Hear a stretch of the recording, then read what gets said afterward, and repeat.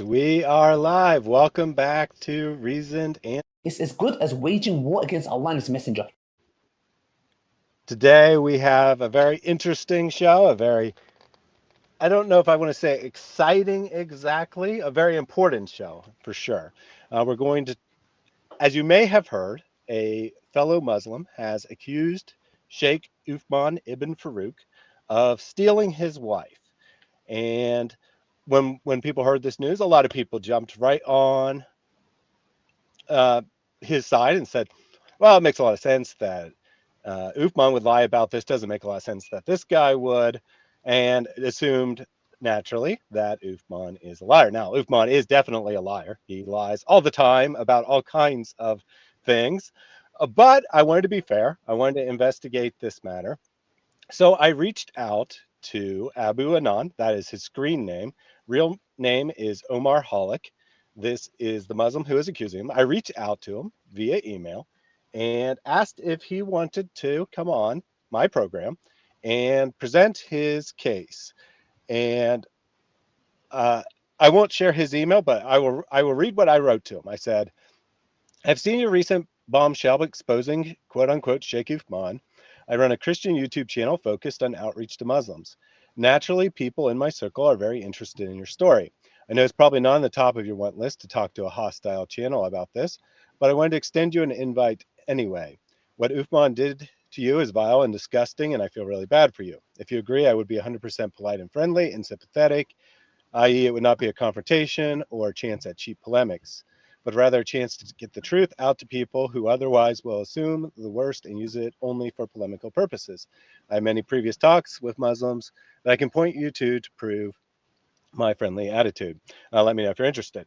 And he emails back and says, I would do this under one condition. And then I said, okay, what's your condition? And he says, if you take a Shahada and become a Muslim. I'm like, okay, so you're just a clown who isn't really interested in a conversation. Fine. You know what? You want to do dawah? I'll give you the opportunity to come on my channel and do dawah. So then he says, how about you title the stream, Why 600 Christians Have Converted to Islam Because of Abu Adnan's live streams. And I thought about it for a little bit. I'm like, you know what? I'll give you your dumb title. And then he emails me back with an embarrassed face emoji because I had called his bluff. He never had any interest in coming on the program. So, since he wasn't interested in sharing his story, but we're going to definitely be interested in talking about this regardless, as Christians who are interested in the Dawa scene, I did a lot of my own investigation. And we'll get into the evidence, but the gist is that there are no victims here. Every party involved, whether it's Uthman or Omar or his so-called wife, who may or may not actually be his wife, and certainly isn't legally and maybe not even Islamically his wife, all of them are liars. All of them are out for their own self-interest. And thus, it was very difficult to unravel the story, but I've done it. I've gone through tons of evidence, way more than you've probably seen, no matter how much you've looked at this. We're going to go through that, kind of chronologically, build a story, and going to be getting your feedback and Mary's feedback, and possibly the feedback of David Wood as well. He said that he would probably join, but I don't know for sure if he is going to make it or not. All right. Anything you want to say, Mary, before we dive into the evidence? This is quite an appropriately Islamic situation. I think that that is what should be stated up front. That this reflects very much on what Islam is, what it teaches. This behavior is the sort of behavior that you would see in the followers of Muhammad and his own family, Muhammad himself, the so-called Rashidun Caliphate. You would see all of this behavior among the generations that are supposed to be the very best of Muslims. So I think that it is relevant for that fact, and not only because it involves someone who represents himself as Islamic orthodoxy in America, but also because of what it says about Islam. Because the truth is that this is not the fall from grace of people in spite of Islamic teaching. This is something that came about explicitly because of Islamic teaching. And it looks like Artemis has decided to join us. So, oh, hold on. No one would have heard it, but I had two speakers because Artemis's thing had volume. So it would mean I had double audio, but no one else would have. Anyway, she has joined us, so we'll get some good analysis from the cat at least. And then let's see. Had a couple comments from the audience. JJ says, wondering how many other women he conned. Religion of sex, even in their filthy, fictitious heaven. Praise God. Indeed. I suspect Uthman has probably done this to other women as well. And that would not surprise me in the least. Jerry Springer, Islam version. I think so. I think so. Breakfast Gun says, I like your new background, Mary. And we have David has joined us. Welcome, David. Yo, You're just in time. We just finished the intro. We're about to dive into the evidence. what evidence could there possibly be? Yeah, what evidence could there possibly be? And We all know that David, Uthman is an upstanding member of Islamic society and whatnot. So, And has absolutely no reputation as the biggest liar on the planet. exactly. All right. With that said, go ahead, Mary. I was going to say I actually have a background now, so even when I can't do a green screen, look, I got something, so I'm not just a head in front of something green. You don't need to brag the entire time. Yes, I built it today. No, it's just a backdrop that I paid $17 for. All right, so we're going to start with a shortened version of the accusation, just to have it in his own words, and then I'm going to take some evidence chronologically. We're going to first see a little bit about who Umar is, and this will inform our understanding of Uthman. Good wife. You ask him. The other day you ask Sheikh Uthman how to find a good wife. You ask him, is dating app is good? He told you not recommended. And then you ask him, what about OnlyFans? And then he told you, what is OnlyFans? Anyway, Sheikh Uthman does not choose those methods. He use a totally different method. He wait and pray on his friend's wife, and he marries her. So, for example, a brother, which is me, Sheikh Uthman married him, right? So those couple had some problems, marriage problems. I gave my wife her number to Sheikh Uthman so he can talk to her and then fix our marriage, right? After 2 days, 3 days, my wife, she blocked me and she doesn't want to talk to me. And Sheikh Uthman later on, he told me, she doesn't want you anymore. That's it. Forget her. She has mental issues. She's not good for you. After 1 month, I discovered that she got married. But I didn't know who was he. After 1 year, I found him. And guess what? Sheikh Uthman married her. So this is our accusation here that Uthman performed the marriage, and we'll see what kind of marriage this may have been as we go along. But he performed a marriage. Then a little while later, they're having marital problems, and he goes to Uthman for counseling. And Uthman talks to the woman and basically said, after talking to her, says, just give up on it. It's not going to work out. And then after a little while, he finds out the woman has been remarried. And then almost a year later, he finally figures out to who, which he thinks is Uthman, and thus he's come forward with that now. So this is the accusation. Now, most people have looked at this and they've said that there's two possibilities. Either Uthman's lying or Omar is lying. And it doesn't seem that likely that Omar would make up this story. So Uthman is most likely lying. He most likely did what he's being accused of. However, I want to point out that there are other possibilities as well. David, what do you think? Oh yeah, even as you're saying, okay, either one guy's lying or the other guy's lying. I'm thinking the other guy might just be paranoid, right? One of these guys that thinks that people are always conspiring and doing stuff and is clinging to little bits and pieces of things and blowing them out of proportion and so on. So something like that for me would be a possible. There are just like crazy people out there who are insanely jealous and think, every time their wife goes out the door, think, hey, she's out there cheating on me or something like that. So you do have people like that. It's just this weird situation of this guy who's accusing Sheikh Uthman. I don't really have any particular reason to believe him or not to believe him.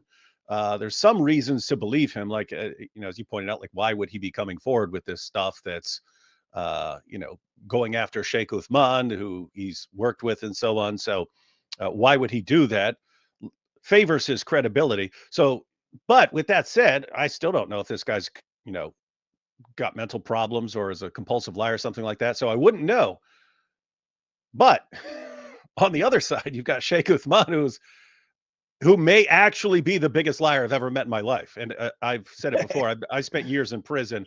I've never met people in prison who lie as freely as the Dawa guys. And Sheikh Uthman is like the king of the liars and the Dawa guys. I mean, you go way back. You go way back when he would post a tweet.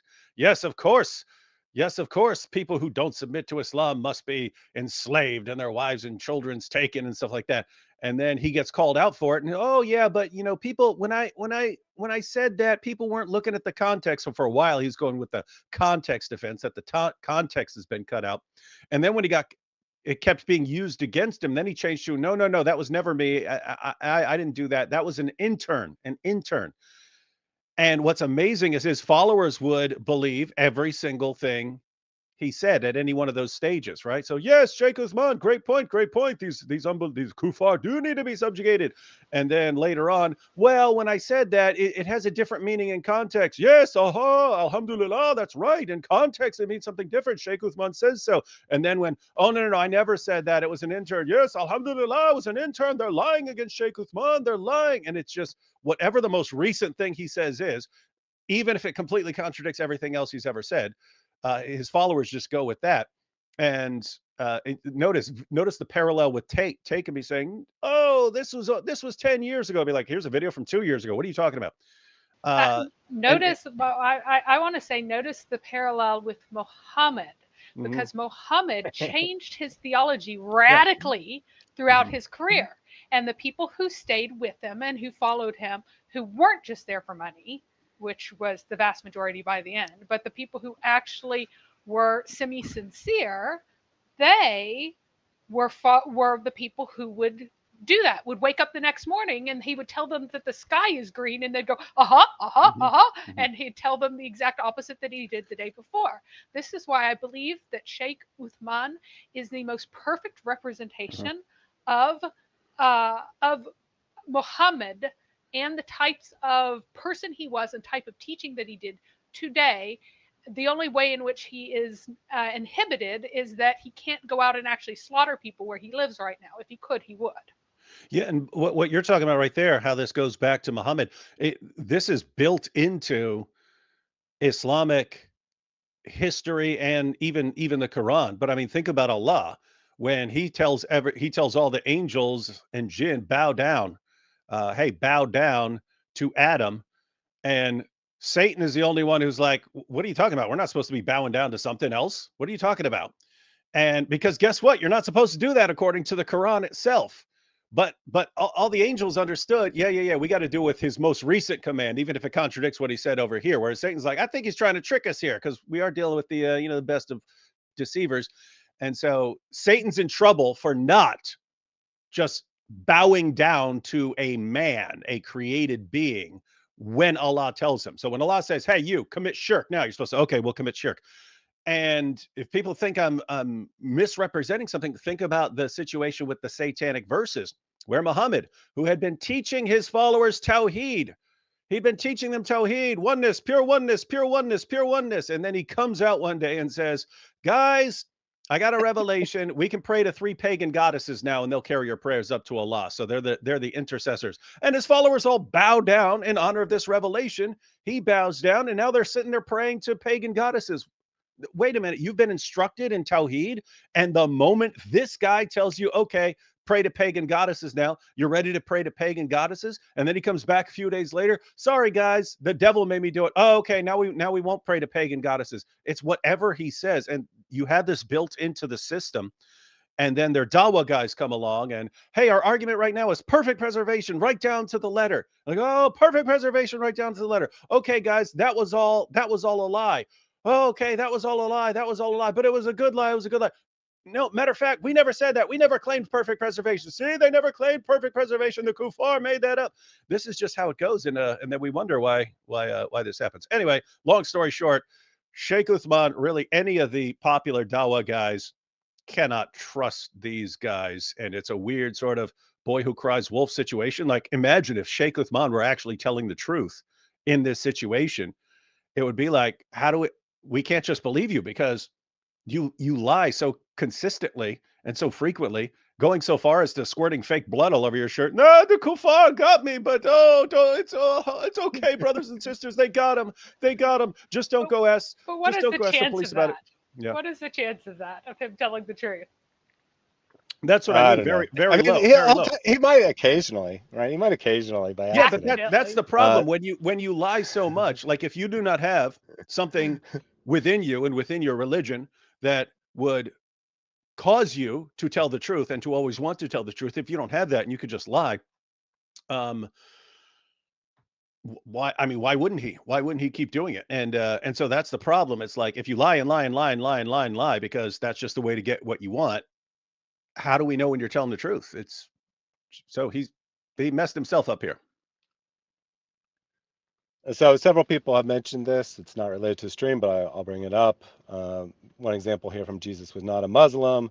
The Muslim Lantern just got God Logic live stream shut down with a fake copyright claim. So God Logic, God Logic went on Muslim Lantern yesterday and was cut off fairly quickly.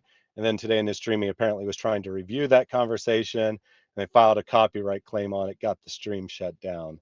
So this is what's going on today. Yeah, I was on God Logic stream yesterday, and I was assured by one of his fans that Muslim Lantern would never want to conceal what the conversation was. That the reason that he deleted it from his own TikTok was not at all so that he could put up edited versions and try to distort stuff or just memory hold the entire thing, but was rather because of his own sincerity and wanting the truth to shine. Kind of interesting. Absolutely. Very interesting. And just a clarification here from Hypostatic Union said Sheikh, and then quotes Usman and then a laughing face. That is actually his name. It's a different version of the same name, and legally it is actually spelled Usman.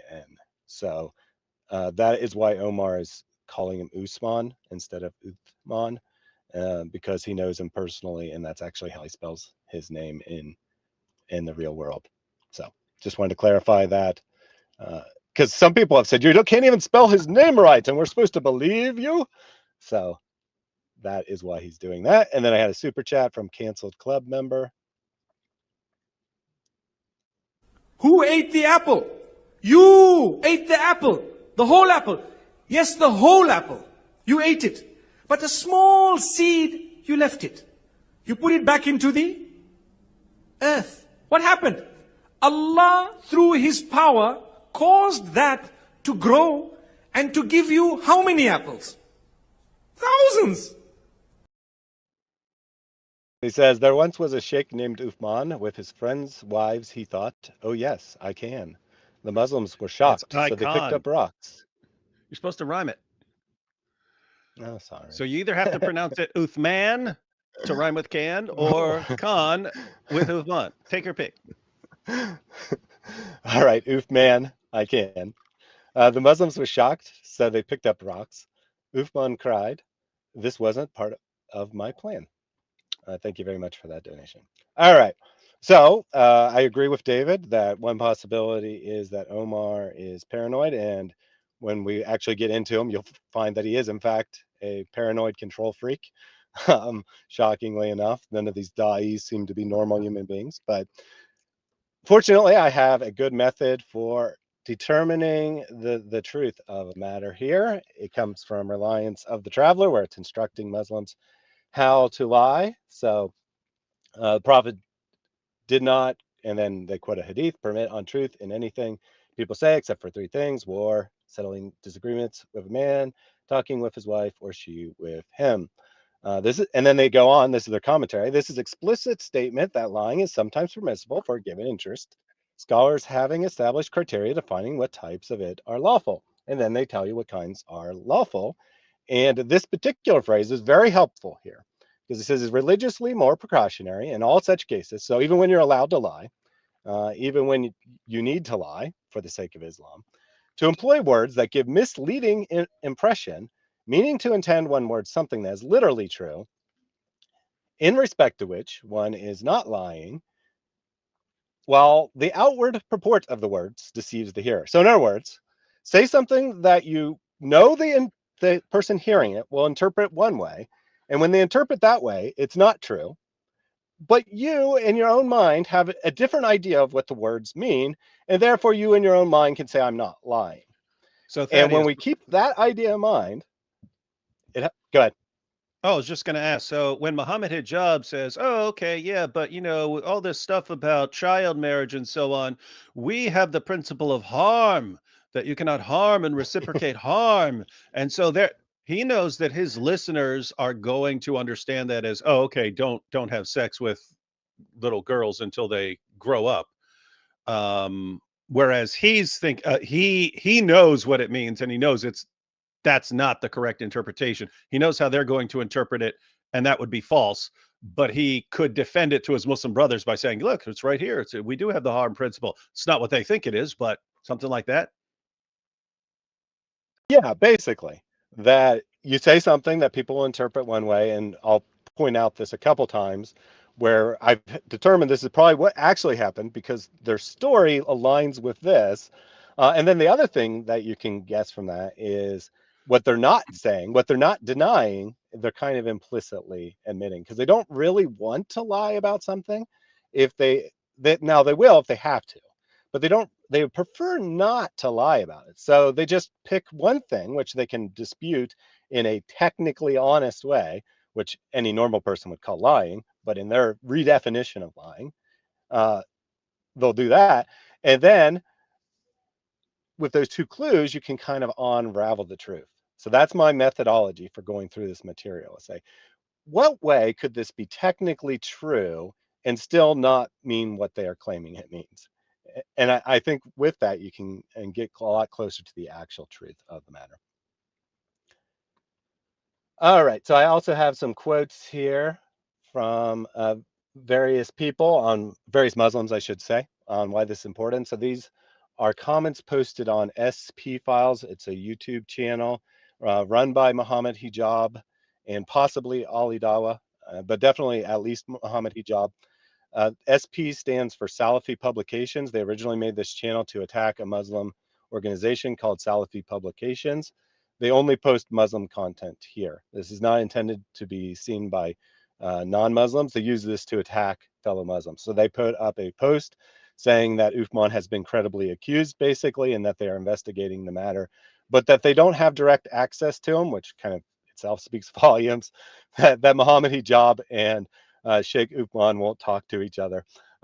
Now, some of them are going to be like this guy who's saying, you shouldn't post this. It's not appropriate. Even if it's true, you shouldn't be saying this in public. You should keep the matters private.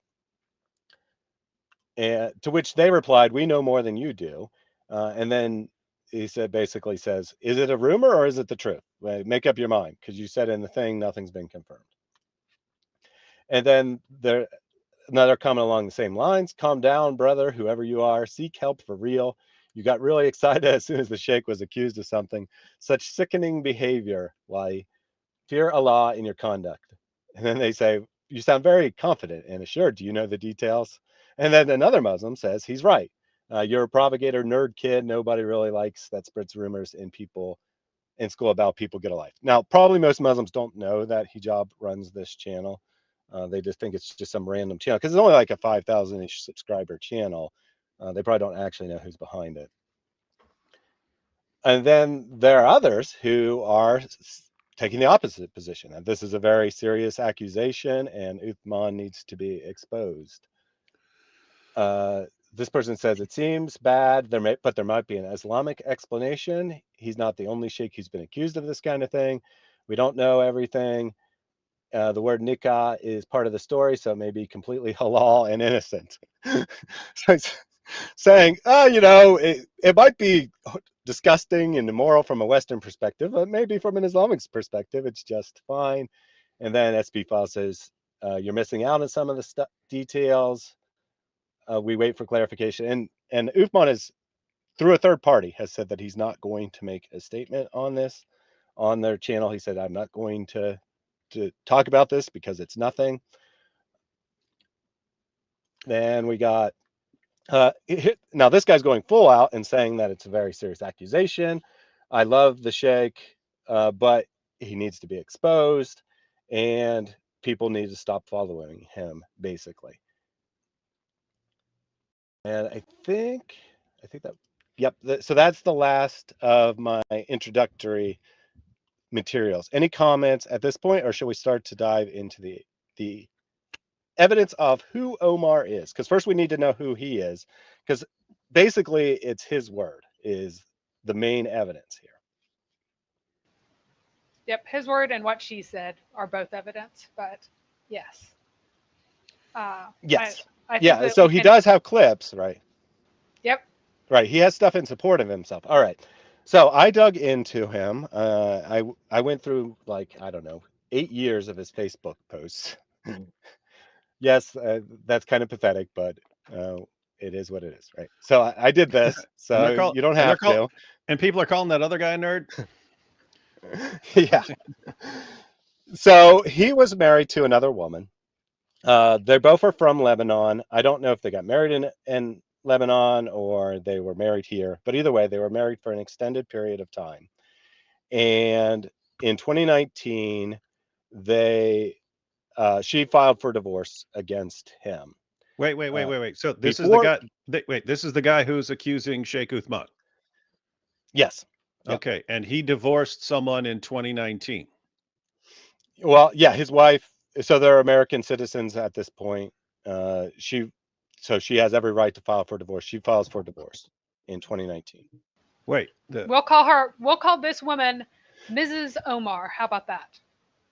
Yeah, I'm not going to mention her name because she's an innocent party. I do know her name, but I'm going to not mention her name because she's not really important here. She's not part of this current thing. Right. But it gives context into his mindset. She is important context and background. So this is a man who was previously married. Mm-hmm.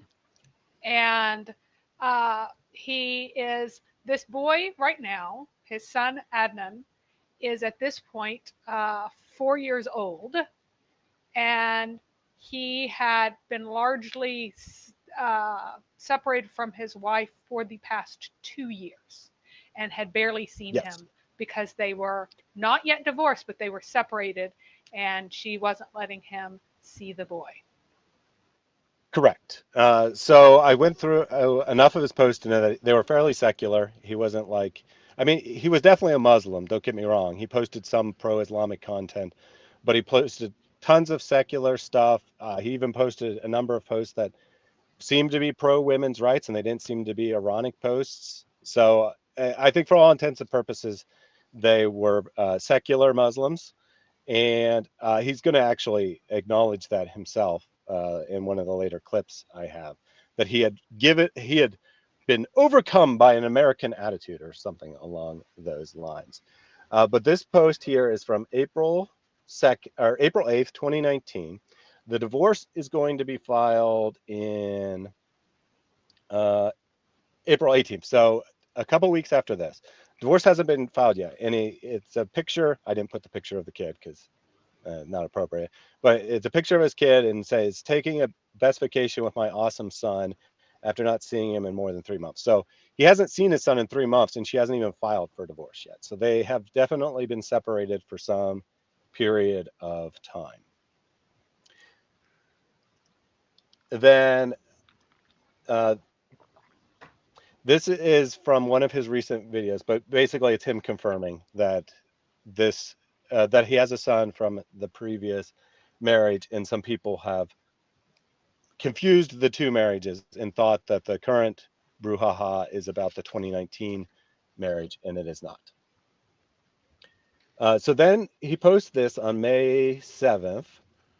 Hang on. So now we have a at, timeline. Hang on. So he was married, had a son born around 2015, had a son born around 2015.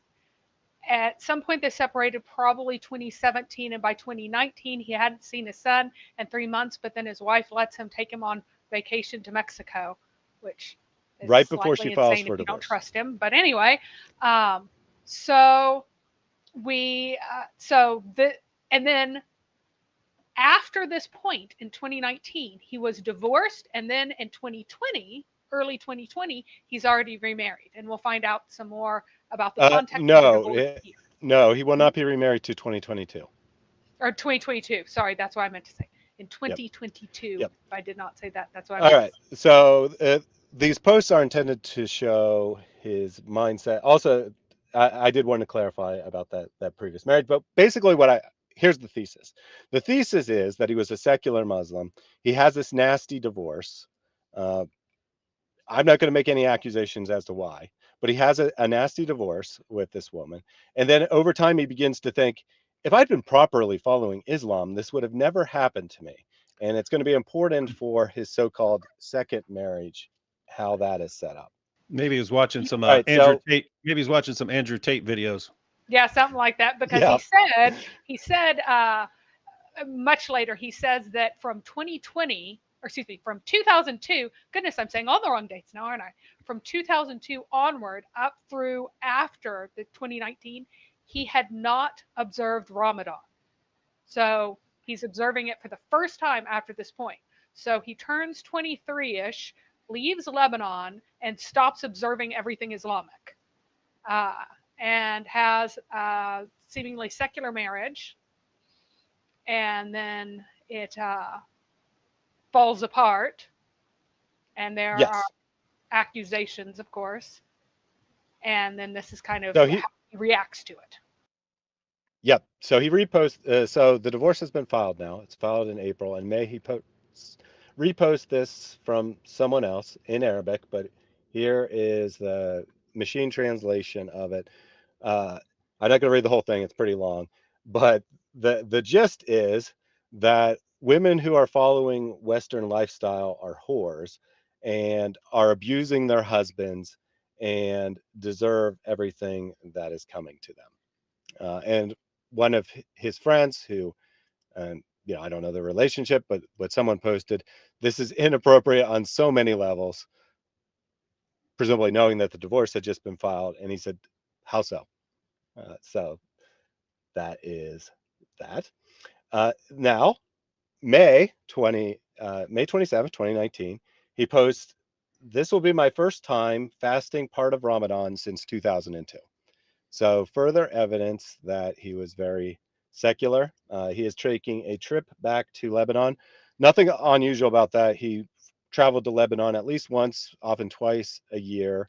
He also traveled to Dubai a couple times. From all appearances, he was very financially successful, had a computer repair business that was doing very well. But the important part here is that he's acknowledging he hasn't fasted Ramadan since 2002. Hey, this is looking at the direction all of this is heading there, Thaddeus. So I'm thinking, okay, so is he in the like Andrew Tate, Daniel Hakikachu camp where there are all these things I don't like about how the world works and how women are, and therefore I'm clinging to Islam as a way, as a means of making things the way I want. If that was his plan, and then he does things the Islamic way and then gets burned by a sheikh that he loves taking his Yes. wife. Oh, it's worse. It's even funnier than you think. It is even funnier. Guy, The understand how funniest crazy that is? thing that's happened ever. And everyone in this they're all sleazebags, except I'm not saying about the first wife. I, do not know the full story and everything. But all the three people at the center of this drama are all such sleazebags that you could just take enjoyment in their suffering without any kind of guilt because they all have it coming to them. But I mean, this is amazing. If it's I can't control women. Women are doing what they want, and I can't control my wife. Therefore, I need to be hardcore Islam and get involved with these guys, the Sheikh Uthmans. He'll show me. He'll show my wife how to obey me. He took my wife. That's crazy. That's crazy. Yep, that's pretty much exactly how it goes. Well, It kind gets of. better though. She It's leaves better. him. It's She better leaves than him. Oh, that. it can't But get better yes, than yes, that. there's more to come. So the divorce is finalized in September, I believe. Yeah, September 10th, the divorce is finalized. And in November, his first wife files a restraining order saying that he is not paying child support. And thus, she files a restraining order that is for domestic violence, but it seems to really be about child support. Now, Uthman's people have tried to use this to say that he was beating his kid because the title of it is domestic violence with child, but that's because she's filing a order on child support, and the court grants it temporarily pending a hearing, and then it appears to have been dismissed. So I think all this really means is that he wasn't paying his child support. I did black out her name and address because I didn't feel that would be appropriate to show. Now, here we go, November 5th, 2020. So a full year has passed, right? A full year since the divorce has been finalized. And he posts, "Praise to God, finally I passed the court. I became," this got to be a mistranslation of the Arabic, but it says, "a fan of my son in the power of justice in America." After 8 months of not seeing him, so he hasn't seen his child since, what is that, March 2020. Unlike the legitimate court of Lebanon, here some judges can be bought with money, basically. So I don't know. I don't know. I didn't. So California makes you pay to download public documents. So I did not pay California to download all the documents and go through it all in fine detail because it wasn't that important. So I don't know exactly the custody arrangement. It's quite possible that he was supposed to get the child every other weekend or something like that, and his ex-wife was just withholding the child, not, and she was in the wrong. But he takes it to court. He gets partial custody a year after the divorce is filed. Then a friend says But it no is child should be important to separated. note that he was complaining about not seeing the child at the same time that he was, in fact, not paying his child support. So Yeah. So like I said, I don't know all the details. I don't know exactly what was going on.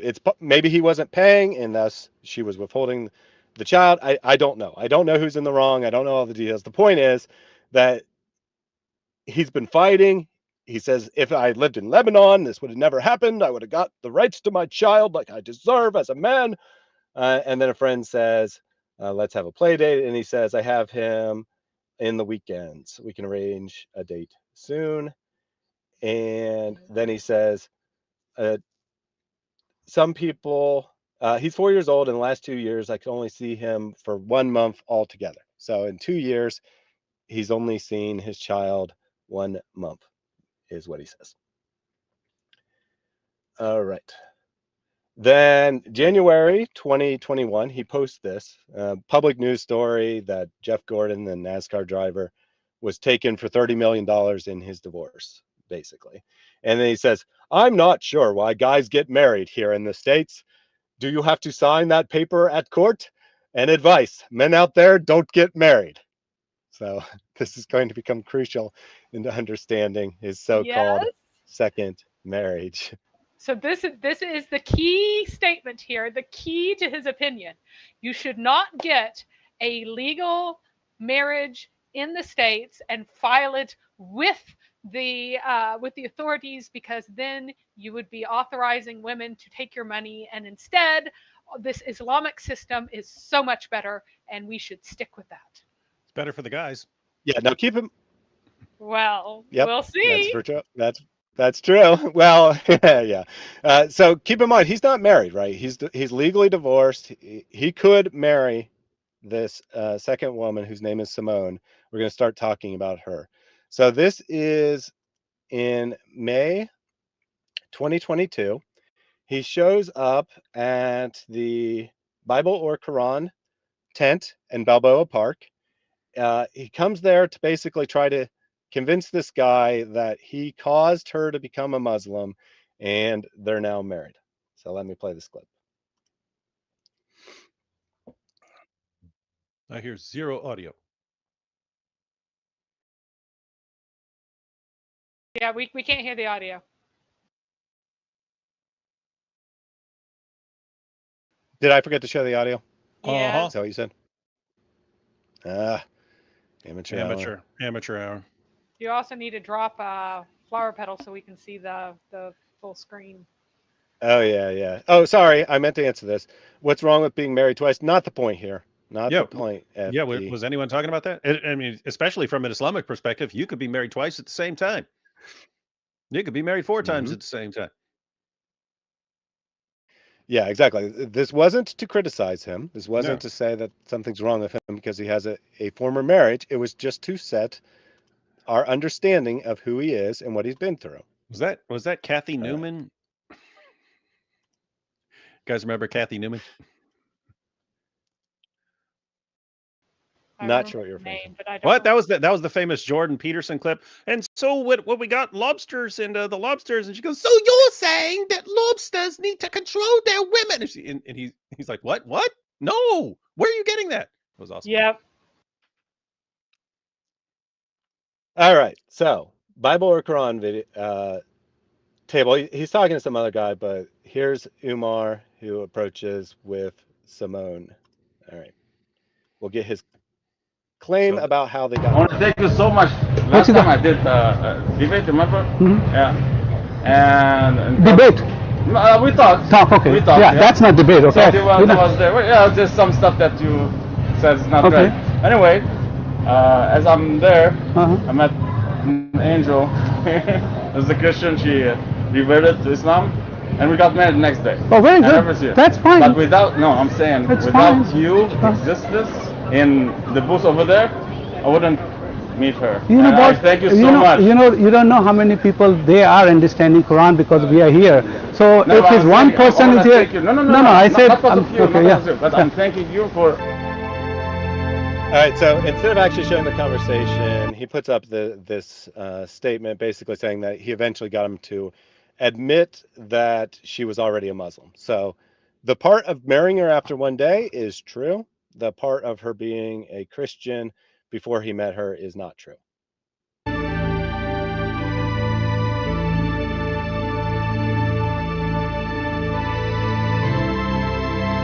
She reverted before I met her. Oh, that's a free country. I don't know. Okay, let's see why you married her. Let him finish. No, just tell her why you married. No. Just let her. See, now you don't want to tell. No, you're not. Okay. Hey, that's fine. Why stuttering? That's right. But why she's married? Yeah. Why she married? Okay, thank you. But why you married to her? Could you tell me? Because of the Islam or because of him? Because of him. Hey man, that's good. That's okay. That is not because of Islam. Okay, that's clear out. Okay, thank you. Mary, thank you. Before I came to San Diego. That's okay. Yeah, that's not clear out. All right, so she reverted to Islam before she came to San Diego. She comes to Uthman's Dawa table, and she meets Umar there and marries him the next day. I don't think that any of that is in dispute. The cat did hit a button, but I don't think you missed out anything on the 1 second that he accidentally covered up there. Let me see here. 1 second. So, yeah, that's what I I have a text thing just clarifying the exact date that they are married here from uh, from Abu Adnan or Omar Hallak. He says that he was married in Fitra last year, which was May 2nd. So he was married May 2nd, 2022. And I forgot to put that on the screen. So your thoughts on what kind of woman comes to San Diego to meet Sheikh Uthman and then marries someone she finds at his dawah table within one day? Well, she came up declaring that she's a Muslim and asking, of course, in context, she's asking the sheikh to marry her off to a suitable man.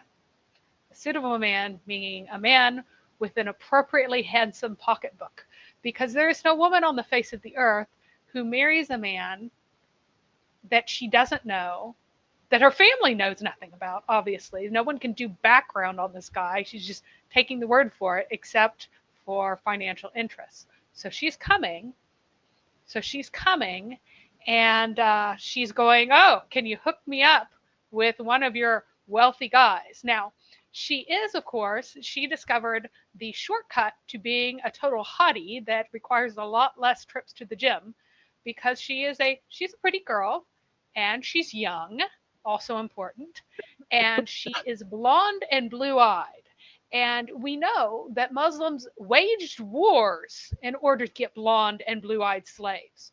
So while she would be like an American seven, because she's a little bit bigger, being a slightly big girl is also absolutely ideal to Arabs, in Islamic Arabs, because it shows that the woman is not active and instead is a more passive person in the context of the traditional culture.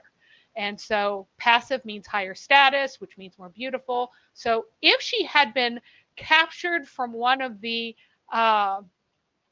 boats on the Mediterranean and enslaved and brought to the Ottoman palace as one of the harem slaves, she would have been one of the Ottoman emperor's favorites because she is a slightly big girl who is blonde and blue eyed. And so she's like, hey, if these men already think that, like, on a scale of 1 to 10, I'm a 15, and they don't care anything else about women because they're Muslims. They think that all women are essentially interchangeable. They're there as receptacles for their penises. That's what women are. That's what they do. That's what they're good for.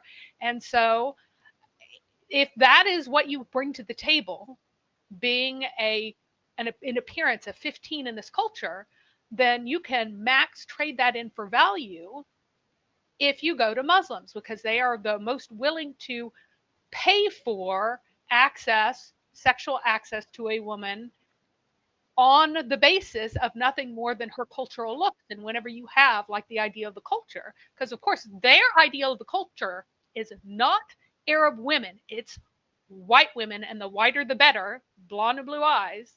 And so she knew on which side her bread was buttered.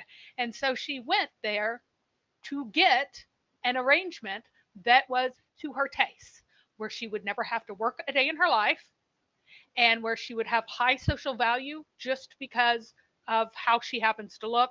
And that's all she needs to do is exist and be a semen receptacle, and there she is. And so she knew what she could get and she went out to get it. And that's exactly what happened. She comes up to a booth and is like, hey, get me a husband who is suitable. And he does. And at that time, he had money. He did have money. He had been in the States for a while and he was fairly well off. And so she got exactly what she wanted and she was happy until things changed. Yeah, well, and he got what he wanted. Yeah, he absolutely But did. we'll see.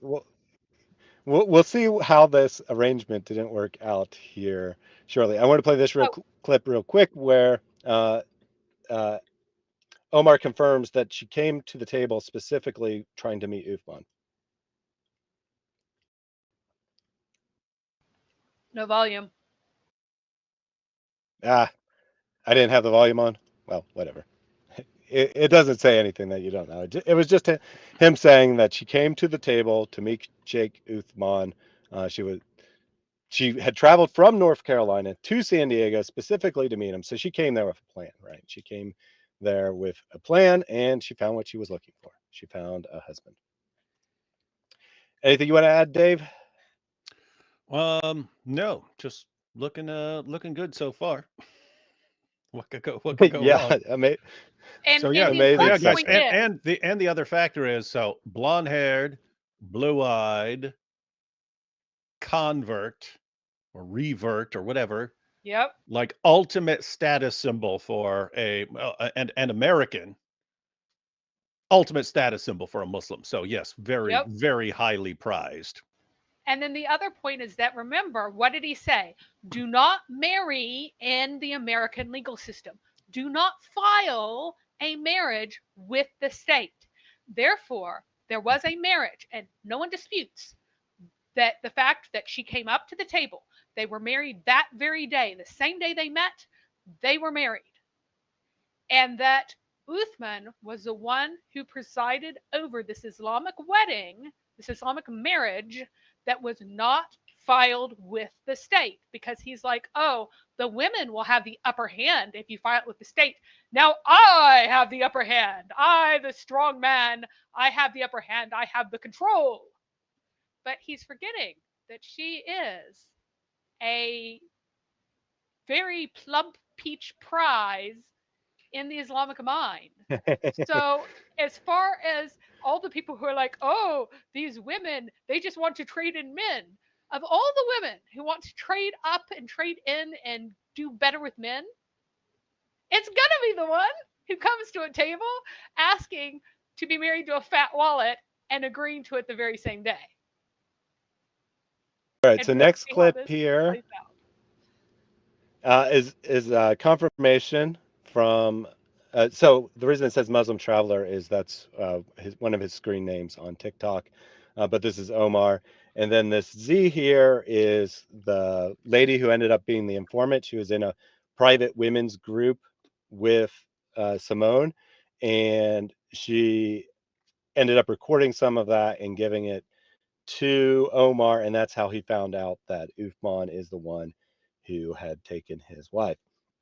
But this is just a confirmation that they publicly announced the wedding. People knew that they were married. Were you aware of this marriage after it was performed at Masjid Ribat in May sometime? And were you, were you informed, or how were you made aware of the marriage? Yes, he publicized it on live that he did with his wife, where he told everybody that he got married. Were you aware of this? And the reason I'm showing this is because she now claims that she was never married. And that's the reason that I'm showing this. And then, so they got married May 3rd, right? Or May 2nd, I think. Sorry. And then May 24th, he posted this on Facebook. USA, you've been good to me, and thank you. Time to start a new beginning, and we'll see, inshallah. I have a full trust in Allah. Alhamdulillah. Follow our journey on TikTok, blah, blah, blah. So he leaves the country with his new wife permanently. He's intending to permanently leave the United States and go back to Lebanon, where he was born, even though he's a naturalized citizen, as near as I can tell. I don't 100% factually know that, but he lived here like 20 years. I'm sure he must have been a citizen. He's permanently leaving the United States with his brand new wife. Coincidence? I'm thinking not. I'm thinking that he's wanting to go to Lebanon for the same reason he didn't want to have a legal contract here in the United States. And that's because he wants to control this woman. He wants her to be his property. And he can't do that in the United States. She has rights. Yes. And Your thoughts? one of the most important things to notice is when this happens, this is happening in the world events. May 24th, 2022, there was a massive, epic meltdown of the Lebanese economy in 2019. It is still up in flames. Horrible things are happening. Inflation is at like 90%. It's absolutely terrible. It is not a place you want to move there. The economy was already on one quarter, like one quarter of the economy was based on people sending back money. But he has decided to move into a country that is suffering. It's making Venezuela's situation look good, guys. Like epic, epic, epic meltdown right now. Absolutely terrible conditions. And he's taking this wife who married him the day she met him for what reason? Because he would take care of her and she'd never have to work, and he'd spoil her and she'd just sit eating bonbons. She really wanted to, that's what she wanted. And she'd have tons of status within the community. And now she's in Lebanon, in a country that's falling to pieces. Let's see, imagine how well she is going to take this, exactly as well as you expect a woman who marries for those reasons to take it. Yeah, so he buys a farm in Lebanon. He says it's been his lifelong dream to own a farm. That might be true, but she thinks that it's going to be, relatively good, upper middle class American life, and suddenly she had to do hard labor on a farm in Lebanon instead. What could possibly go wrong, as David said earlier? Anything you want to add, David? Nope, looking good so far. There's no way this is going to go down like the Hindenburg.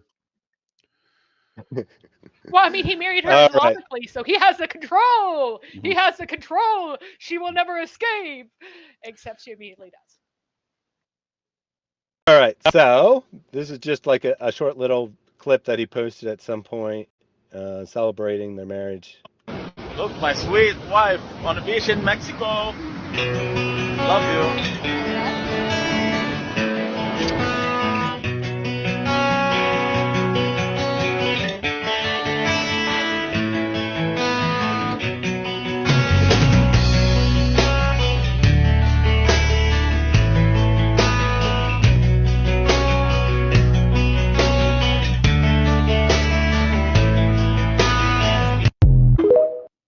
All right, so that is just a little clip.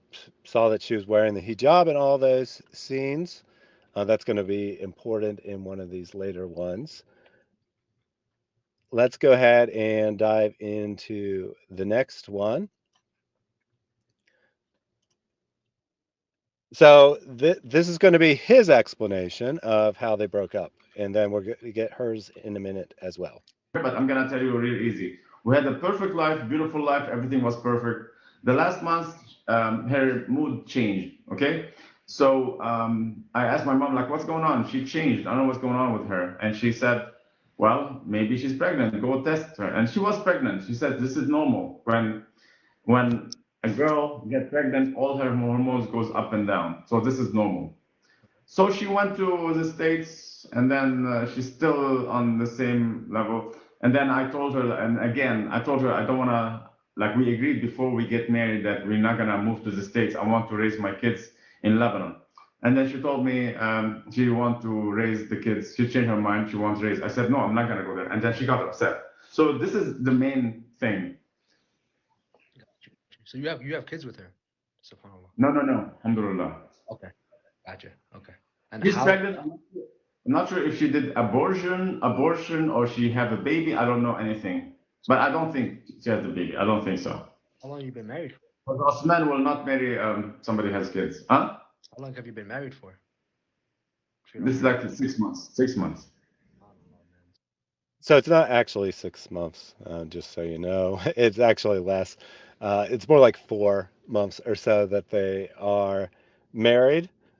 That's what I wanted to show from that. So this is during one of his recent lives. He's explaining how they broke up. She started acting weird, and then his mom says maybe she's pregnant. He says they did a test.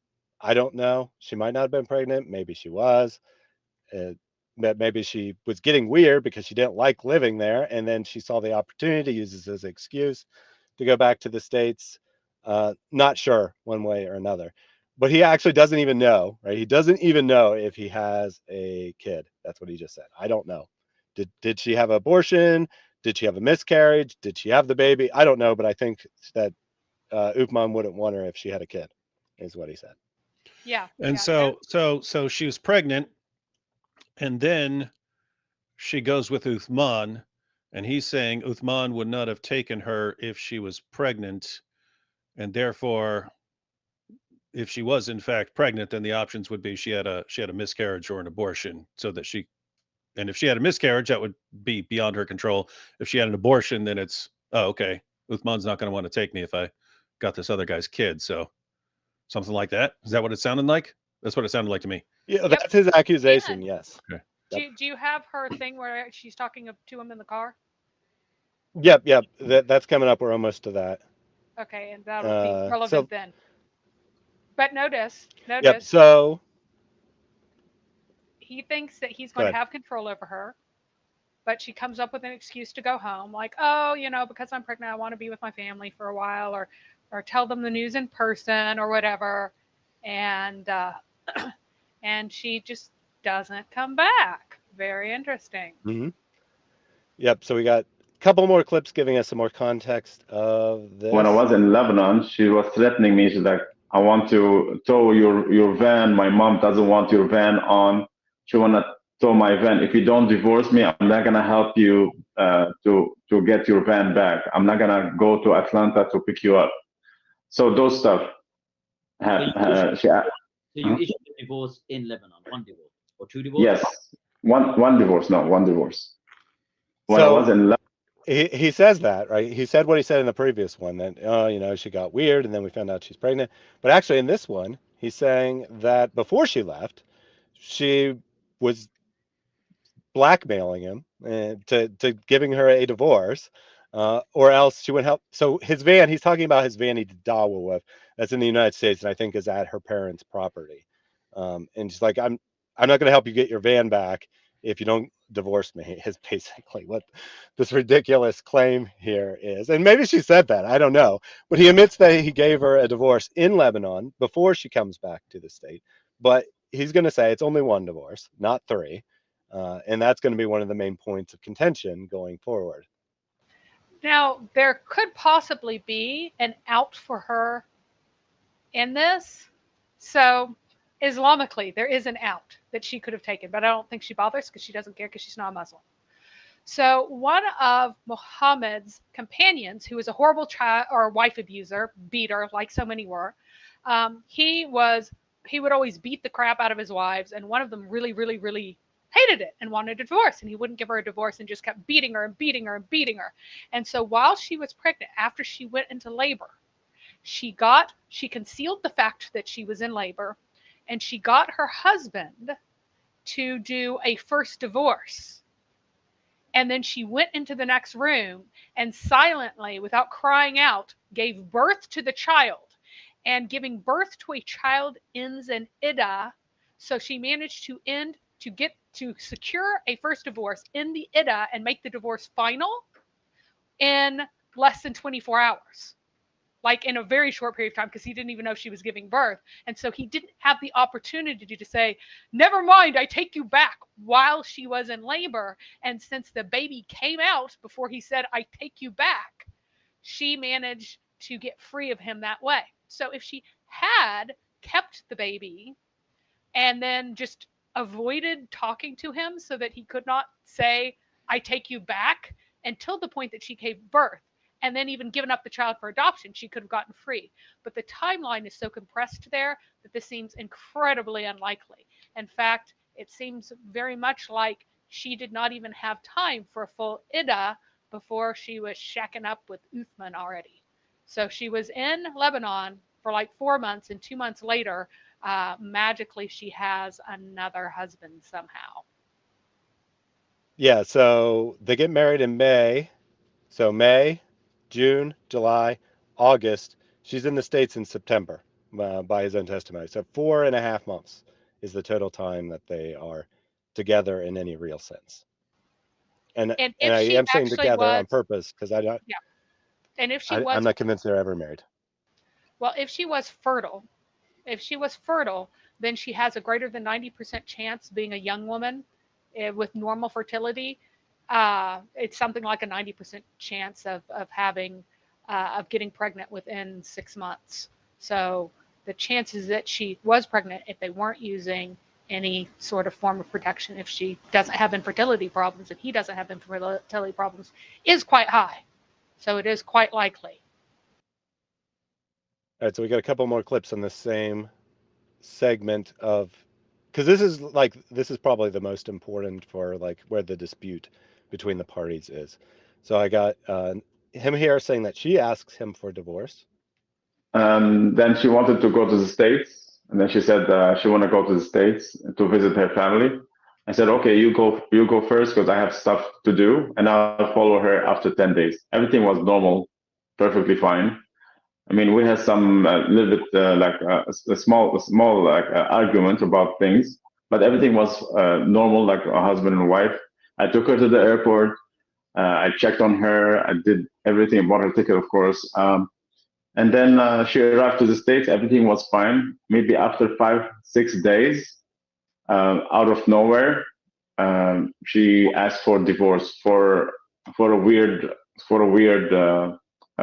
reason. All right, so this is the next part of the saga here. So she apparently went to the States with his permission. Before I saw this clip, I thought that maybe she escaped and he was unaware of it. But apparently she had his permission to go to the States. He thinks things are fine. After 5 or 6 days, she says, I want a divorce, and she made up some lame excuse, is basically what he's saying. Then we have a statement from Omar that she divorced herself with no mufti. She has a lack of knowledge in Islam. That's why she said she was trying to marry her again. So in one of the later clips, she's going to describe him as just some guy who was trying to marry her. So she's going to claim that they were never married, basically. And he says, you need to get this sorted out with someone of knowledge. He says, I tried, but she doesn't want to. All right, so now we have her explanation. Wait, so she's saying they were never married? She does. She says that now, yes. Wait, so all those pictures of her like smooching on him and traveling the world, and she was just they were just shacking up. Yeah, she just shacked up with him apparently and committed Zina for months with the blessing of Uthman. Now she does still call him my ex-husband at various times, and then she goes, "Oh, we were never married," or "He was trying to marry me." So her story changes with the wind. If she were not lying about the situation, she would say, "We were married. He divorced me with he could not have divorced with a triple divorce. They literally have not been apart long enough for there to be a divorce that stays." Because if I do want to cover this really quickly here. Let me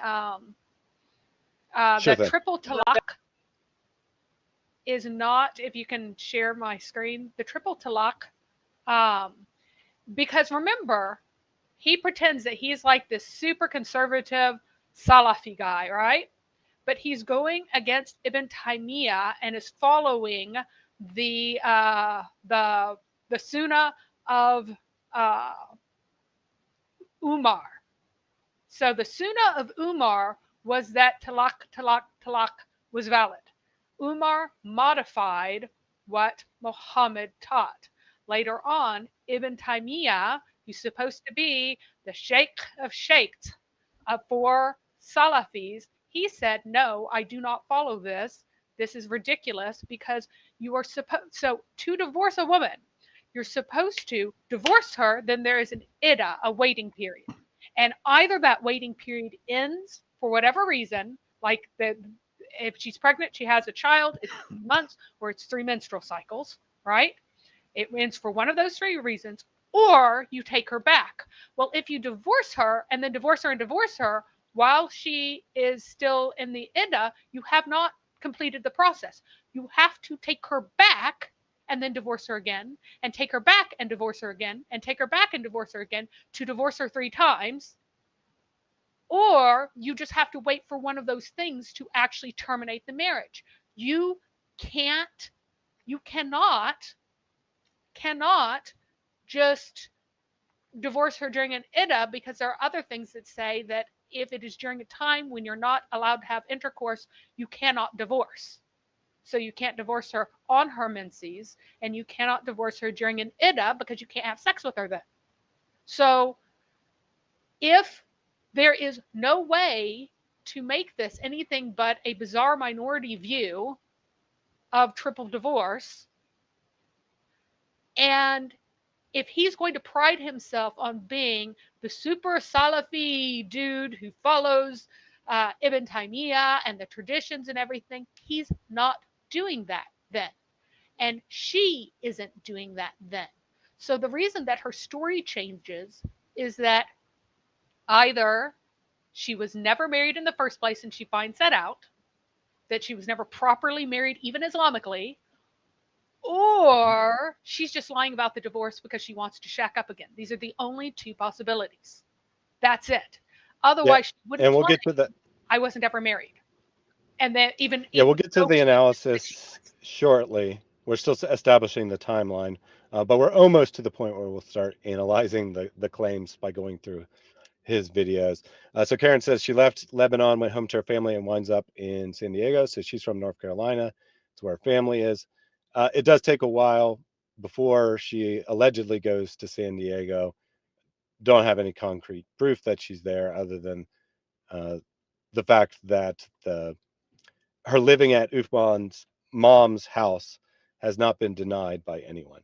And Uthman said something about she's just renting or something along those lines, which is an implicit admission that she is there, which is a little bizarre. But we'll get to that. We'll get to that. Don't worry.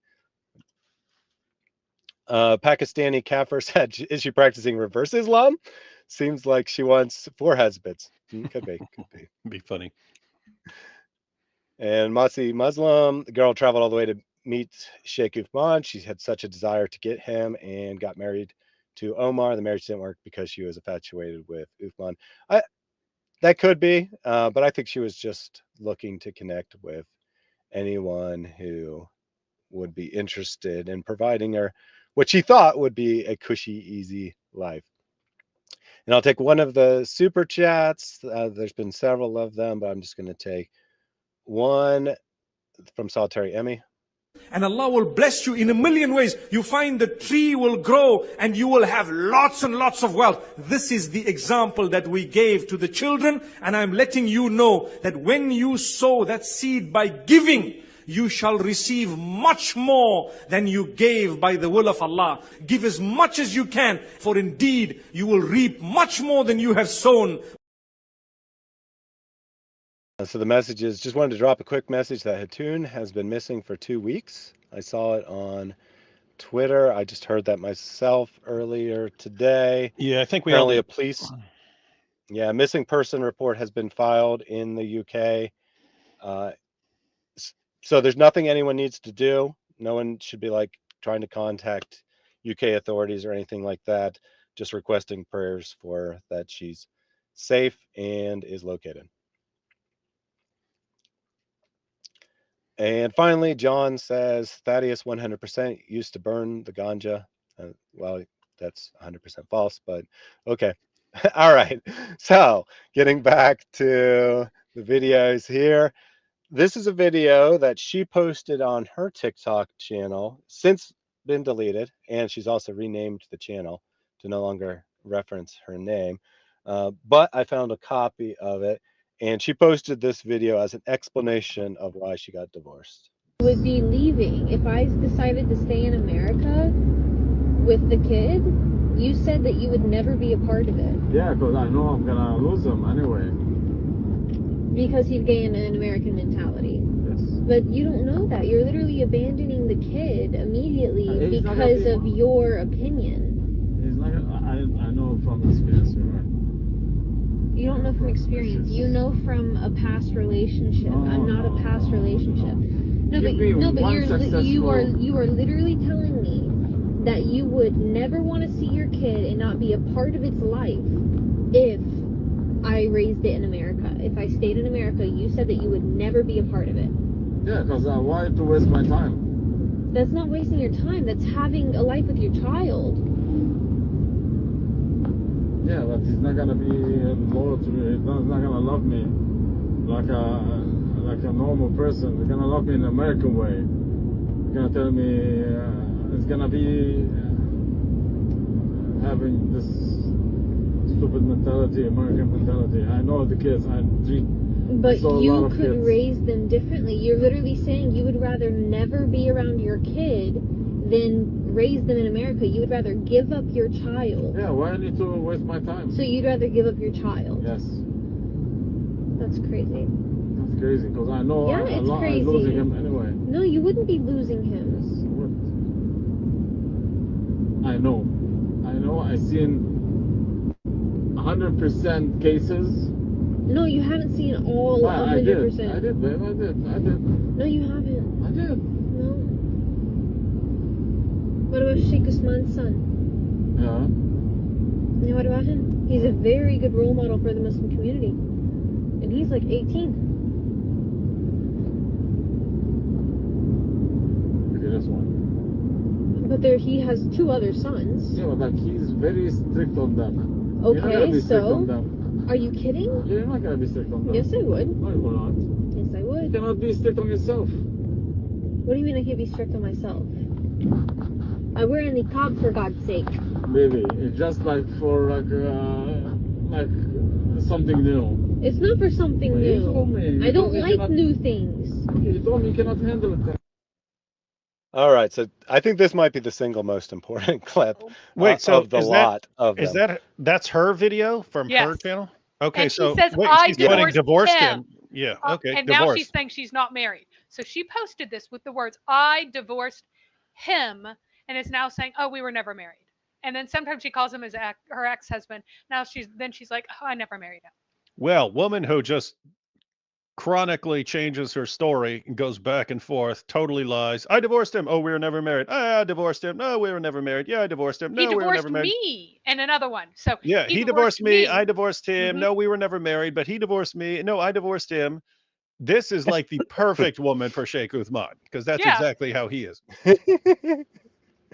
So notice that here, we were trying to figure out who this kid was, but now it's obvious she was pregnant. And she's talking about how she doesn't want to live in Lebanon, which is currently a collapsed, failed state hellhole, and instead would like to raise her child in a stable place with decent education, where the entire government is not disintegrating at like the speed running failed state levels, right? That you can have a nice house, you can have air conditioning, you can have all of these things, you can have all of these basic needs, and she wants to raise the child that she is pregnant with in America. And she's like, you would abandon your own son? Well, he abandoned the other one. Why wouldn't he abandon yours, woman? He threw out his other son. He left to Lebanon so he doesn't have to pay child support because nobody can get him anymore because he's in Lebanon. He has entirely abandoned Adnan, even though he keeps the name Abo Adnan as if this gives him status of the child that he has thrown away. Now he gets another woman pregnant, and he's saying, I would abandon you if you stay in the United States. Well, why did she come up and marry him in the same day that she met him? Because she's supposed to sit and eat bonbons and be taken care of and have super high status among all the other brown women, because she's not brown like them. She is instead of the higher convert blonde blue-eyed status. And so she has to give all that up. And she's like, no, I'm going to get rid of the kid. One way or another, that kid is going to go away. And I'm going to have a new situation for myself, because the only thing I've ever been in this for is for myself, and hook up with a man who can give me even more status. Who can give her more status in the Islamic community that she knows about of San Diego than Sheikh Uthman, who is the person of the highest status? She gets to be his favorite wife. She gets to be his Aisha. And it doesn't matter the fact that she either A, was never Islamically married, or B, has not been Islamically divorced correctly. Now, something else that Uthman may have done, a third possibility, is that he declared that they are divorced because he said, oh, well, he isn't supporting you. That'll be the next clip, actually. That'll be the next clip, Oh, I actually, haven't is seen this. Uthman's So that explanation. is my Yeah, you theory haven't 3. seen that one yet. But there's a However, couple other things about this video yeah. that are important here. One, her deal breaker isn't being married to him, right? She's willing to be married to him. She just doesn't want to live in Lebanon because she doesn't like Lebanon. She and she'll wants to even be. wear a She's like, niqab. Notice. I'll be. Yes, she'll wear a niqab. She'll start wearing a full covering in the United States if he will stay with her here. He's chased her back to America. It appears to be a conversation in one of their cars as they're driving that she secretly recorded. And she's like, I'll do anything you want. Just it has to be in America. That's my deal breaker. And he says, no, it's got to be in Lebanon. That's my deal breaker. And this is why they part ways. Now, he's going to claim that they didn't, right? He's going to say that he has status over her, that she has no right to do this, and so on and so forth. But de facto, in reality, this is what happened. That she wanted to live in America. She tried Lebanon, didn't like it. He, remembering his previous relationship, right? He's obviously talked about it with her before. He's obviously brought it up many times. She's like, you don't actually know. You're just judging based on one failed relationship. And then she brings in Uthman's kids, right? This is her trump card. What about Uthman? He's raised his kids well. People can raise kids well here. She appeals to Uthman as the ultimate perfect Muslim, right? In this conversation about why she wants to stay in America. All very interesting stuff, in my opinion. All right. So this next one is going to be Uthman's claim about what happened. So if you'd seen all the videos that have been posted, you'd understand what's going on here. But without context, you won't understand. So yeah, almost everything you're showing is I haven't seen almost any of this. Right. I saw like 3 of the guys' little TikTok videos when people were asking me to comment on them and sending me links and stuff. But yeah, I saw his 3 TikTok videos about that, and that was it.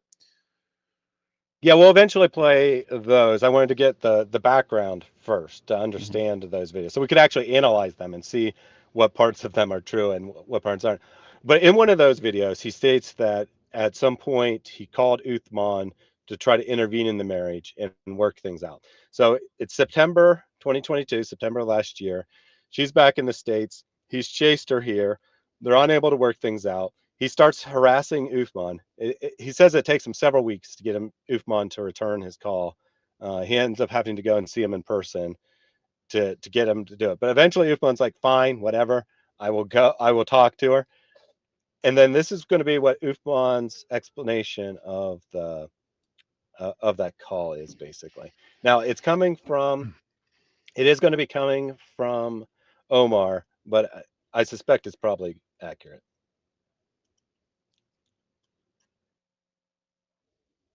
All right. Sorry, I got to share my screen again. And then one day after, and he told me, and I told him, please, I want to talk to you. He's like, yeah, let's talk. And then he took me to a room and he said, brother, your wife doesn't want you, and this is a khula. You did a khula. She asked for talaq, and then you granted her the talaq. So this is called khula. So Mary, what is halak? Because this is a major. They spend like 20 minutes discussing this on this interview here because it's like the most important point from Islamic perspective. But I imagine most people have no clue what that means. So can you briefly explain it to people? You're on mute. You're on mute. Whoops. Here we go. So talaq literally means like to untie a knot or unloosen something, and it is it means like I divorce you. And so you again, like I said, you can say talaq to a woman that initiates a divorce. Here's the thing. After that point, if this is a menstruating woman, not a tiny little girl or a postmenopausal woman, or a pregnant woman, the talaq ends, she enters a waiting period. and the husband can take her back during the waiting period. And the waiting period is 3 menstrual cycles if she's menstruating. If she is pregnant, it is until she gives birth. And so until they lay down their burdens, right?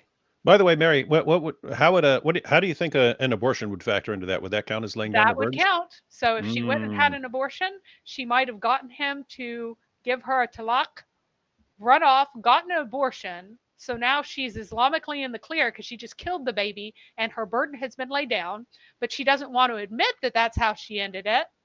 And so she's like, oh, I divorced him. He divorced me. Uh, you know, we were never married, all of this nonsense because she doesn't want to admit what she did. Now, that would make Uthman, who of course would be fine with killing a baby, right? Why would he care about killing a baby? Uthman's like, she's in the clear now. She's laid down her burden because she got an abortion, so now I can marry her. But a lot of this focus is going to be on whether or not he said talaq 1 time or 3 times. It really does not matter because it does not. If you are following the more, not like the Joe Schmo village version of Islam, but like Ibn Taymiyyah, who's like one of the most important figure in Salafi Islam, right? If you're following him, if you're following most of them, they say that it just makes absolutely no sense that you could say talaq, talaq, talaq and cause a final divorce. That's not possible. There's also the fact that it seems extremely likely that she is already shacking up with Uthman before 3 months are over, aside from which she's supposed to be pregnant. So it should last 9 months, until the end of the pregnancy.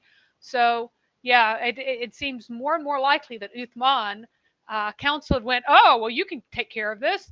In Islam, we say that if it's really inconvenient for a woman to have a baby, you can kill the baby before the baby's born. And that way, if you just don't take his calls, and then he can't take you back. Although he is apparently already he's calling Uthman because he's already taken her back and she's not coming. So yeah. So to clarify, Mary. Puller County helped us out with the spelling here. I've heard it pronounced Kula and also Hula, but they make a big deal about how this is just a hula. It's not actually a divorce, and so. I think okay. that. Sorry about that. Yeah. Yeah. So what you're saying is also relevant, right? Because that's the other point of dispute is whether there's the 3 talaqs or just 1. But then there's also a dispute over whether there was a divorce or there was a kula. Yeah. So if it's since she says I divorced him, it can't be a talaq, which is a male-initiated divorce. If you're going to stick with a khula, then that means that she went to a mufti and the mufti declared that she had grounds for divorce and that she is now divorced. But the thing is, what has he done? And I think the claim is that Uthman gave her that, right? That he claimed that she had proper grounds for divorce. She could not have. Like literally, there's no reason Islamically. Well, yeah. So we're going to see it shortly. He has gone to 5 different authoritative muftis and gotten rulings from all of them that he's still married to her. But I think she got what she wanted from Uthman, who didn't actually have the authority to grant it. But as far as he's concerned and as far as she's concerned, she's good. Or I think that's or as far as Uthman is concerned, I can go ahead and make this up. She doesn't know any better. She believes anything. Yeah, that's true. And so I'm going to tell her that we're good and that she's good, and I can start banging her. And I hope this doesn't come out because everyone will correct me on this. Yeah, Something it's also important that grounds for divorce means that he abuses you too much, which is like broken bones, right? So, and punching you in the face. You're allowed to punch up your wife as much as you like, but you're not supposed to hit her in the face. You can't hit animals, slaves, or wives in the face. That's not allowed because they're all basically equal. And he can't abandon her bed whenever she's not being rebellious, which she obviously is here. And if he has done talaq during that period, during the iddah, until he takes her back, he has to provide her support. But if he immediately takes her back and she does not come back, she is owed no support. So there's no conceivable case in this scenario in which there would be a khula that has like a reason for it, because he has to deny her marital rights without her permission or consent, without her agreement, beat her up in the ways that are non-Islamic. Islamic beatings are fine, or refuse her support when she's actually due support, which she wouldn't do support if she wouldn't come back. So on what basis could he possibly issue this? I don't want to live in the United States absolutely is not a foundation for this. I don't know. But so the next clip, and then this is the last one on this September-October period of last year where they split. This is his conversation with her about what happened. Hold on 1 second. All right, cool.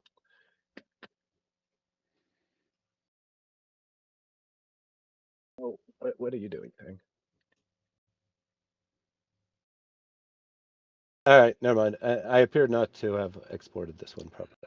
Well, you should change the name of your show to Amateur Hour with Thaddeus. Yep. Yep. No worries. I don't think you're missing very much. I think we got it pretty much there. So now in November and December on TikTok, there are people coming out with accusations. So long before he's come public with anything, there are people coming out with accusations. This person made a video saying that he was marrying women or tricking women into marrying him for green cards. No, I don't think that's true. But the point is, people thought he was creepy and were accusing him of stuff already. And then someone comments, yes, he is. He and his recent ex-wife were never legally married, and now he's posting her after she divorced him. And the guy says, I know, he's totally messed up. I can't stand his rubbish. So the point is that people were accusing him of being a creep, not just because he's outed Uthman. They were already doing that. Back in 2022. All right, so next. So a year ago. Yep, exactly. All right, then I got 2 more videos of him. Sorry, 3 more. These are videos that he posted on like marriage and stuff that aren't technically about her, but really are. So let's get one of those up here. Assalamu alaikum wa rahmatullahi wa barakatuh. These videos are for Muslims only. If you're not Muslim, you can scroll. Okay? So we're talking about Surah Al-Baqarah 228. God said in the Holy Quran, and divorced women shall wait as regards their marriage for 3 menstrual periods, and it is not lawful for them to conceal what Allah has created in their wombs, if they believe in Allah and the last day. And their husbands have the better right to take them back in that period if they wish for reconciliation. And they have rights over their husbands as regards living expenses, etc., similar to those of their husbands over them, as regard obedience and respect, etc., to what is reasonable, but men have a degree of responsibilities over them, and Allah is Almighty, All-Wise. So, in the Holy Quran, it's beautiful. God put rules to the divorce. So if somebody divorces his wife, before the 3 periods, he can return his wife back. So the divorce will be invalid, and then everything goes back together. Plus the 3 months that after divorce, she has to stay at her husband's house. And then after 3 months, if nothing worked out, then she can leave. So if this is God's words and is for Muslims only, and not doing this is disobeying the word of God, Allah. Assalamu alaikum wa rahmatullahi wa barakatuh. So like I said, doesn't mention her by name, doesn't say anything about himself, but clearly, right? Clearly saying, okay, go ahead, Mary. So one correction is that she does not have to stay absolutely at her husband's house.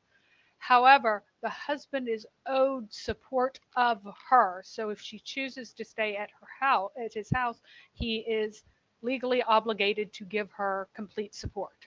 So it's better for her to stay at her house. But if she like runs away, that doesn't keep the iddah from playing out, right? But he is responsible for keeping her. And there's also something, because I wasn't sure what the iddah of khula was. I had to look this up because it's not something that like I'm incredibly well versed on. And there is an Islam Q&A, which is a Salafi site, says that the correct view on the iddah of khula is that it's only one menstrual cycle. So that could also account for the fact that her iddah was so incredibly short. She had an abortion, she had only one menstrual cycle, or both.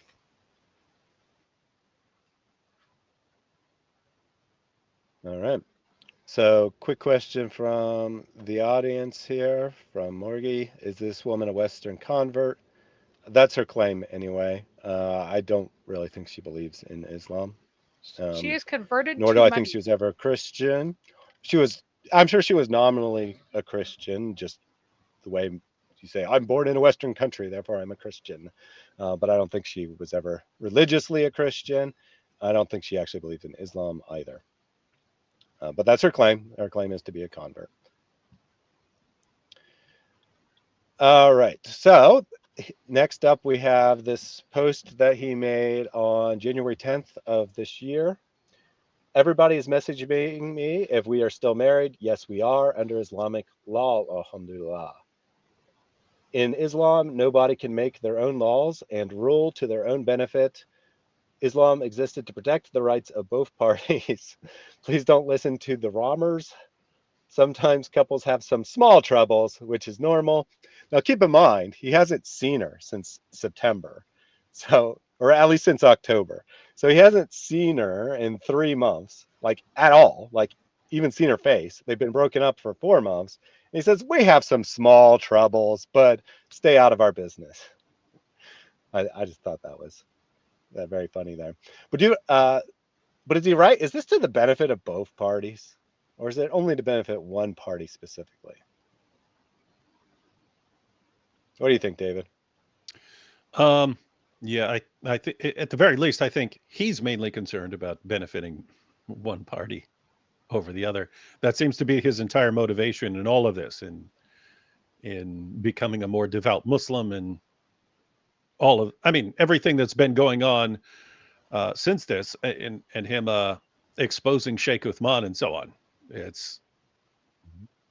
It's all a power issue, right? Like he's struggling to get a degree of power and control over the situation. But I mean, think if you're not following Islam and it ends in disaster, and Islam can help me here, and so I go over there and that doesn't work at all either. That's got to suck if you're a control freak. If you're a control freak who's trying everything to control the situation and you just can't get control over it, and now you just throw tantrums on TikTok all day long, it's got to suck. Uh-huh. All right, so next one we have a video. You need to treat people right and not create lies. That's what he titled the video. Part 2. So, when a Muslim, being a real Muslim, you have to smile to this life. You have to look at it in a positive way.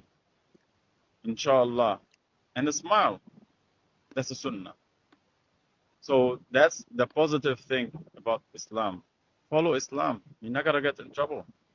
For all the reverts. Really? If you're still doing the bad things, it's haram. It's haram. Be good. Don't be bad. Don't be bad, guys. Follow Islam. Alhamdulillah. So, like I said again, praying is not the answer alone. You have to treat people right. You have to speak truth about people. And don't accuse people. I'm going to say it again because it's really important. Inshallah. even though in Islam, when you get married, because a lot of reverts get married, be good to your husbands, be good to your women, be good to your wives, for both sides, wives and husbands. Be good, be patient, be patient. Don't be like a very lovely one day and next day you hate him. A husband hates his wife, or wife hates her husband, and next day he's like, okay, I'm not gonna be with you. Allah made sabr. Okay, be patient, be patient. If anybody wanna ask for separation for no legit reason, you cannot do that. Prophet Muhammad said clearly, whoever divorces his spouse, you're not gonna see heaven. It's narrated from Prophet Muhammad. You're not gonna see heaven. You're not gonna even smell heaven. Think about it.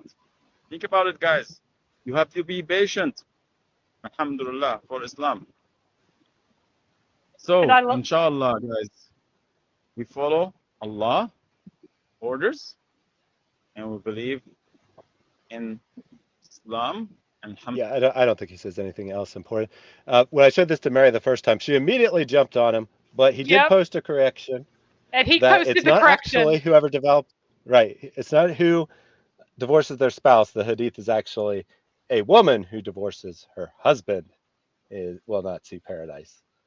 And he says, may Allah forgive me for this error. It wasn't intentional. Well, no, duh. It definitely wasn't intentional. He doesn't want to make his own case worse. So he made a small mistake there, but he quotes this hadith. It's nominally just advice to Muslims and reverts who get married, but he's describing his own situation here, and he's basically threatening her, saying, if you don't come back to me, you're going to go to hell, because that's what Muhammad said. Yeah, I found that extremely funny. I'm like, wait a second, that isn't it. And then he's like, oh, no, I found this. He had corrected it. And he just started laughing because I jumped on that immediately. So he's like, oh, you should not divorce. Allah hates divorce. No, Allah loves it when men divorce their husbands. Or their wives. He thinks that's totally dandy. But if a wife even asks her husband for a divorce without an Islamic excuse, so you slap me around, you beat me, but you don't do it in an un-Islamic way. If I even ask you, you've now married 3 other women, you give me the absolute minimum, and if I even go and say, will you please give me a divorce to the husband, not even going to a mufti, then you will not even smell the scent of heaven, because you as a woman, that is so incredibly wrong for you to do.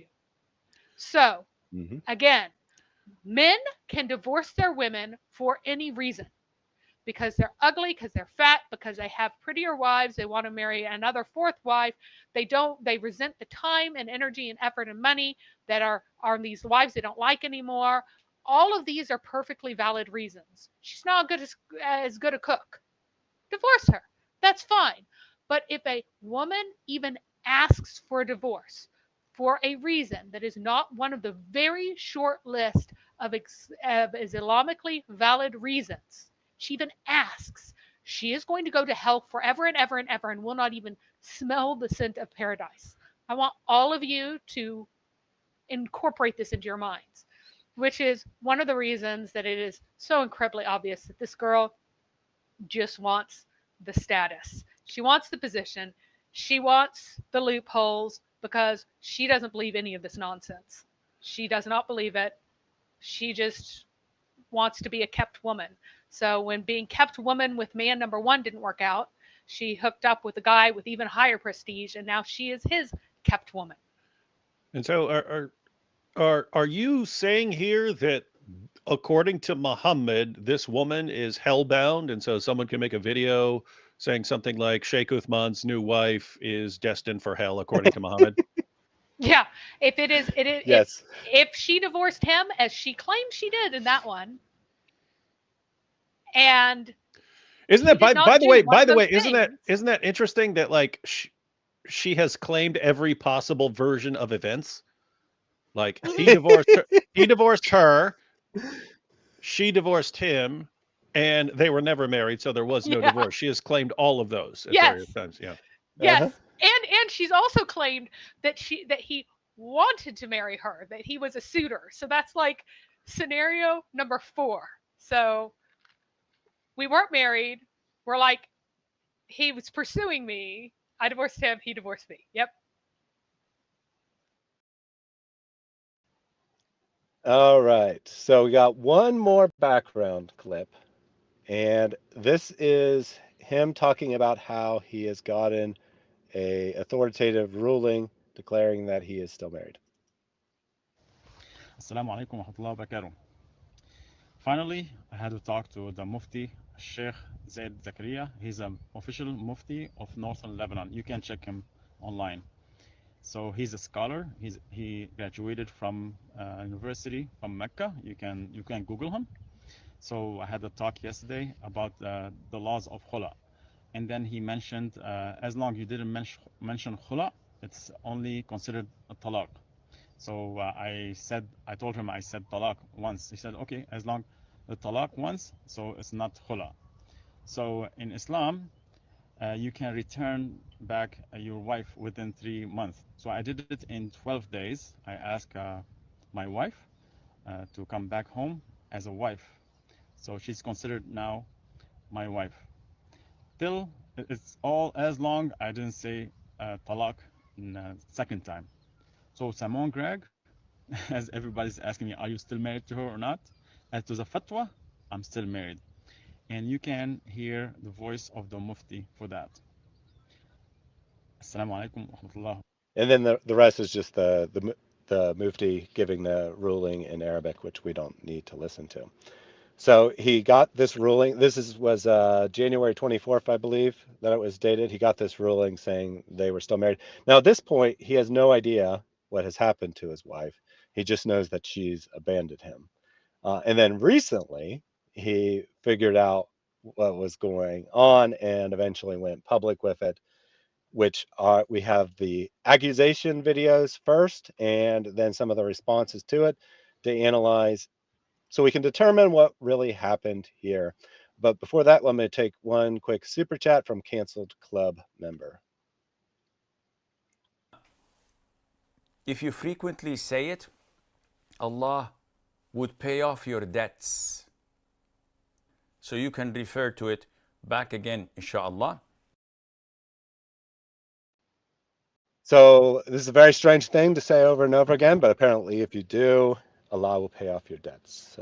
Would you guys, Dr. D included, ever consider inviting Ahmed ex-Muslim for a collaborative session?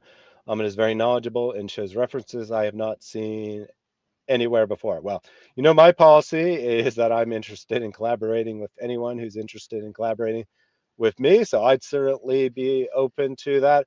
I actually don't know how to contact him, though. People made the suggestion in the past. I'm like, well, do you have contact information? Because I don't know how to get in contact with him. So that's my answer. David? Don't know. Not familiar with him. All right. Fair enough. All right. So there are 5 videos that outline the accusation against Uthman, which he calls part 1, 2, 3, 4, and unlabeled. And did you say 5? Did you say there are 5 first. parts? There are 5. There's 5 videos which are in 4 parts. Okay. All right. So video number 1 is before part 1. So he makes a video and then he makes part 1. So this is video number 1. What about dating in general? Should young Muslims even date? What about dating in general? Should young Muslims even date? No, dating is haram. Think about niqabi. Inshallah. Assalamu alaikum wa rahmatullahi wa barakatuh. This message for brother Nico. May Allah bless you and may Allah strengthen your iman. MashaAllah, God bless you, brother. First, you want to ask me who is this guy? We're going to put that till later. Yesterday, you had an interview with Uthman. You asked him how to find a good wife. You asked him about the dating and about OnlyFans. And he is like, what? OnlyFans? What is that? Really? Come on, Uthman. You know what's OnlyFans. You live in San Diego. Come on, come on. Okay, let's get to the subject here. can you ask Uthman how did he meet his second wife? What method he used? Let him answer you. And then ask me how did he find her. Let's see how does it go. Does it match or no? And you're gonna tell me like, oh, this guy is crazy, right? Okay, then if still I am crazy or he's gonna call me crazy, why he divorced her upon my request? A lot of questions were gonna be raised here, right? Just to let you know, I'm from San Diego, La Jolla, California. I'm not sure if you know me. You can contact me, brother. May Allah guide him. All right, so this is the first. Oh, sorry. Talaq 3 times. I give her talaq. 3 times. Then, 3 times. I divorced her 3 times. You heard it? Yeah, talaq, talaq, talaq, talaq, talaq, talaq. Please. Talaq, talaq, talaq, talaq, talaq, talaq. Done? Okay, done. Mary, what's going on there? Why is Uthman divorcing this woman at this guy's request? I understand there are disputes about all the other stuff, whether they're married, whether they're not married. Story changes with pretty much every video and depending on who you're listening to. But both parties have agreed that they were married and that they divorced, although different stories about that. But why would Sheikh Uthman then divorce this woman? What's going on? I don't even like. I'm legitimately like I don't understand why he would do that. Yeah. So there are two questions. There are two possibilities here. First of all, Uthman could be saying, "Oh, you're full of nonsense. I'm not married to this woman. She's not my second wife. I never shacked up with her. I am not keeping her. She's not my wife." And he's like, "Fine. Well, prove it by saying talaq, talaq, talaq." Right? And so he's like, "Oh, fine. I'll just say it, even though I'm not married to her. That will make you happy." But again, because Uthman is a knowledge, so it is true that if you say talaq and it is aimed at one of your wives psychically, whenever you say it, even if she is not present, that initiates a divorce. But Uthman would know that the better opinion is that talaq, talaq, talaq only counts as one divorce, whereas our buddy Omar, he is probably not as knowledgeable and so knows that some people think sometimes that it could count as a permanent divorce, and so was wanting him to like lock in this permanent divorce whenever really it could only be a single divorce. But it is edited here, and he's not posting the whole thing, so that could be it. And I did see people challenging him. Hey, why don't you post the entire thing? Mm-hmm. I saw that. So one of the main. Yep. Yeah, one of the main defenses that Uthman's people have brought, they focused on this point. So I suspect this is deceptively edited out of context. And that's why they're focusing in on that, because they can actually say something about that, where he brings, like, this is just video 1. He brings much better evidence as it goes along. And they're focusing in on this because they know that this part is actually deceptive. So I think the full context is going to show something where Uthman's like, I'm not married to her, but whatever, or something along those lines. It is interesting if this dude is selectively editing stuff to make his case stronger, even though, I mean, just based on the stuff we've seen, it seems like he's the one who's got the strongest case here, especially given who he's dealing with. But it would be interesting if all 3 people in this love triangle are compulsive liars and can't stop lying. Like, what are the odds? And I think that's the case, right? I think that's definitely the case here. Welcome to Dawa. Welcome to Dawa, ladies and gentlemen. A couple quick comments from the audience. Junior Diablo said, "How about Colin from Islam Critiqued?" I'm friends with Colin. I've worked with him a couple of times, but he really, really prefers to work alone. David had him on for a live stream once long ago. I can verify that Colin prefers to work alone, and I was like that most of my YouTube. For most of my YouTube history, but yeah, so I get it. And then maybe you could clarify here, Mary. Rational Phobia says talak, talak, talak, talak, talak, talak, LOL. And then Christian Hijab said, Oops, I said the wrong one. But she said, how can, why the two different pronunciations? So why does he say it twice in two different ways? I am not entirely sure because it's usually just talak, talak, talak. I'm not sure what the talak, talak, talak is. So I'm not sure what it is. It might be because because of where they're from or something. Because whenever it's like written, it's usually just talak. Whenever it's maybe I divorce her, might be, I don't know. That doesn't make. I'm not sure. All right. No idea. We have no idea on that one. Mr. Nope, Lambert sorry. says, what if you have two My Arabic wives is not that good. and you shoot your talak at the first wife, but she ducks or dodges and it hits the second wife instead? Well, that's why I said it's funny because like she doesn't have to be there, but you could be married to multiple women at the same time. So it psychically like flies into the air and finds the correct wife to land on, even if you're not talking to her. All right, so it's the intention that matters. All right, now we got part 1/video number 2. 1. Alhamdulillah. Assalamu alaikum wa rahmatullah wa barakatuh, Brothers Nico. I hope you're doing well. I have a request. Can you ask Sheikh Uthman how many wives he had last October? And then ask him again why you divorced your second wife 15 days ago. How many wives do you have? 1. Alhamdulillah. You know, I have a wife, alhamdulillah. I have kids, I'm happy, alhamdulillah. One is plenty. Well, I don't know. So in Islam, the man, there's nowhere in any hadith. So let me pause it there for a second. That was a couple interesting things. How many wives do you have? 1. And then he's like, oh, so one's plenty. He's like, oh, I don't know about that. Like he's kind of acknowledging that he'd rather have more than one wife. So that was kind of funny there. And then the second part of the video is going to be audio from Simone, the woman in question here.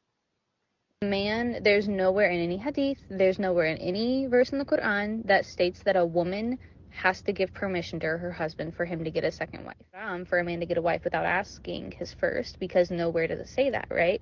Verbal commitment to you. And me and my husband have made a deal that if I am starting to fall behind and I'm not doing my due diligence as a wife, that he will warn me beforehand, and if he ever wants a third wife, he will let me know before it happens. And he swore to Allah for that. That's the best you can do to prevent him from getting another. But also, my husband, he's got the money for 2, but he don't got the time for 3. He doesn't have the time to be able to split it between 3 women. He just doesn't. You know, he barely has the time to split it between her and I and 4 children. All right. Yeah, does the first wife? Good question. So she says she's a second wife here, which is going to be crucial when we look at the evidence that Uthman's people have brought against this accusation. But she describes herself as someone's second wife, and she says he's got enough money for 2, but he doesn't have enough time for 3. Very interesting stuff. Any thoughts, David? Nope. That's so this is you're right. getting to the parts that I'm actually Familiar with. Yeah. All right. Let's go ahead and keep rolling here then. So zani here, it means that you commit zina. So he'll call the wife zaniya, which is the female form of it. So it's just like the same word. So it means like a person who commits fornication. So yes, that pause there.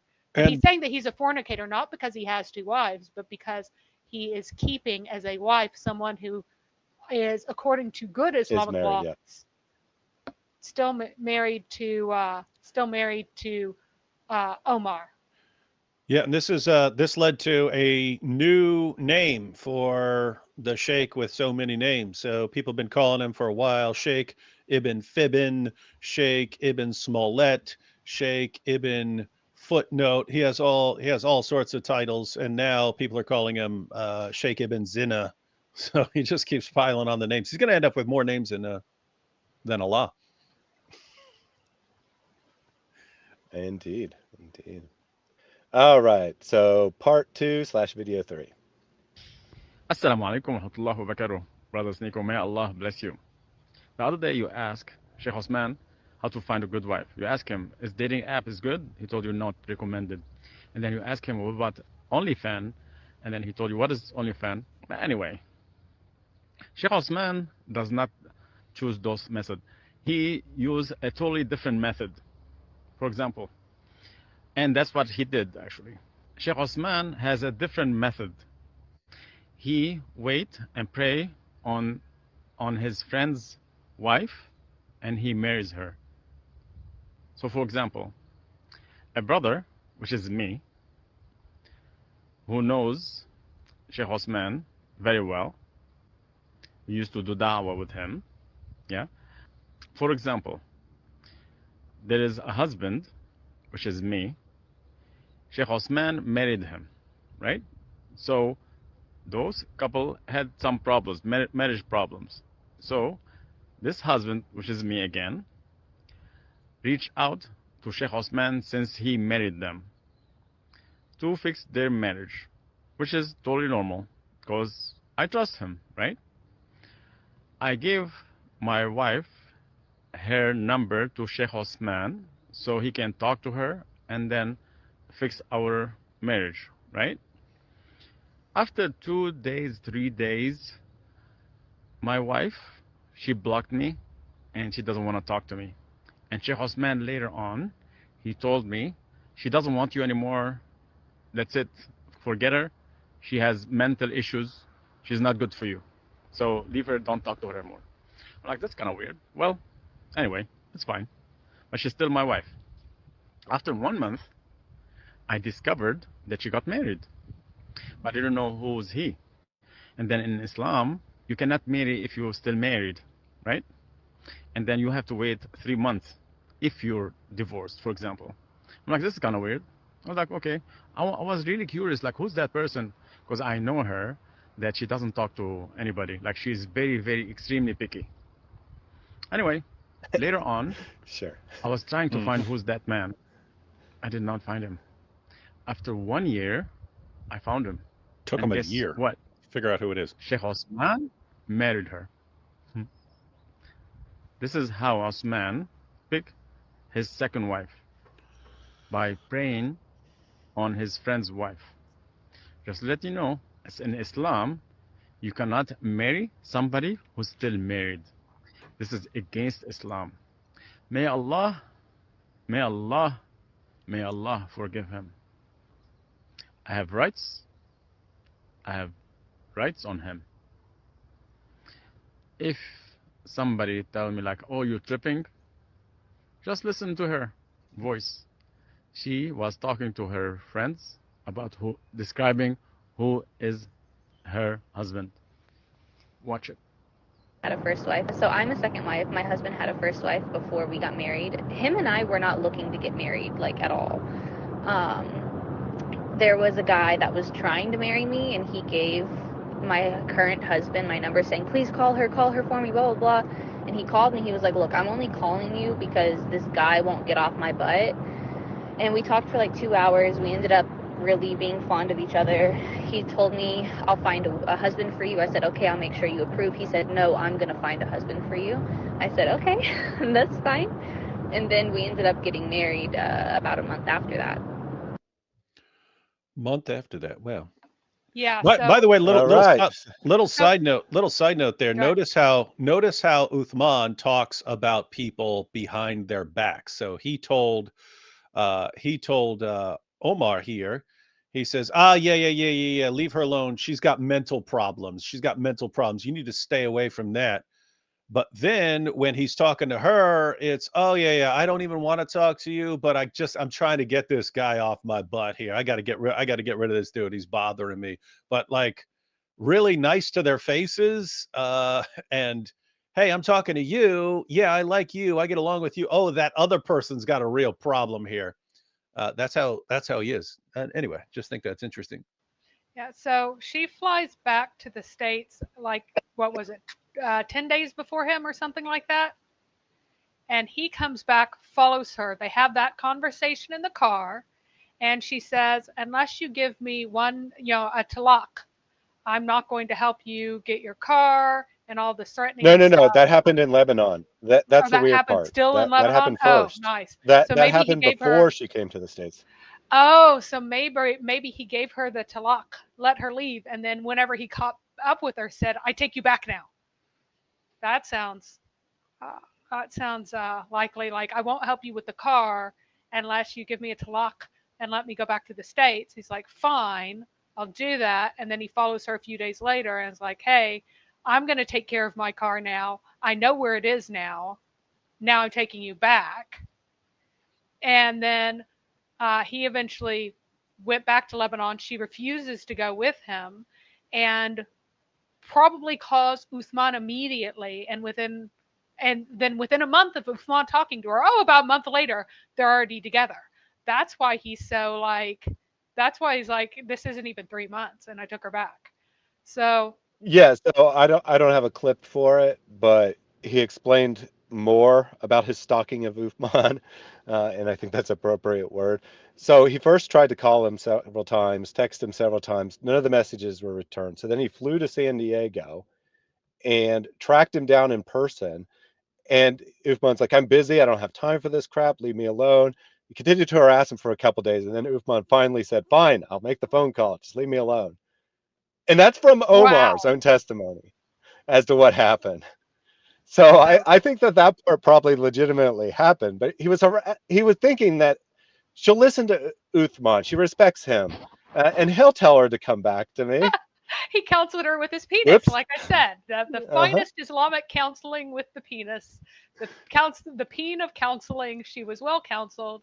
So she was well counseled and soon living in his house. But one of the reasons it took him so long to figure out what had happened to her was that Uthman and his followers forged something to try to trick him and get him off the scent.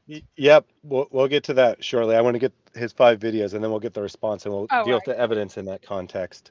But we do have Mahmoud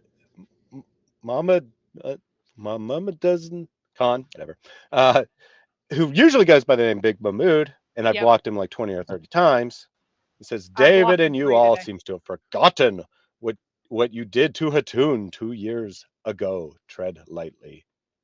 Yeah, we're very scared of you, Big Mahmoud. Very, very scared. I'm sure you have forgotten. Oh, please do. Please do. I'm going to tread Mahmoud lightly. needs that. I'm going to tread lightly. Hey, Mahmoud, here's me treading lightly. Oh, no, no. Oh, no, no, no. I got a hankering for Quran. Can't eat that crap. Yep. So people suggested that I bring it up the first time he made a threat like that. I did not, but the second time I said, No, you just got to block him. He just keeps posting the same thing over and over again. We have blocked him. I did block him. I blocked his first username. He made another username and I blocked came up him with twice. the second. Yeah, I keep blocking him too. Loser. He is a very pathetic loser. He wants a 3-year-old. He wants a 3-year-old little girl, and he's just mad because his parents didn't marry him to a small child like Aisha. That's what he wants. He's a real character. Sometimes he'll come in and say, why are you persecuting me? I'm so sad that you're persecuting me. And then the other times he comes in and says, we're going to kill you. So he can't make up his mind as So, like I said, I've described this before as the hog-nosed snake Muslims.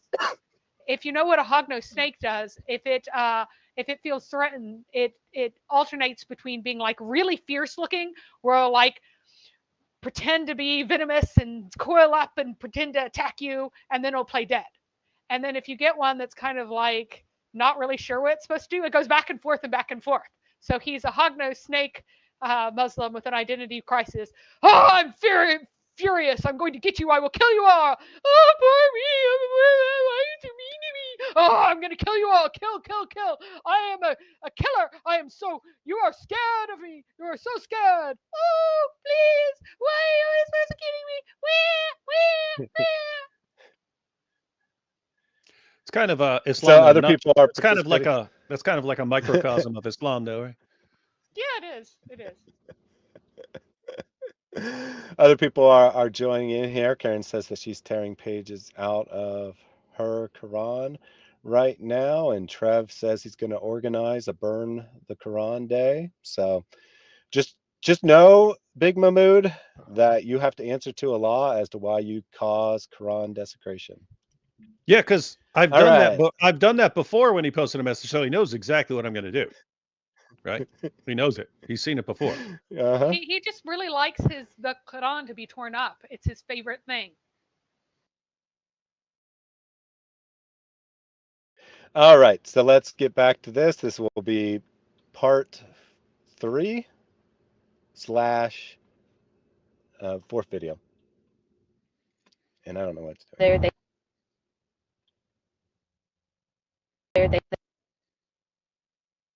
I apologize. 4 children together. The Alhamdulillah, may original's Allah messed bless up like them. My this. husband doesn't have any siblings, but and I'm young. He's 47. My husband is a sheikh, and he's the imam of my masjid. He will not, like, we are Muslims, but if people ask what we follow the Salaf. So we're extremely strict when it comes to Islam. And she's from Pakistan. She's never worked a day in her life, and she's in her late 30s. So I'm a second wife. My husband had a first wife before we got married. Him and I were not looking to get married, like, at all. There was a guy that was trying to marry me, and he gave my current husband my number, saying, please call her for me, blah, blah, blah. And he called me. He was like, look, I'm only calling you because this guy won't get off my butt.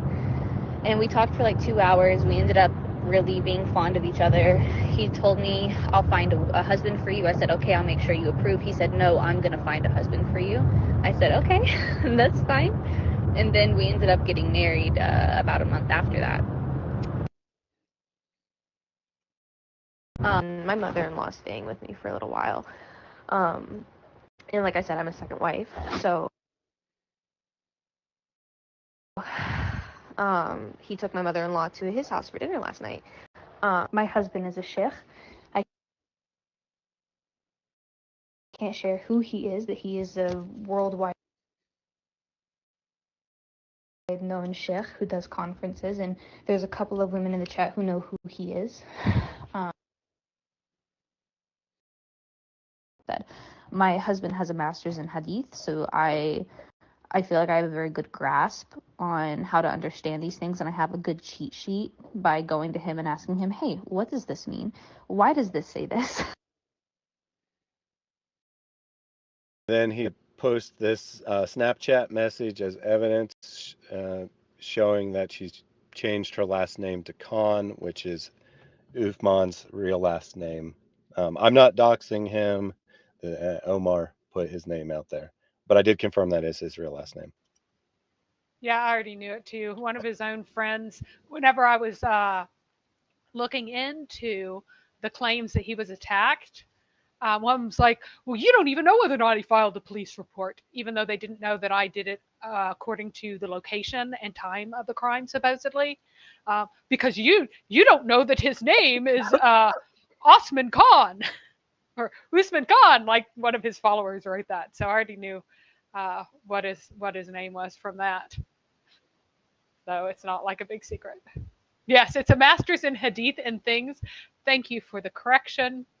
And remember that he did not want to have a legal marriage because he wanted to have control of the woman, as is proper in Islam, and did not want to give the woman all of these uppity Western ideas. And so his niqabi wife was able to just shack up with someone else because without any kind of divorce or any kind of accusations of infidelity within Uthman's Islamic community at that time, because he thought that he would control his wife, but his wife played him for a fool and is now the kept woman and moved up in the world and traded him in for a better, richer model. Oh, and I also like the fact that she's like, he promised me that he'll warn me before he gets a third wife, and won't do it unless he whatever you're allowed to lie to your wife. Like, lying to your wife about other wives, having secret wives, is like Islamic marriage 101.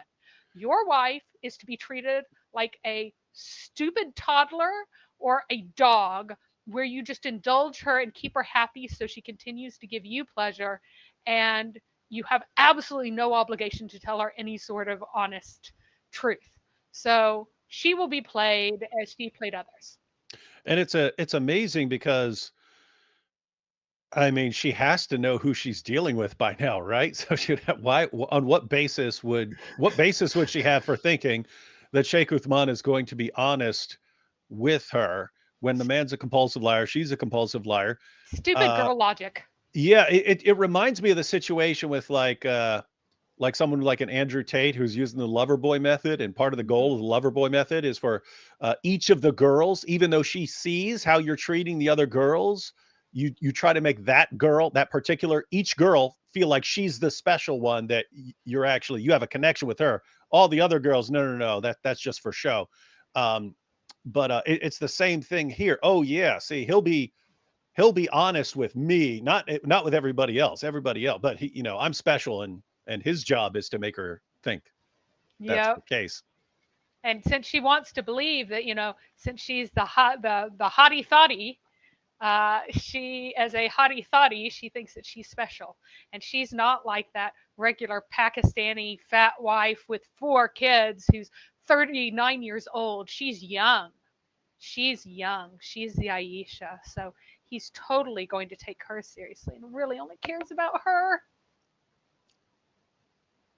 Dr. Whitemeat says, Islamic marriages make my leather straps tear up with how profound and beautiful it is. Alhamdulillah. The cheater I'm with said he won't cheat on me. Yep, that's pretty much how it goes. But you see, like all around. And Islam, it's not cheating. So you see, Uthman's not a cheater. Something like that. I did appreciate that she's really picky. That's why she married me the day after she met me. I know her really well. She's really picky. Sure. And like I said, the weird pauses are in the original video. He messed something up when he uploaded it or something. I didn't add those. I thought about removing them, but I decided just to leave it. All right, we got one more part here. This is, he has made a couple videos since, but they don't have any additional information. And this is part 4/video 5, the last of the original series. If somebody goes to your mother's house, does that mean they're married to you? Got permission from my husband to try and sell these for my mother-in-law. These are not my paintings, they're hers, but she wants to sell them and get rid of them. Assalamu alaikum wa rahmatullahi wa barakatuh. A lot of craziness happening. I didn't want all of that, but subhanallah, I have rights and I believe in my rights in Islam. So let's make a summary here. After all the evidences I gave you, there is still some guys that don't believe me. They think I'm tripping or lying, or I want to put Osman down. That's not my intention. I want people to be aware from some claims they are Muslims and follow Islam and ride the wave of Islam. When they get money and fame, they lose the basis of Islam. I hope I'm wrong, but this is the truth. So let's get to the point here. I have a question to Osman. What is my wife doing at your mother's house? And you know that she's still my wife. Your son told me that the paintings, I'm gonna show you in a video, those paintings are your mother's, okay? So why my wife call your mother my mother-in-law? And why she's at your mother's house, okay? Why? You know that she's my wife, and you know me very well. Why you didn't tell me, Abu, your wife is renting? You said she rents there. Why you didn't tell me, Abu, your wife is renting from my mother? That's what you said. Why didn't you tell me that? Why are you hiding that? And why you lied to me in a message that you told me that your mother lives alone? The message here that he posted, it doesn't really say anything of interest. So it just says that if I'm following all that correctly, Uthman he's what? He's denying that he married this guy's ex, and this guy's piecing together the evidence. Oh, he's got a master's in hadith. Ah, he's 47. Oh, he's this. Oh, he's that. Oh, he's famous. He's famous around the world. And so you're putting it all together. Okay, sounds like you put together a picture of Sheikh Uthman here. And then on top of it all, this girl who is his ex is advertising some paintings that she wants to sell for her mother-in-law. And these are the possessions of Sheikh Uthman's mother. So she's calling Sheikh Uthman's mother her mother-in-law, and Sheikh Uthman has no siblings, and therefore she can't be referring to like a brother or something like that. And so what? Seems like kind of an airtight case that Sheikh Uthman is lying here based on her own words. Yes. Okay, that's what it looks like. Yeah. So now, to be clear, we only have Omar's testimony that Uthman's son confirmed they were the paintings of Uthman's mom. Right. However, and no one has denied that. Yes, no one from Uthman's camp has denied that these pictures are paintings that belongs to Uthman's mother, or that Uthman's own oldest son has confirmed it. And it sounds like Sheikh Uthman is responding to part of the accusation. Hey, what's my wife doing staying with your mom? What's going on here? And it sounded like Sheikh Uthman was responding, what? Just because she's over there, does that mean I'm married to her? Come on, man, that's crazy. And then and then she's describing Sheikh Uthman's mom as her mother-in-law, and Sheikh Uthman, come on, man, are you crazy? What kind of conspiracy nonsense are you into, dude? Wow. Yeah, so it seems that Uthman's given at least 3 different stories. So they have talked in private multiple times. They both took the curse of Allah, which we'll see in a little bit, upon themselves, giving their side of the story. Uthman has variously said that his mom lives alone, that his mom is a landlord who rents to people, and including his ex-wife or current wife, whatever you want to call her, and that he has no clue who she is. Yeah, and he says, I like. Oh, I forgot the newest one. Yeah, the newest one is that she pretended to be Uthman's wife in order to throw off Omar, to make Omar not find out who her real husband is, because he's a creepy stalker dude. Nice. All right, let's play through. We'll see the paintings and such. Seemed like you didn't know that I have a video of my wife calling your mother-in-law. So anybody who slandered me, may Allah forgive you. May Allah forgive you again and again and again. Please, guys, I told you, have patience. Islam is about patience. Patience, and inshallah, you'll get whatever you want. Just have patience. I waited 1 year to find out the truth. I knew Osman married my wife. I knew it. I have suspicious. But I couldn't say anything till I make sure that he's the one. 1 year. It took me 1 year, subhanallah. Like the previous videos, I showed a couple of things. That my wife is describing Osman by his age, his first wife age, and there's very private stuff too. I cannot show it on public too.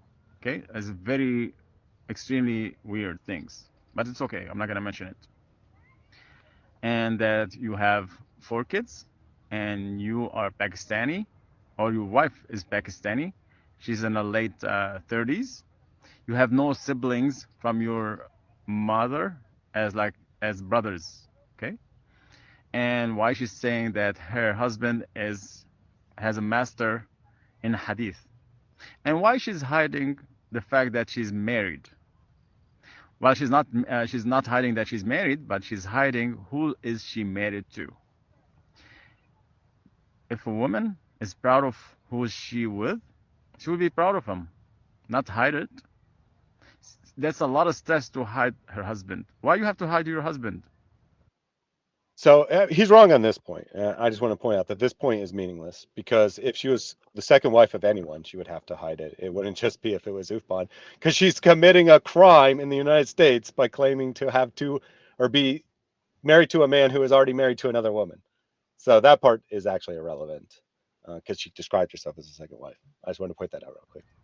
There's something weird in there, right? Why she choose San Diego? She doesn't know how to work. She doesn't work. She doesn't make enough money to live in California. Okay, and she's from North Carolina, and in North Carolina they don't make enough money to support living in California. So she couldn't rent in California because it's expensive, right? So if she's renting at your mother's house as what you claimed, can you show us the receipts? I know my wife, she doesn't pay cash at all. She always use either her credit card or checks. Can you show us any receipt of the renting? And why she traveled from San Diego to North Carolina, like when everything popped out, right? Another thing, why she chose your mother's house? United States is extremely big. She's choose San Diego and your mother's house. Subhanallah. I have rights on you. I have rights on you. And why your friends are threatening me? It's like, I know you. If you come to San Diego, we're gonna take care of you. Or you're not welcomed in San Diego. Is that a real Muslim? Why are you sending those people on me? You're trying to scare me? I'm a Muslim. I fear nobody but God. And I wish I was wrong about you. I wish, wallahi, I wish I was wrong about you. Ya Allah, subhanallah. So again, what is my wife doing in your mother's house? And why she's calling your mother my mother-in-law?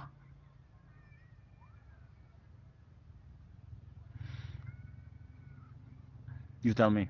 Got permission from my husband to try and sell these for my mother-in-law. These are not my paintings, they're hers, but she wants to sell them and get rid of them. All of them have like Islamic verses on them, or like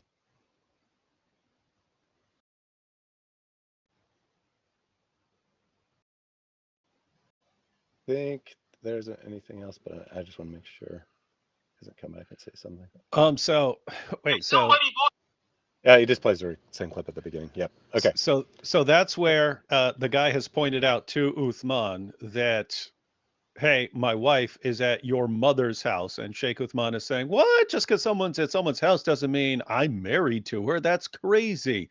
But just to clarify, so this woman is living at Sheikh Uthman's mother's house. She's married. She's married to another guy. She acknowledges that the guy has a master's in hadith studies. He's a world renowned sheikh. He's famous. 47 years old. She listed her last name as Khan, which is Sheikh Uthman's actual last name. And Sheikh Uthman's position is, what are you talking about? You're crazy. I'm not married to this woman. So there is someone else out there living in Sheikh Uthman's house with this woman who living in Sheikh Uthman's mother's place with this woman who is also a world-renowned sheikh has a master's in hadith and things, and is 47 years old with the last name Khan. That's Sheikh Uthman's story, apparently. So it would be very, it would be very simple to just produce this sheikh, right? Here's this other guy. Here's this other guy with the master's degree, with my same last name, who is living in my mother's house. My brother. So just my one clarification. It's his brother. That's it. It's actually his brother. His secret but he has brother. it's his secret brother, because he has no whenever he siblings. said that he didn't have the same brother, really meant like a soul brother. That's it. That must be it. But yeah, but what's really funny is he gets cornered. He's like, "No, man, she's not living in my mother's house. My mother lives alone." And then he's like, "She rents from me." Then he's like none of the excuses make any sense whatsoever. This is like what happens when you catch a 4-year-old lying, and they like try to make or. Oh look, we got Farid in the. Right, like we got Farid in the chat. Just in time, Farid. We're going to look at your silly posts here very shortly. Farid says ex-wife admitted she lied about all this stuff. Well, yeah, that's the news story. The news story. Wait. So the news story is Sheikh Uthman's. Wait, the woman who is a compulsive liar, who's definitely not married to Sheikh Uthman, who's being accused of all these things. Now she's come forward and said, yes, I was lying about all that stuff. So there's no problem here. And Farid and Sheikh Uthman's followers are just going to instantly buy this, right? They're so stupid. Well, here's the funny thing is that the newest story is that, well, yeah, she was in his house and she was claiming basically to be married to him and to be his second wife. So she is truly claiming this now after all of these denials, but she's not. And the reason that she did it is because she was being stalked by him, who is her ex-husband, even though he's really not Islamically, but was never married to him, according to Westerners. But he's never married to her, but also Islamically still married. That Uthman is providing protection by telling her or getting her to lie and say that she's married to him, whenever in reality, if she was married to someone else and say that were filed with the state or whatever, then that would be far more protection than this really messed up, supposedly like, why would you pretend to be in this clearly adulterous, messed up relationship? That'll get him off your case. That will get him off everybody's case. That's the best kind of lie to make. Come on. Farid, I know you're not very bright, but you have to be smarter than this. Yeah, this is embarrassing. I don't care how many cousins have been married in your family. You cannot be this stupid. You can't be this dumb here.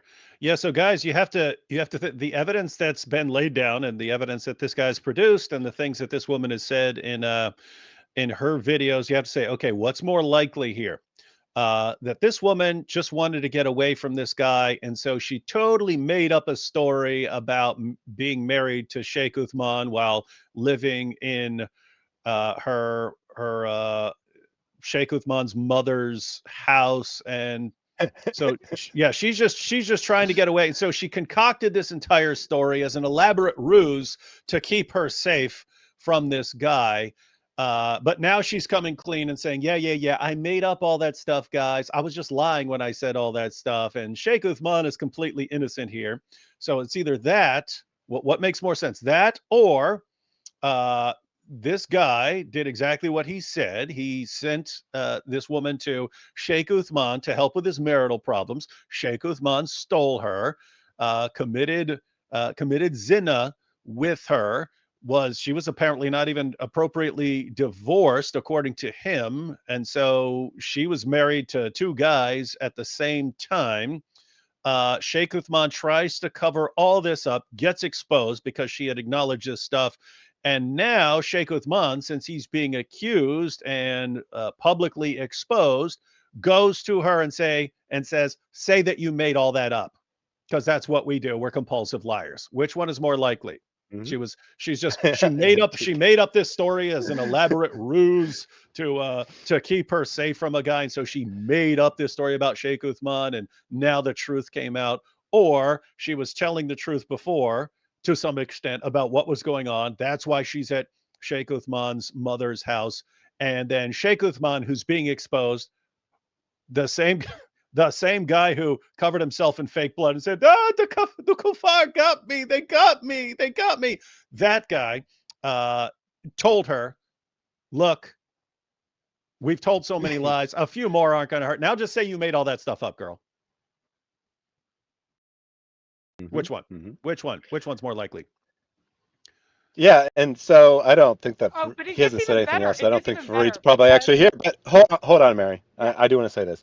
So if Farid or any other Muslim who's supposedly seen this secret evidence, even though I've seen most of it and it doesn't do anything except assassinate Omar's character, which I agree with, he's a creep too, but that doesn't mean Uthman's innocent just because he's a creep.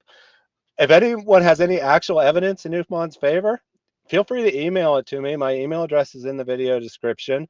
I'm a fair guy. I'll do a video saying that new evidence has come out. I want to say that Uthman is not involved in this, but it's going to have to be pretty good because we've seen a lot of evidence. We put a lot of pieces together, and it's not going to be easy. It's not going to just be, here's a contract where we blacked out 90% of the page, and anyone can print off the internet. Don't worry, we'll look at that contract here in a minute. And by the way, there's I know. We'll get. Yeah, there's no way Sheikh Ibn Fibin, the guy who, I mean, sits there and has his fans write fake death threats against him. Oh, Sheikh Uthman, we will stop your powerful dawah. Oh, yes, we will. And then look at the letter I got. And this guy who's covered in fake blood, the most obvious fake blood I've ever seen in my life. The kuffar, they got me. Oh, that's why we all have to support my dawah, my powerful dawah. That's the guy that these guys go all in on. Wow. Let me take one of these super chats before we move on from Flyleaf Dreamleaf. O son of Adam, spend. I will spend on you. Give, then I will give you. It's difficult because you know what? These are my last few. As it is, the price is going up, the rand is going down, this is happening. Excuses. Those are excuses. You give and watch what Allah does. Thank you very much for that donation and not making any excuses. No comment, just a donation on that. So we've now seen his case, and a number of Muslims have made responses to this. They have not successfully just swept it under the rug like I'm sure they would like to. And as we go through some of these, we will nail down the actual truth of the matter because there are some details that are not yet clear. So this is by far the most common comment that Umar has gotten on his channel. Show us proof that you were ever married to the woman, basically. And then he'll respond. Didn't she say that they were divorced? Yes. She said I divorced him and he divorced me both. So that's but they're never married. People who are never married. That's odd. And then he'll respond. The problem is Uthman himself married us. He's responded this way to quite a number of comments. Sometimes he uses problem. The one I clipped here, he didn't use problem. Now, this guy has revealed all kinds of personal information. He's revealed Uthman's name. He has, in his most recent video, he posted the address where the woman is living. Now, I'm not going to show that, but the point is, he's not afraid of revealing personal information. So that's not the problem. Well, maybe he doesn't want us to see what's in the contract. Maybe he doesn't want to see what his name is. No, he goes by his real name. Well, the terms of the contract weird? Maybe. Or, as Mary helped me figure out, there is no contract. Why would that be, Mary? Because they didn't want to have any sort of evidence of this whatsoever, so that she couldn't have any kind of claims against him in any state. Because according to some states, if they'd stayed in the US and gone to certain states, that contract would be enough to establish a marriage and she could have claims on him. So it's possible that Umar from the beginning was like, hey, I want this to be totally under the table. And Uthman chose to arrange for something that was basically Zina. It was not a valid marriage in any sense, but chose to go along with it and enable it. So if she is free to marry Uthman, genuinely free, that means that what happened before could not have possibly been a real marriage in any sense. So either Uthman faked that there was a marriage and arranged this zina relationship, or he falsely declared that they were divorced and is now committing adultery with this woman. Yeah, which raises a possibility. So there's no written contract. Supposedly they got married in Uthman's mosque with 2 witnesses. Fine. But it raises the possibility that when she talked to Uthman, he said, you were never legally married. And in fact, you've been committing adultery this whole time, or zina this whole time. So you're free of him. You were never married to him. And that's why she perhaps says that she's never married now. Now, that could be a lie. Or Uthman could have conned the guy to begin with. He did actually have the authority to give him a marriage contract and just pretended to because, hey, he doesn't care. The guy asks him, he pays the fee and is good. So there's all kinds of possibilities opened up by the lack of written contract here, even Islamically. So legally in the United States, they were never married, which he's not married, she's not married. They could have been married legally in the United States. A sheikh, actual leader of a mosque, can sign the paperwork and you're married in the United States legally. So they could have done that. They didn't want to. He didn't want a legal contract because he didn't want the woman to have any rights. Then he doesn't get a physical contract either, right? Because he's paranoid. He's afraid that it'll be used against him. I don't know. But he apparently doesn't have a contract, which is why he can't prove he was ever married to her Islamically. Because as far as I know, Islam requires that written contract. Does it not, Mary? It does. It absolutely does. However, it could be that Uthman, he just didn't pick it up before he left because he was kind of in a hurry to get out of the United States. He wanted to get his new blondie hottie over to Lebanon. So he may have not picked it up. So he doesn't have a physical copy of himself, not because it doesn't exist, but because he was just trying to get out of there. And so he trusted Uthman. Uthman has the copy that is recorded in the actual official, the recording for the mosque, for the Islamic Center. And I did check because I wasn't sure so women are never allowed to marry themselves of their own authority because women are idiots, and in Islam they always have owners, aka guardians. And so who was her owner?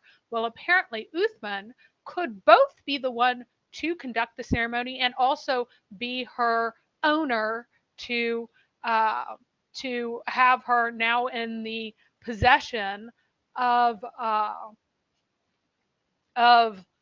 Omar, because she is supposedly a revert and her family is supposedly not Muslim, so they can't own her. She has to have a Muslim owner, and it would be the local guy of the Islamic Center would be her owner. And so that's why she's like, oh, I'm totally divorced.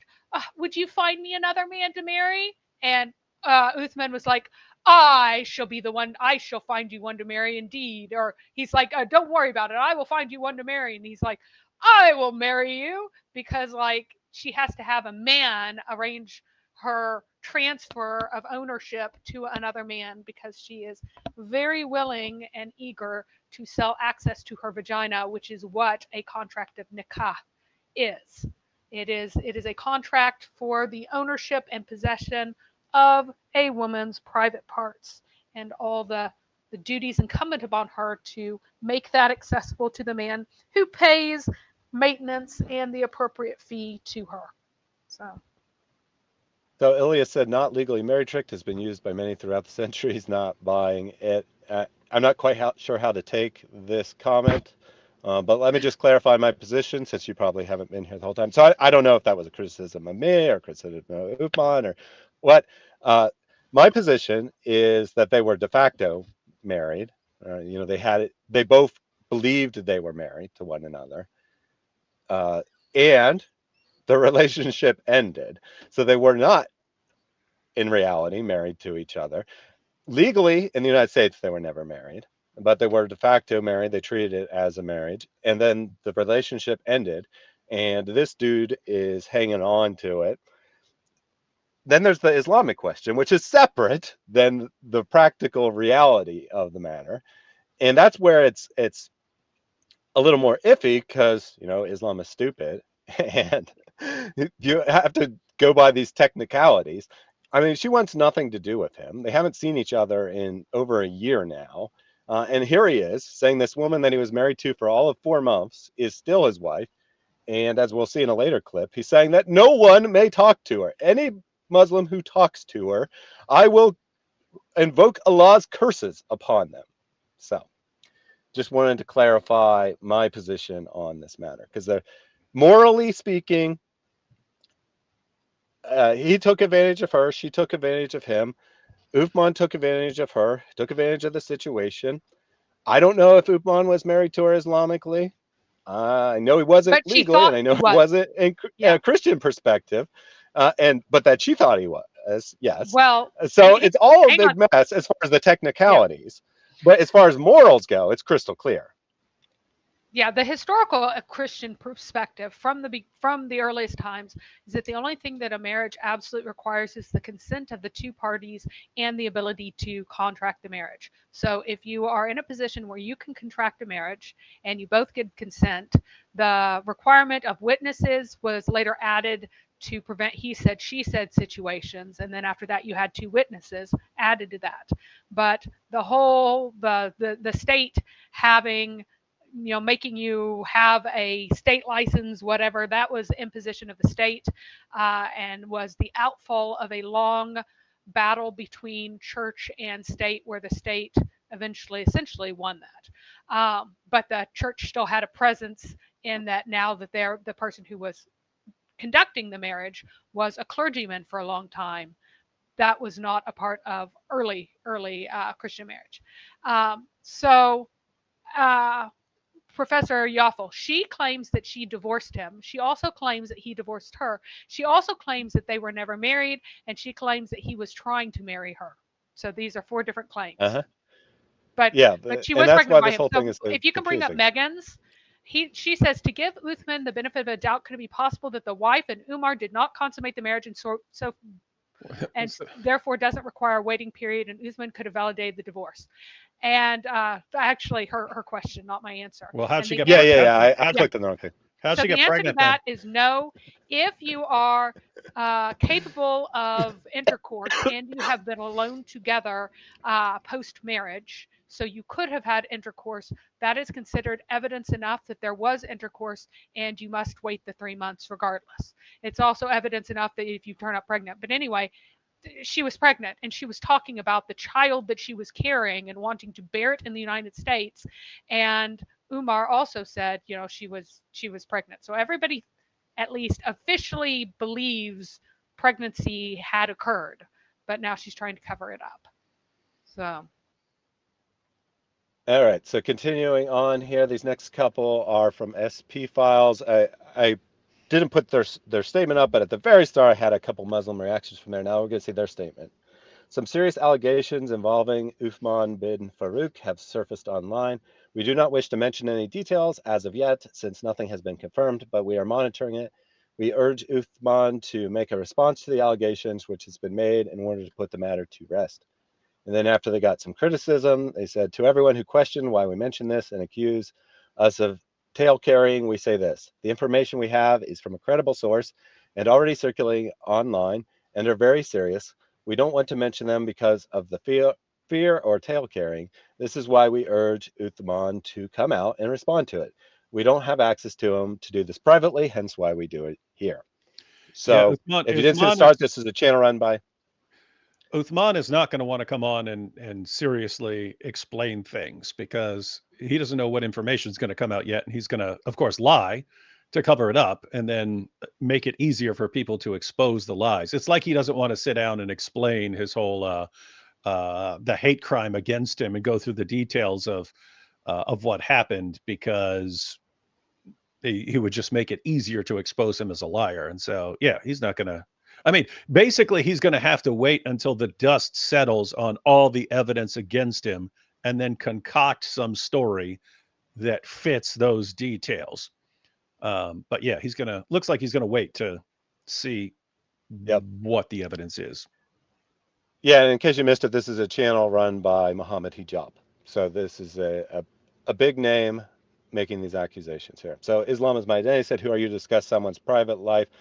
Believe me, I would have never dug into this on my own. It was made public by these parties and is now relevant. It's relevant because, again, he is representing himself as a sheikh of Islam and, a great Sheikh Uthman ibn Farooq, supposedly, even though, of course, that's not his name or his father's name. But he is the outstanding example of dawah in the United States, his example, and he portrays himself as the answer to moral turpitude in the West. Islam is the solution for all the moral things that go wrong. The Uthman, who is having sex with a man's wife who he was asked to counsel, who is still Islamically married to him, who was supposed to be controlled through this marriage, and who is now living in his wife's or in his mother's house, and he's banging her. This is the answer to the problem of bad morality in the United States. He is the shining example, the perfection, the purification of all filthy things. This is it. This is what Islam is supposed to be offering to us. The better way is to be trading off pregnant women who may have aborted a child in order to shack up with someone else who doesn't want somebody else's spawn in his house. And by the way, notice of course, the comment from the Muslims: "How dare you talk about someone's personal life?" I mean, think about this. So what? Everyone, including the Muslims, is just supposed to keep quiet about this, right? And so Sheikh Uthman could just keep doing this over and over again. Yes, send me your wife, send me your wife, send me your wife. I'll give her some good marital banging, right? And no one's supposed to say anything about this. And so he keeps doing it. He can keep doing it forever.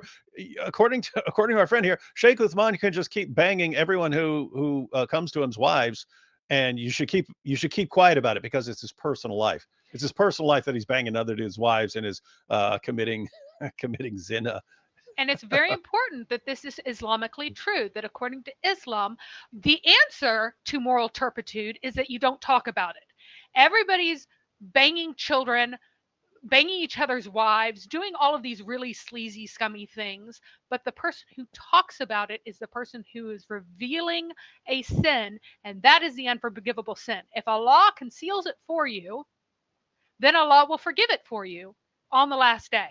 So what the solution to disgusting, immoral, revolting, destructive things happening in society is that you stop talking about them and pretend that they don't exist. And that solves everything.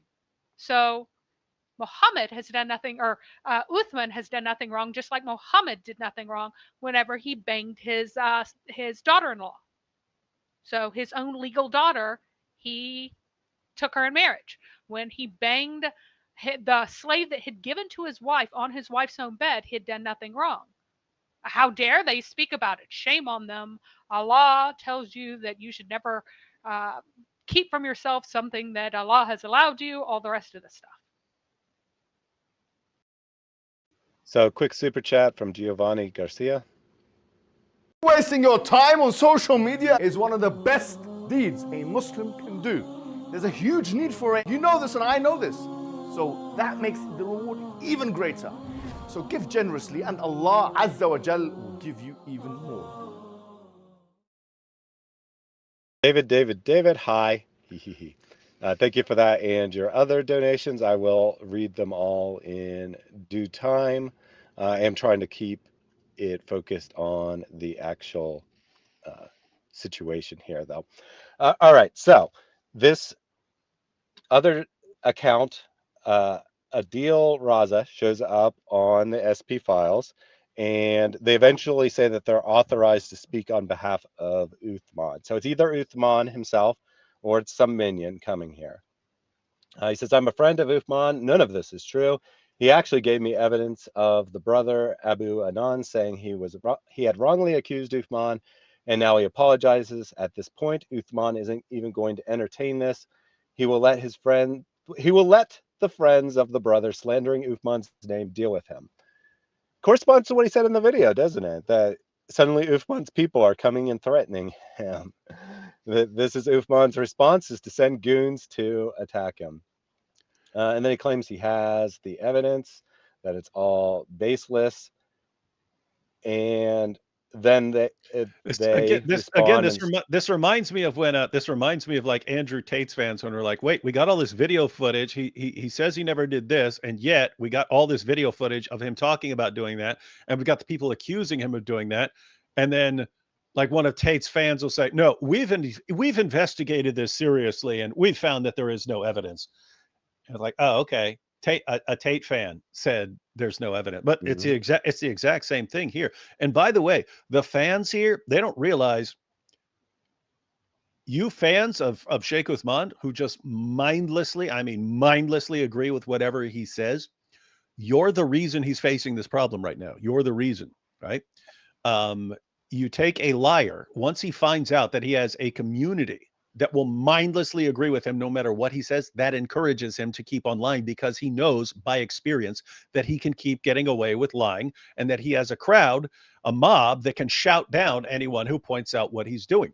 So when he, obviously lies about tweets that he sent, and his followers will just mindlessly agree with him, or when he fakes a hate crime against himself and makes up this entire story about this guy being tried and convicted and sentenced, and now the guy's in prison, and no one has the slightest bit of evidence that any of this happened, and the prosecutors and everyone said, what are you talking about? This never happened. And his followers will still mindlessly believe what he says. This encourages him. He can walk up and take a guy's wife, lie about it, and there's nothing the guy can do about it, because Sheikh Uthman is the one with a global massive following that can shout that dude down and threaten him into keeping his mouth shut. And so you guys are the reason he's facing this problem right now. And you keep doing it. Yep.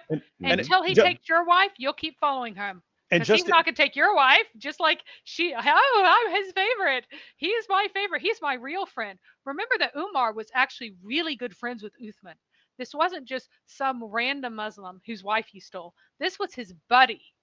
But he has a little thotty hottie, and he wants that thotty hottie, so he took it.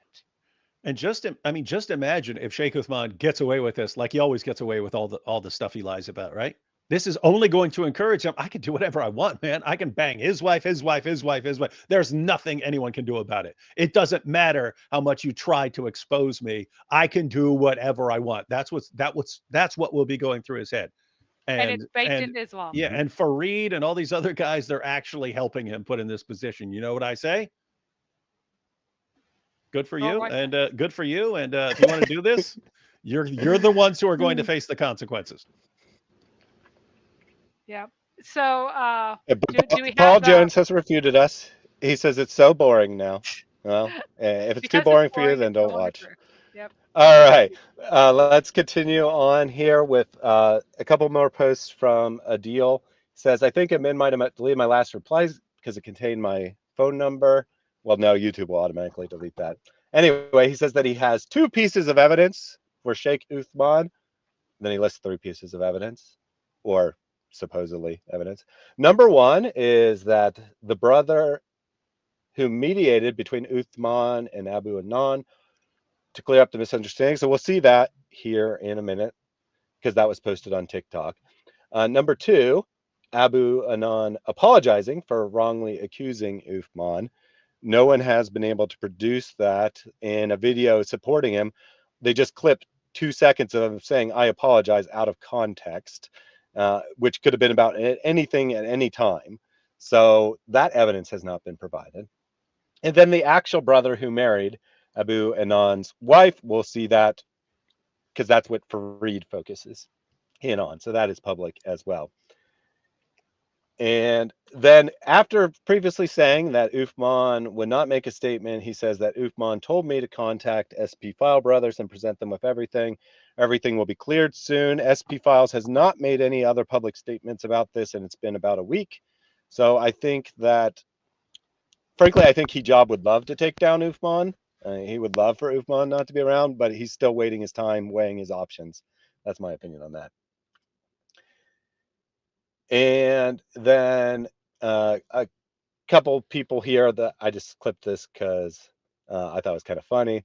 Exactly. Oh, he's apologized. He admitted he was wrong and he made up the entire thing. Oh, yeah. The guy who's still posting videos accusing Sheikh Uthman. That guy apologized and acknowledged he's wrong? Yeah, and live streaming multiple hours a day on it as well, by the way. And then this other guy says, why don't you make a video with these so-called evidences and clear his name? In fact, it would be your duty to do that and defend Islam or defend Uthman. Otherwise, people will only be able to judge on the evidence that is presented. And then let's see. And then there's the last one on these SP file comments. Some Muslim says Uthman has been damaging the reputation of other sheikhs and Muslims for years now. Now it's time for it to come back to him. And then Simon says, what could possibly be worse than his horrendous basic errors in Arabic and accusing other Muslims? So not everyone is a fan of Uthman, even in the Islamic community. There are people who don't like him because he is obviously a fraud, but the vast majority of Muslims don't seem to care about that. And also, I was mistaken. This one accidentally got out of order, but I'll read it now. Oh, I put it last on purpose. My bad. Because we're going to view the video of Abu Mecca next. So he says that there's a student of knowledge by the name of Abu Mecca who was called in to judge, and he determined that Uthman is innocent, basically. And then he claims that there's voice notes that support Uthman, and there's a video on Twitter that someone made revealing most of this so-called secret evidence, and it's all crap, in my opinion. But we'll get right to that. But first, we got Abu Mecca here, and he made 3 videos. In part 1, he just says, I agreed to judge between these 2 parties. And in part 3, he just says, in my judgment, Uthman has the better case. The only evidence, so-called evidence, I'm not even sure you can call it evidence, presented is here in part 2. So I'm going to play that video. This is where both parties invoke the curse of Allah upon themselves if they be a liar.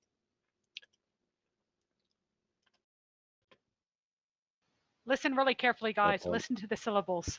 It's hilarious. Yeah, so there's a couple of notable things in that, but we'll get into it very shortly. I may just play through the video first, if I can ever figure out how to get my screen share to work. All right. Now, I told each and one of them, you should do mubahala, and he made qasam. Abu Adnan, here you can hear the video. Assalamu alaikum wa rahmatullahi wa barakatuh. I swear to God, what I'm saying is the truth, and may Allah curse me if I am lying. Simone Gregg, my wife, Osman is her husband. According to his son. And I'm backing up this with an evidence. Simone, she is a Zania, like Shahada la tuqbal minha. Osman, he just sweared, but he had no evidence to show that she's not his wife, other than his qasam. But I, Omar Hallak, again, I swear that Simone, she is his wife. And then I also told Uthman ibn Farooq to do mubahala, and this is the audio. Assalamu alaikum wa rahmatullah. This is Uthman ibn Farooq doing the mubalaha against the liar Umar Abu Adnan. Wallahi, this man is a liar. Back that up. I swear by Allah, I'm not Wait, married to his what did wife. he just say? Did he say mubalaha? Yes, he did. That's why I said listen to the. What the heck is a mubalaha? So it's supposed to be hala, and he said laha, aha.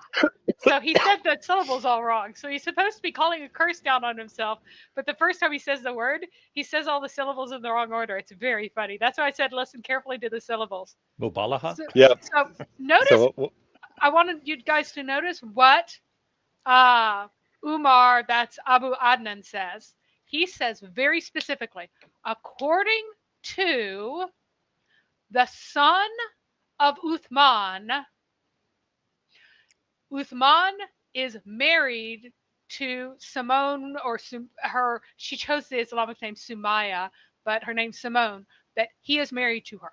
That is what he has said. According to Uthman's son, Uthman is married to Simone. Now, let's see whether or not Uthman says very clearly The same, yes.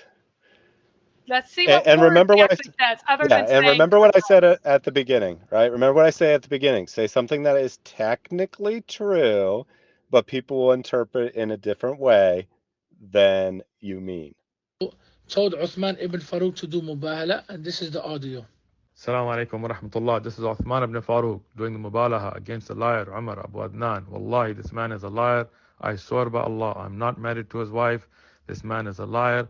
We had a Zoom call with him and her, and they admitted these are false accusations. He admitted these were false accusations. He apologized. Then he sent me a message with another lie saying a TV station from San Diego had reached out to him and I had to buy him a ticket.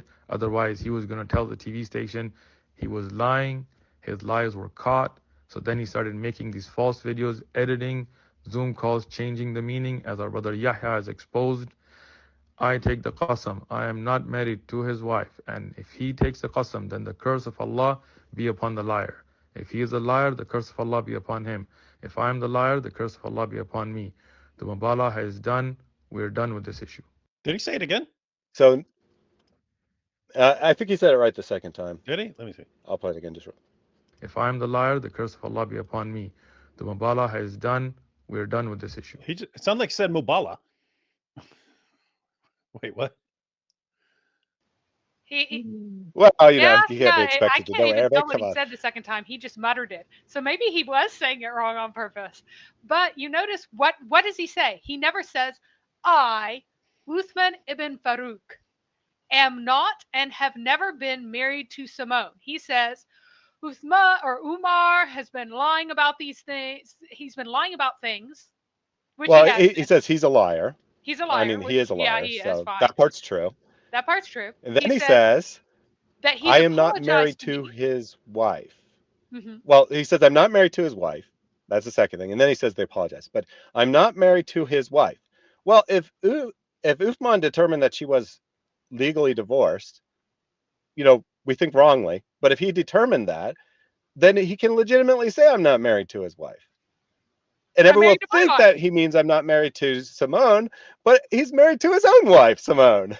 Right, right. So he would not say and did not say even the word correctly, but he also did not say that he was not married to a woman whose name was Simone Gregg. At some point, that was her name. Never said that. Mm-hmm. Never said that. Said that I'm not married to his wife. Said I'm married to my wife. Said I'm he's a liar, and that he apologized for lying in a Zoom call. Lying about what? What did he apologize for lying about? Does not say. He said that he falsely claimed that there was going to be that he was in contact with news organization. Yeah, a San Diego TV station. Yeah, which I think he probably said that. I think Omar probably said that, and it was a lie. Yeah. So he brought up this other lie that he told in an attempt when he was trying to blackmail Uthman. He said that TV station's about to find out about this. You need to do something now, and that was a lie. So that he says he lied about that, but he doesn't say that he's not married to her. Yes, he does not say, I, Uthman Khan, am not married to Simone Gregg and have never been. And he didn't bring a shred of evidence. He just said that I testified. Omar at least said that he's backed by Uthman's son, which is something, right? That's at least something in the lines of evidence. And then, of course, this guy predetermined that he was going to side with Uthman. And since it's just them both swearing, he can say whichever one he wants is the stronger swear, because they're both completely meaningless as far as whether they're actually telling the truth. Now, Marion says that the other dude, meaning Omar, sounds sincere, and I think he is sincere. I think that he believes what he's saying. That doesn't mean that he's right about everything. That doesn't mean he was ever legally married to her. It doesn't mean he was Islamically married to her. But I think he more or less believes everything that he is saying. Uthman, I don't think that he gives a crap. I don't think he believes in Allah. He just swore. Mary's wrong. He swore. Now, he may have intended it a different way, but he accidentally swore that Omar admitted this. Omar and the wife admitted this. They admitted that this was a fraud, an attempt to get after me. So he just took a false curse, because regardless of everything else, right? Even if somehow this guy was insane and Uthman had nothing to do with this, and he's just like convinced himself through paranoia and faked evidence or whatever, he knows that the guy did not admit it was fake. There is no way he admitted to Uthman 15 days ago when they had this conversation that it was fake and then decided to go public with it right after that. No way. That did not happen. So he took a false curse. 100%. And by the way, the idea that someone is going to say, yes, guys, the rest of you don't need to look into the evidence because I've looked into the evidence and I think Sheikh Uthman is correct here. That would be like one of Sheikh Uthman's buddies saying, yes, for everyone who thinks that Sheikh Uthman faked this hate crime against himself just because all the evidence says he was completely lying and making it up. I've examined the evidence and I've determined that Sheikh Uthman is telling the truth, and he was a victim of a hate crime. The man was arrested, tried, and convicted, and is now in prison. So just don't bother looking for the evidence. Mm-hmm. Yeah. So they also reference. We'll take your guy's word for it over and over again when we catch you lying. So Uthman's friend on SP Files, or maybe Uthman himself, said that there was 14 pieces of evidence, and in this video they referenced how brother Yahya has exposed Omar with that evidence. So he has a video on Twitter. It's one of the most immature, pathetic things I've ever seen in my life, so I only clipped out the relevant bits. It's mostly just him playing, like he plays a meme of a gay guy walking through a room, and he says, "Here's a picture of Umar celebrating his dawah." Stuff like that is what he puts in this video. It's filled with memes and stupid sound effects and all kinds of stuff, which has a place. I'm not saying that just because you do that, because I do that sometimes, that is automatically. But when you're trying to present the evidence that Uthman is innocent, it's incredibly immature and pathetic. But I snipped out the pieces that were actually kind of evidence here. All right, so we got part one here. So this is the first piece of evidence that Omar is a liar and can't be trusted. The fatwa, wrong fatwa. Yeah, I give him 24 hours. Otherwise, I'm making a video about him actually. That all the fatwas, I'm not gonna say about us, he gave wrong fatwas and wrong hadith. Yeah, I have a couple of videos. I caught him lying in hadith, changing the hadith to his own liking.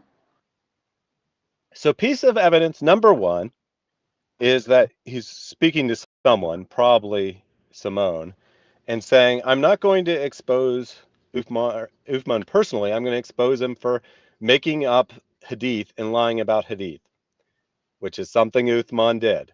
And this is supposedly evidence that you can't trust Omar.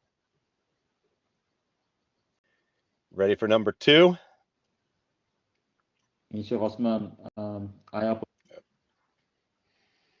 If somebody goes to your mother's house, does that mean they're married to you? Sorry, I clicked on the wrong one. The fatwa, wrong fatwa. Yeah, give him 24 hours. Sheikh Uthman, I apologize, okay? So then they play that sound effect for like 15 seconds after that. So first of all, he accuses him of editing things out of context. And he plays this clip, which is like 30 seconds long or so, because it only gets about here for 4 seconds, of him saying, I apologize. We don't know what the rest of the clip says, but this is somehow proof that he apologized to Uthman for faking this whole thing. You think if he really said that, they would only play "I apologize" and not the whole thing? I don't think so. All right, number So 3 here's here. the issue. So he's Sorry, go ahead. not to be trusted, and he's a liar because he doesn't like it that Uthman lies and presents fatwa or fatwas as if they were hadith. And he's like, hey, he shouldn't be doing this thing. He shouldn't be deceiving people. That proves that Umar is just a terrible liar because he doesn't like it when Uthman lies to everyone. Like, this is not proof like you think it is. So, to answer your question, Dr. Whitemeat, what was that? That was the best evidence they have that Uthman is innocent. Here's clip number 3. No. Maybe I said it once or twice. Yeah, but it doesn't mean that I mean it. Doesn't mean I mean it because I love you, you know. If I want to divorce you, I will divorce you from the first day, you know, to do it like once or twice, maybe 3 times I did it. So that's him possibly in a private conversation to his wife Simone saying that I may have said talaq 3 times, but I didn't mean it. It doesn't count. And as Mary has explained Islamically, even if he did say it 3 times, it would only count as one divorce anyway. Yeah, Correct? according to the best opinions. According to the best opinions. But note, this does nothing to clear Uthman, right? Even if, let's say for the sake of argument that the woman was divorced. All that means is that Uthman is shacking up with an unmarried woman instead of a married woman. It doesn't really clear him in any way. And that's actually the best. That one is the best evidence, I would suggest. And then we got the 4th and final sound bite here. Okay, I'll do it right now. I'm Omar. I divorce you. So that one's kind of quiet, but he says, I'm Umar, I divorce you, which is not in dispute. I mean, he freely says that he gave her 1 divorce. So this is That their sounds like evidence one that divorce to Uthman is me. innocent. Yep. So no disagreement there. There was a couple other things that they put in the video which were just making fun of him or him saying stupid things or him saying that not all hadith are reliable. That have nothing to do with the case, which I didn't bring up.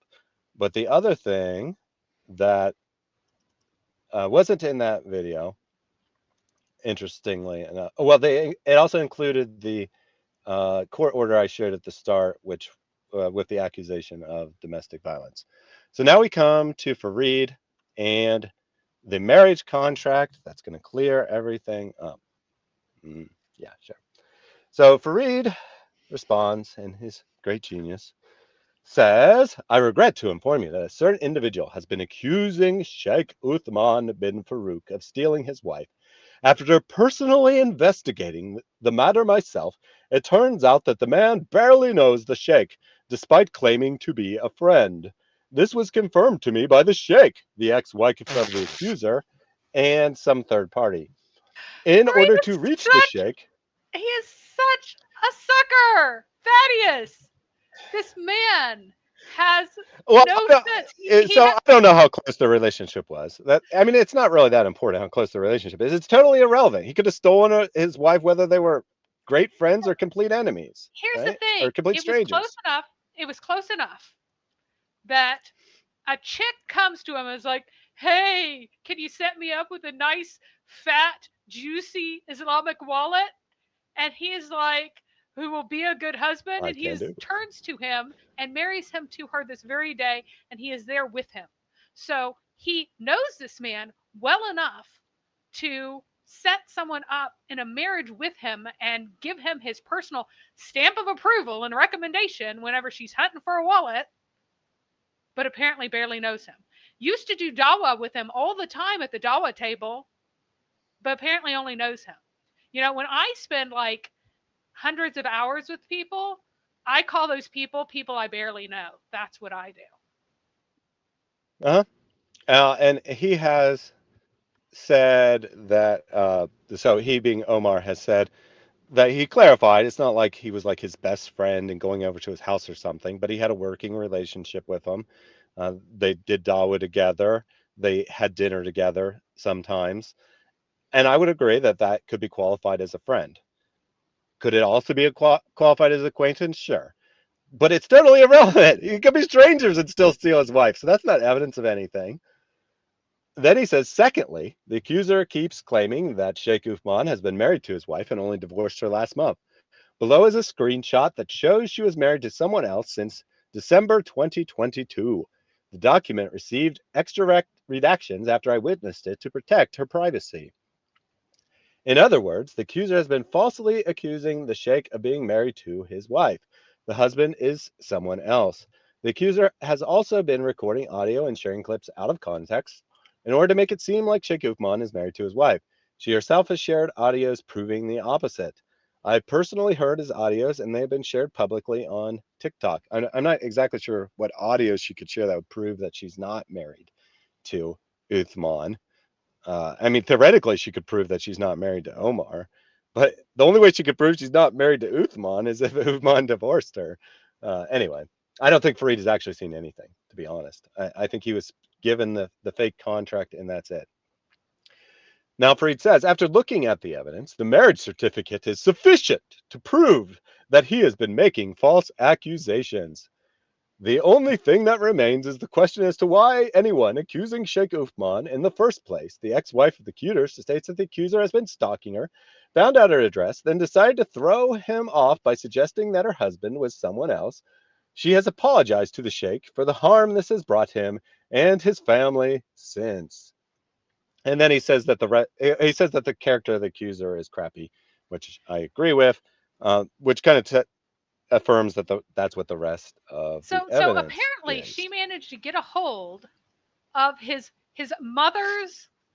all of his mother's art in order to falsely represent herself as married to Uthman, and convinced Uthman's son to claim that they are. And to be clear, she put that was made in a private chat for Muslimas, talking about her personal life to people she thought were her friends, and one particular individual revealed it to Umar. That has been confirmed. She has said that as much, that she is the one that passed the info on. So for this story to work, she was pretending in this private group to drop subtle hints that she was married to Uthman because she knew that he would find out, and that would throw him off the trail. But remember what I said, something that's technically true.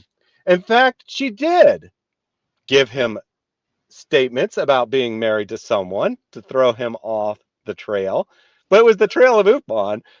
The other guy is the fake one. Yes, he's totally fake. I think we'll see there's some good evidence here in a second. Anything you want to add, David, before we look at the contract? No.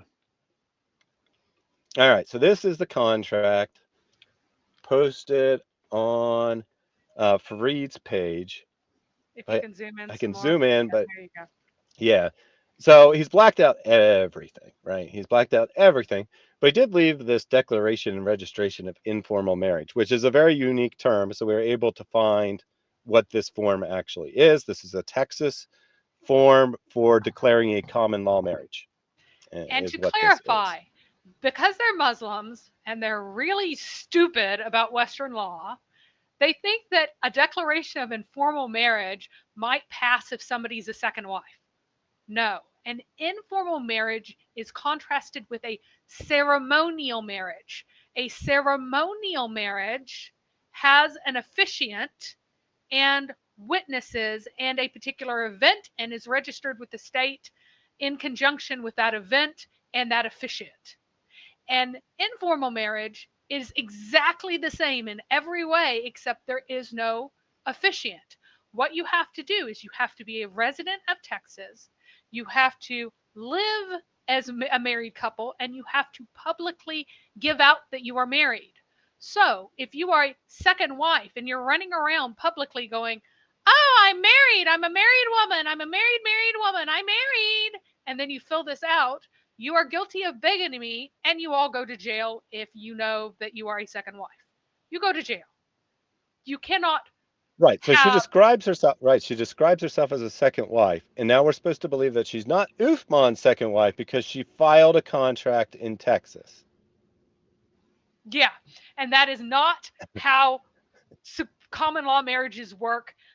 Some moron thinks that you can get around the bigamy laws if you have an informal marriage. And so they completely fabricated this. This is all a lie. This is made up. And what's really funny is part of what they blacked out. They blacked out the state seal. I think they wanted to just hide the fact that this was a form from Texas. They Oh, I don't also think they blacked want anyone to be able to identify the right, document. They right. failed in that. But I think they blocked out the Texas seal, which is what's up in this corner. We're going to look at the actual contract here in a second. But I think that they blocked that out because they didn't want anyone to be able to track it Yep. down and compare the form to the original. But don't say anything else, Mary. But just notice that this part of the document is white, right? There's nothing written here. All right, let me just look at this real quick. So someone named Simone on December 20th, 2022, declared a common law marriage with someone named Ahmed. All right. And then it's 2022 here, but it's slightly askew. It's not quite lined up right.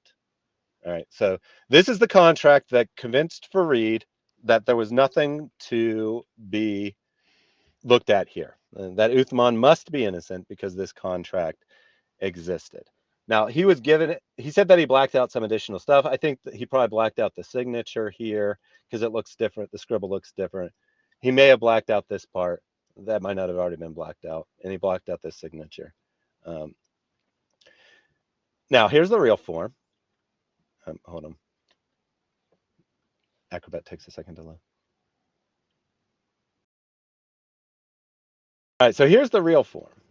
And notice that part that was completely blank on the fake form. Warning, it is a felony to falsify information on this document. The penalty for not knowingly making a false statement on this form or for signing a form which contains a false statement is 2 to 10 years imprisonment and a fine of up to $10,000, health and safety code, and then it gives the law number. So they took this actual PDF, which is fillable, right? I can type in here, but when I type in 12/20/22, it's not going to be all askew.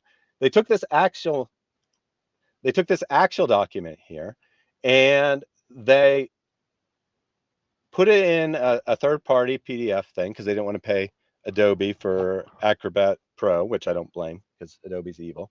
But they blacked out this part, all right? I put white over it, and then they just kind of clicked. As Mary informed me, in third-party things, it's not really a fillable PDF anymore. You just click somewhere and then you type wherever. So that's why it doesn't line up right, because they're using a third party. Then they printed it out, put some fake signatures on it.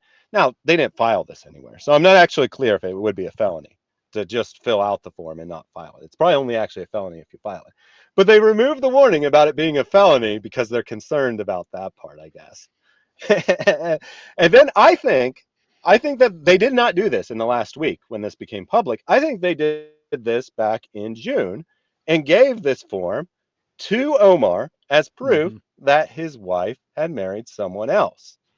In other words, Umar was smart she enough. lied about being married to someone to throw him off the trail. Yeah, and he and believed Umar, it for a little bit, which I'll demonstrate here in a minute.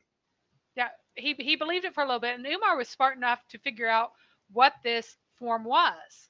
That, hey, this is a form from Texas, and that's why it's the whole, like, why is she married to a guy from Texas all of a sudden? And was really suspicious, but kind of believed it for a while until he got dirt that in fact she's been living with Uthman all this time, and he has been servicing her and all of her needs during this time, and that this Ahmed dude doesn't even exist. We actually have a last name for him. He doesn't exist. Yeah, so to be clear on the fake version here, right, they blacked out his name. But you could kind of see it in that text message I showed earlier, and Omar has posted on Farid's channel the full name. He said the full name on the form before you blacked it out is, I I don't remember off the top of my head. I think we'll see it here in a second. This person does not exist. It's a fake name. That they don't seem to actually exist. However, this also comes from that Yahya video, and this here is one of their other pieces of evidence, and I think this absolutely does show that he's a creepy stalker. This is a chat log with a Islamic clothing company called East Essence. He's gone onto this chat. He's figured out that she has been buying gifts from this clothing company, and he's gone onto this chat log and is now harassing the person at the help desk. So the help desk, where it starts, says, please do not share any sister's picture, right? So apparently offered to share a picture of Simone in order to clarify who he was talking about. And then he says, wait, married to her. Yeah, so wait a second, basically. And then the help desk says the gift card can be sent via email. They are e-gift cards. And he says, sorry, it's all good. Then help desk says, can I help you with anything else? And he says, I want to have something physical. I am so bummed. I had hope. You still there? And then the help desk says, yes. Well, I'll say this. And then we're going to go to part 2 of this chat. So for those who don't know what he's doing, so someone bought her. She was on social media saying, I got these things from East Essence because, this was given to me by my new husband. And so he's like, oh, I want to know where she lives and where this husband is. And this chat desk person is like, it was an e-gift card that was given to her. How could we possibly tell where she is? And then they kind of avoid not telling him where the actual items were sent later on. So that's what's going on. Yeah. Yep.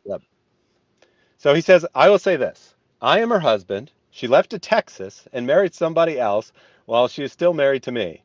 So Islamically, she is married to her husband. I need to find the guy who is buying her all the abaya to tell him that she is still married to me. He said married to 2 husbands. Said she is a yes, his English is horrific. Well, he said, yeah, but he said Islamically she is married to 2 husbands. Mm-hmm. Yeah, you're right. Because there's so many grammar errors, I misinterpreted it. But you're right. That is actually what he's saying. So Islamically, she's married to 2 husbands. I need to find the guy who's buying her all the abaya to tell him that she is still married to me. If you can give me the address to fix what they are doing, that will be great. If you care Islamically, I'll be happy. If not, that's on you. And then they hang up on him. But they are apparently concerned enough about this conversation to send it to what's presumably Simone, right? It just says me. But presumably they send it to her and be like, this creep is after you, just so you know. And then she says, this is, and then they blocked up the name, but I mean, we know it's Omar.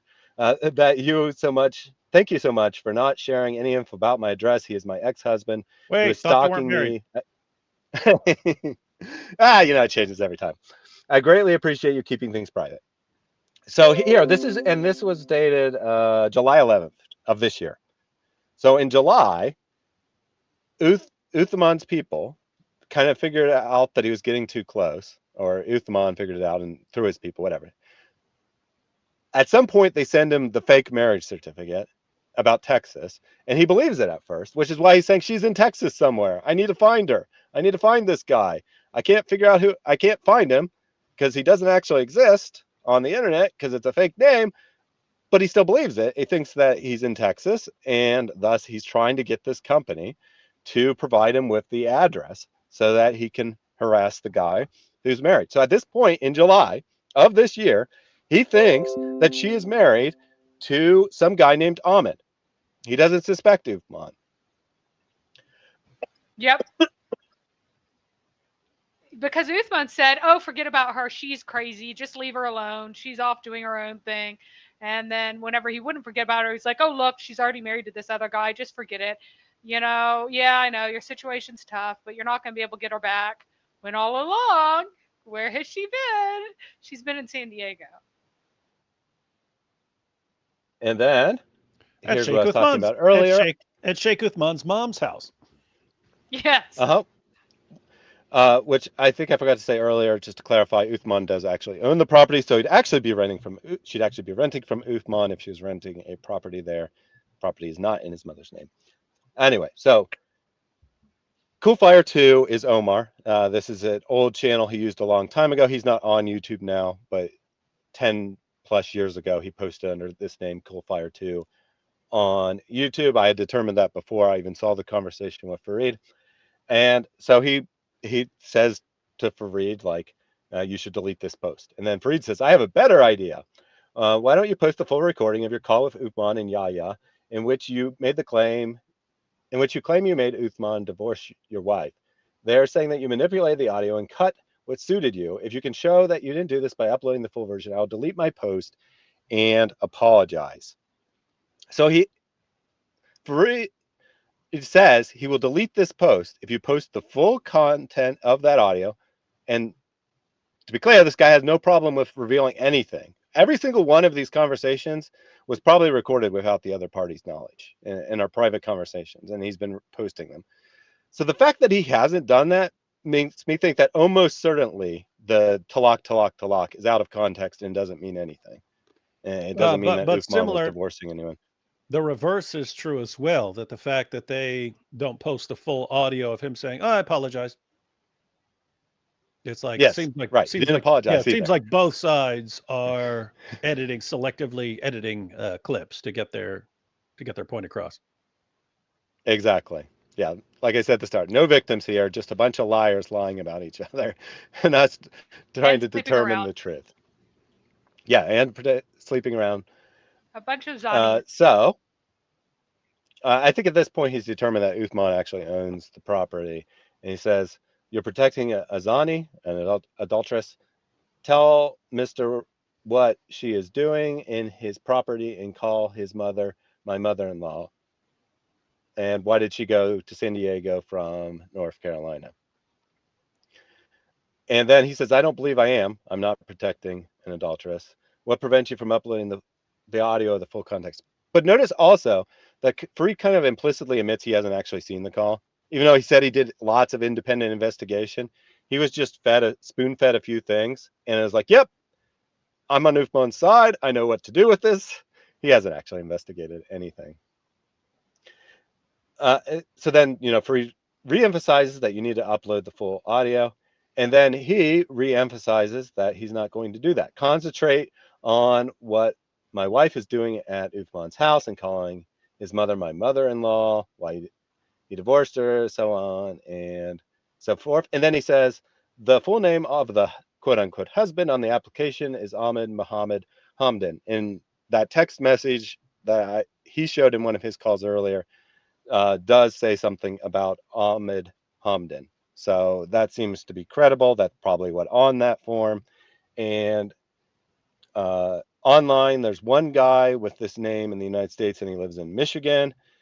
I saw on Omar's latest live on TikTok that he actually called that guy, and that guy said he had nothing to do with it. He had no idea what he's talking about. I'm sure he didn't, because he's just some random name that they put on this form. But it's a Texas common law marriage. So if he's in Michigan, he couldn't be filing it anyway. And he says, I'll give you $1 if you find any information about him in Texas. Wake up, brother. Don't humiliate yourself in front of your viewers. So we have Farid's worthless testimony here. And I am now done with Farid. Before I go on to the next one, any context, we're almost done. We're only got like 2 or 3 more, which basically just emphasizes that the talaqs are fake. All right, I'm not hearing any desire to talk.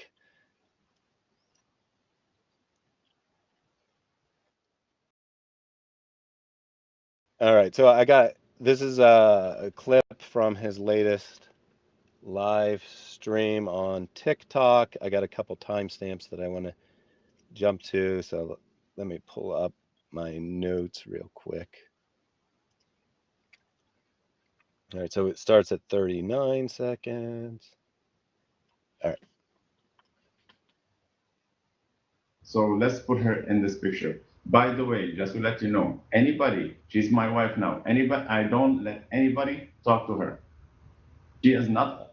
I will not allow any man talk to my wife. If any man talk to her, I will curse him. I am her husband. I have rights. Yeah. No, not you, brother. Every man, Yahya, Central, anybody who talks to her, I'll curse him.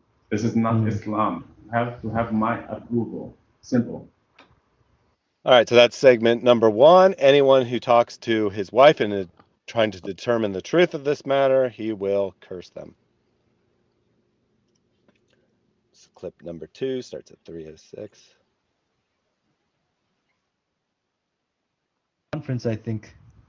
Perfect. I want you, brother, I want you to go and be a man and go to that conference and tell them who is Osman in public. You stand up. You want me to give him a letter from you? I could do that too. Brother, if you care about Islam, if you are at the conference, you stand up there and you say, this sheikh married a married wife. How can you listen to him? Simple, that's it. If you want to, I'm not forcing you. If you care about Islam, you go at that conference and say, this sheikh married a married wife. Why you let him talk in the conference? That's it. So this is not going away. He's encouraging people to go to wherever Uthman is speaking in public, because this guy said, I think I'll see Uthman in a couple of weeks when he's speaking at a conference. And he says, you get up on stage and you tell them that Uthman is stealing people's wives. And then lastly here. Yes, sister.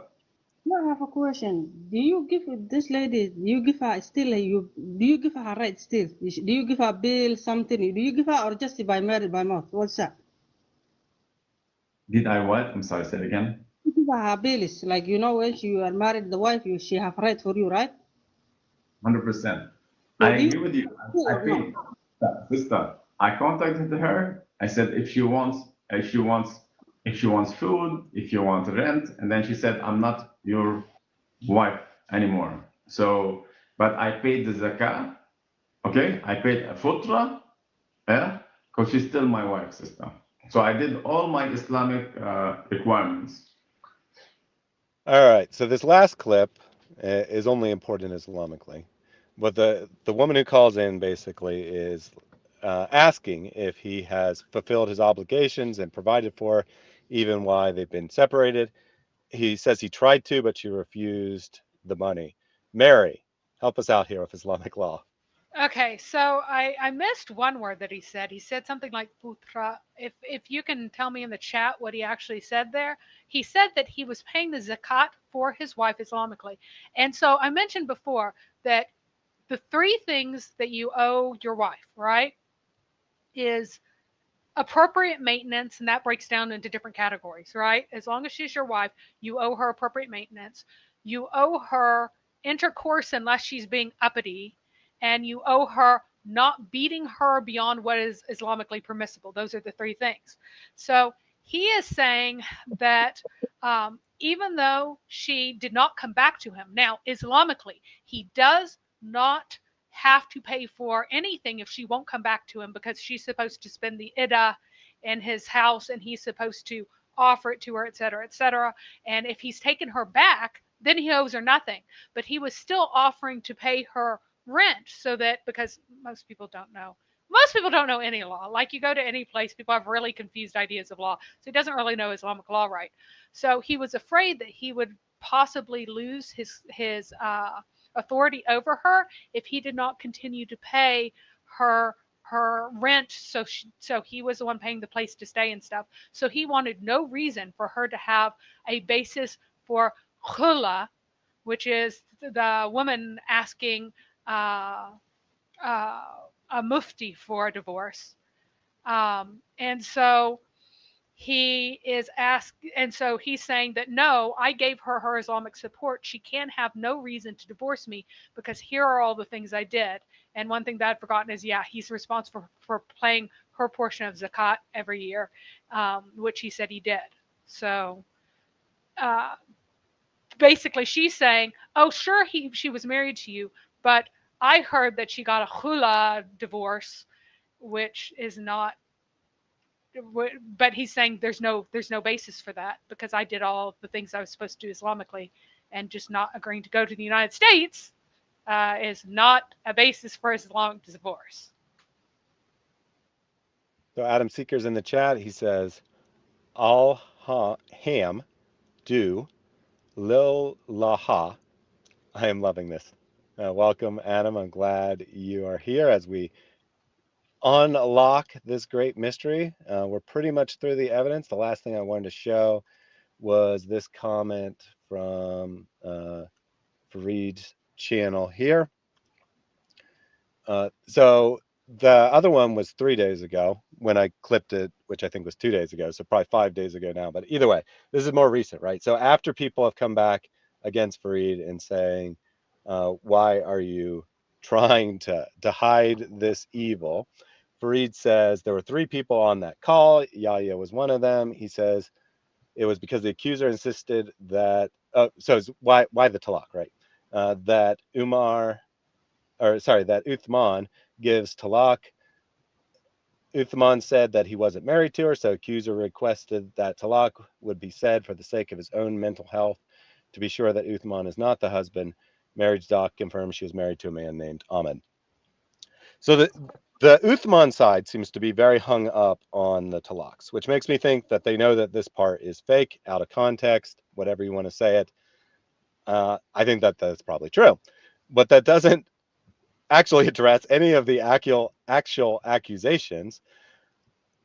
But we got Omar faking 3 talaqs to make it look like Uthman divorced Simone when he didn't. I think that's probably the conclusion to draw there. So, David, you've looked at all the evidence. You had not seen most of this before. What do you think happened here?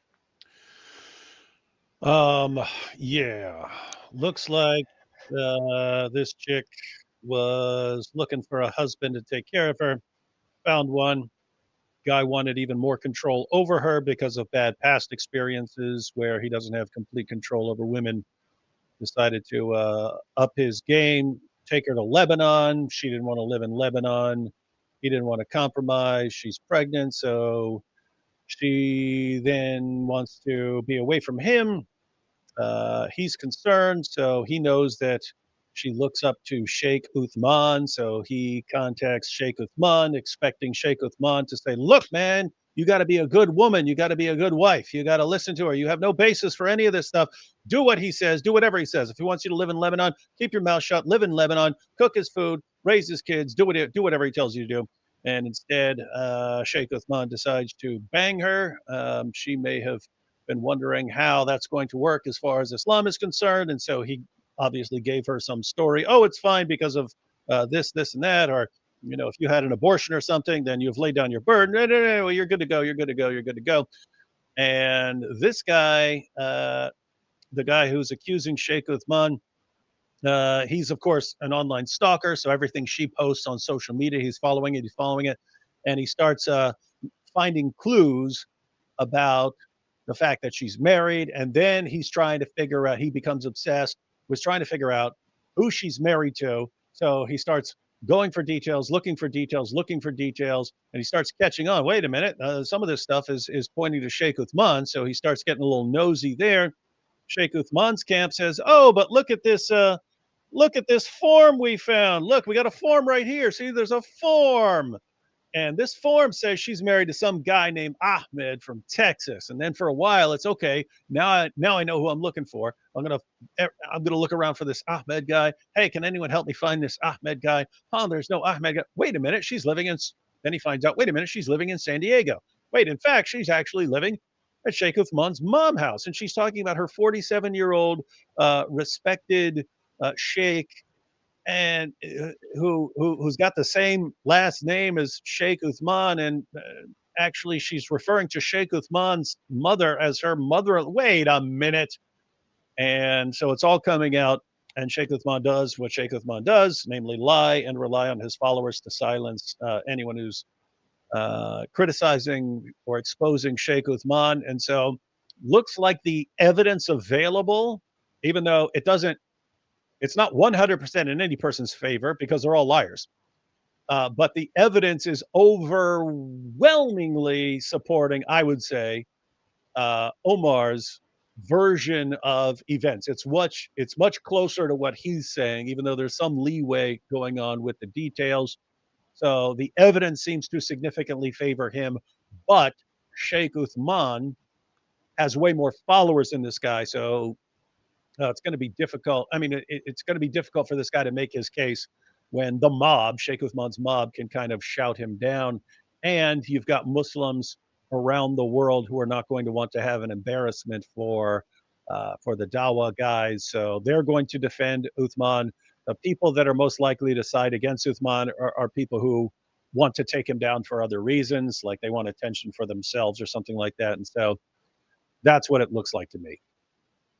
Yeah. All right, I agree with that. I think that was an excellent summary. So I'm just going to take a super chat from Jesus Was Not a Muslim. Brothers and sisters, why to lose this great opportunity? Remember, when the person is on his deathbed, the last minute, he will ask Allah Jalla wa Ala to be delayed for 1 second to do what? Not to pray, not to do other things, but to give sadaqah, because sadaqah you can give it just like this, yeah, in 1 second. The inspiration of Muslim Lantern has lightened my heart to donate to you. So if you weren't here earlier, Muslim Lantern filed a false copyright claim against God Logic to take down his live stream today because God Logic was criticizing Muslim Lantern. Thank you very much for that donation. And I have two related questions here from Morgie321. So Uthman has 2 wives now, and then Snoopy Ascend says 1 wife and 1 girlfriend on the side. So what do you think, Mary? Do you think Uthman is married to 2 women Islamically? I mean, obviously he isn't legally, but do you think he is married to both of them Islamically, or do you think that he tricked Simone into thinking she was married when she never was? Or whatever is most convenient for him. He probably wrote up the document, whether or not it's valid or not, so that he could, oh no, it's totally valid, and just like, oh, well, he's lying about this. Really, like, soon, if it comes out public enough, he will come up with a reason why the marriage should have been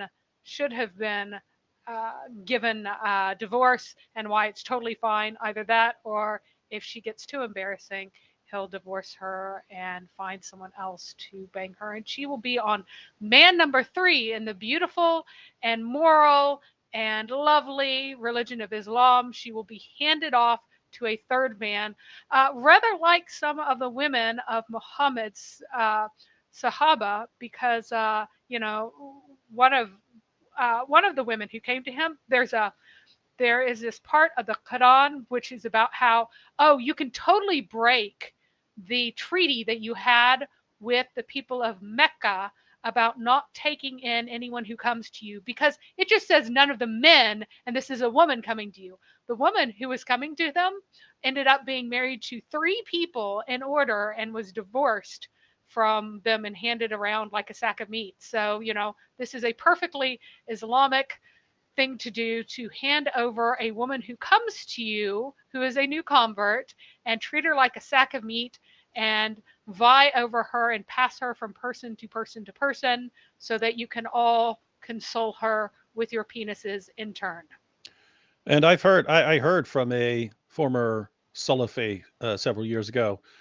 He said at his Salafi mosque, he said they basically pass women around like that. Like, one guy will be married to her for a couple months, then pass her on, and then she waits her waiting period, and then another guy marries her for a while, and so they basically bang. They end up banging all the women in the mosque over time. All right, so Farid is apparently back. He says, are we claiming that the new husband Ahmed does not exist, by the way? I actually gave him the link, invited him to come up with talk to us. And he says, nah, too much self-respect. Sorry. Too much self-respect. So I'll just sit in the chat all day because of my self-respect. I will cover for a guy, and I will claim, I will show how stupid and gullible I am by defending this obviously fraudulent fake document that could not have possibly been filed because it would be a class 3 felony to do so. But I will say it's real because I'm stupid enough to believe that. Good job, Farid. Hey, but Farid, don't listen to anyone making fun of you. Whatever else happens, we give you all the credit in the world for leaking Yasser Qadi's messages and giving us the helping spur on the avalanche of apostasy by giving us the absolutely epic holes in the narrative interview. We don't ever want you to lose credit for that. Yeah, you're also doing a fine let me service just here at highlighting Uthman's really pathetic attempts at covering up. So thank you again. You are once again servicing. You are working in the cause of God, whether or not you mean to or not. So Farid, I'm sure some person by the name Ahmed exists. That isn't the question. The question is Wait, whether the marriage contract Thaddeus, is real. are you saying that no person named Ahmed in the world exists? Because if that's what you're claiming, I can refute you, buddy. Indeed. I'm sure that someone by the name Ahmed exists, probably someone with the exact name on the form, but that doesn't mean they're married. The only instance of someone with that name, which I gave the full name earlier, but I don't have it at my fingertips here, doesn't live in Texas. It's a Texas form. And they removed the part that says it's a felony to put false information on this form. Why did they remove that part, Farid? Why did they remove the line about it being a felony to put false information on this form? I would like to know that. Yeah. All right, let me take another super chat real quick. Oh, go ahead. Oh, that you have to be a resident of Texas to fill this out, and you have to continue to be a resident. Like, this is for residents of Texas. That's how common law marriage is established. So you can't be like cruising through Texas on your way to somewhere else and just fill out this form. You can't have been previously a resident, but now you want to move to Oklahoma and you fill out this form rather than no, you go to a judge and you have a ceremonial marriage with a judge if that's your plan. If you're planning on cruising through the state and going somewhere else, it would not be you would be committing a felony if you just like filled it out as you're cruising through the state. Just ridiculous. Let me take a quick super chat from Giovanni Garcia. If you want your wealth to increase in this dunya, then give sadaqah more and more every single day. 2 angels come down, one of them is making dua for those who give. He says, Ya Allah, give those who give. Comment is, David, it's me, one of your Woodies. So thank you very much for that donation. Giovanni wants you to know that they're such a fan that they follow you to my channel and give multiple super chats. Black Angel asked, how is Umar so able to contact Sneeko? Well, he isn't. You must have misunderstood that part. He made a public video addressing Sneeko because he can't actually contact Sneeko personally.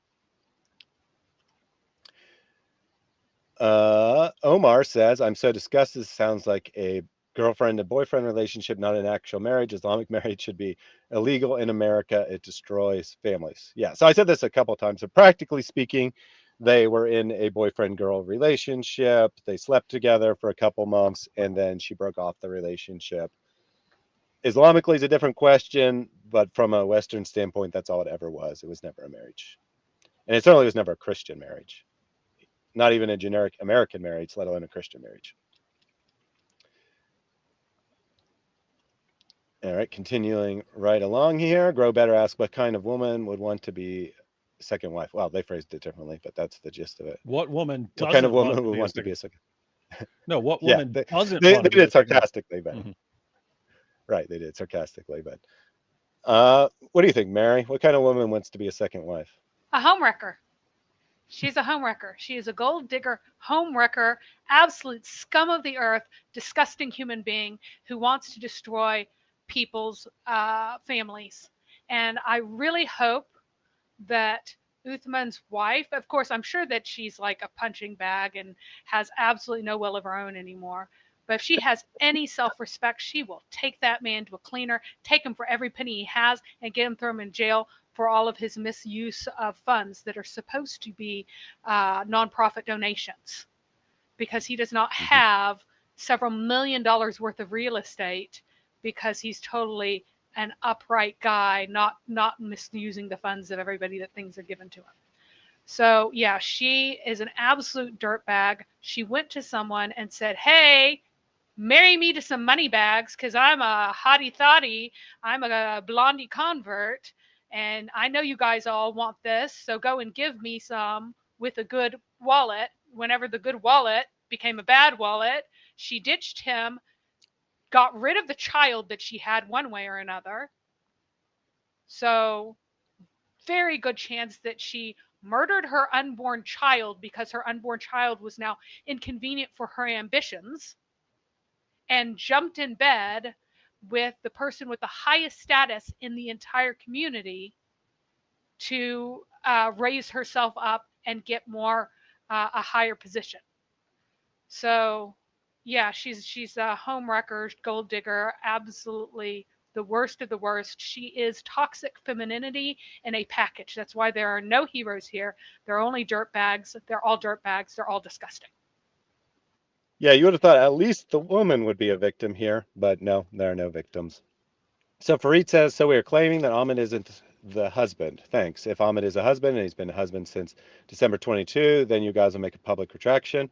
I will certainly retract that statement. Now that, even if that's true, that portion, doesn't prove that Uthman is, it doesn't prove Uthman's not sleeping with her. It just proves that she's married to someone.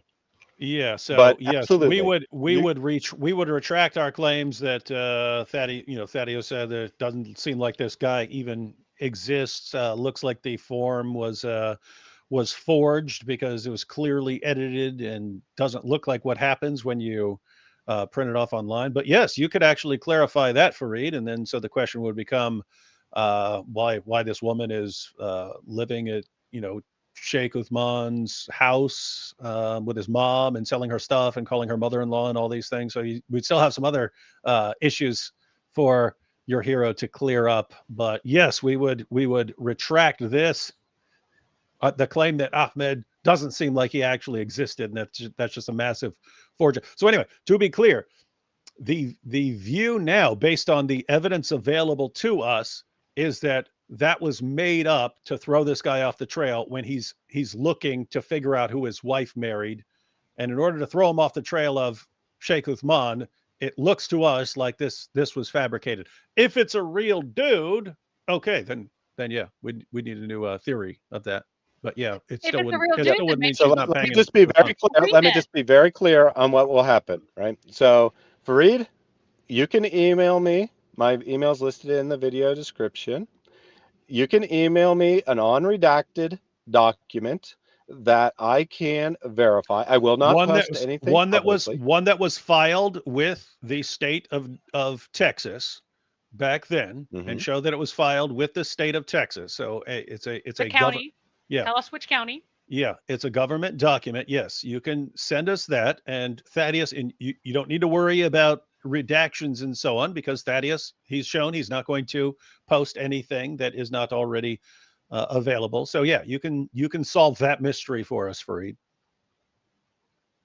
And if that happens, and I'm able to independently verify it with the state of Texas, right? I'm not going to go just based on the document. I need to verify it with the government. If I'm able to independently verify it with Texas or whatever state it supposedly is, even though it looks like it's a Texas form, then I will post a video saying that this particular piece of evidence is in Uthman's favor. I'll post a standalone video saying I was wrong about that fact.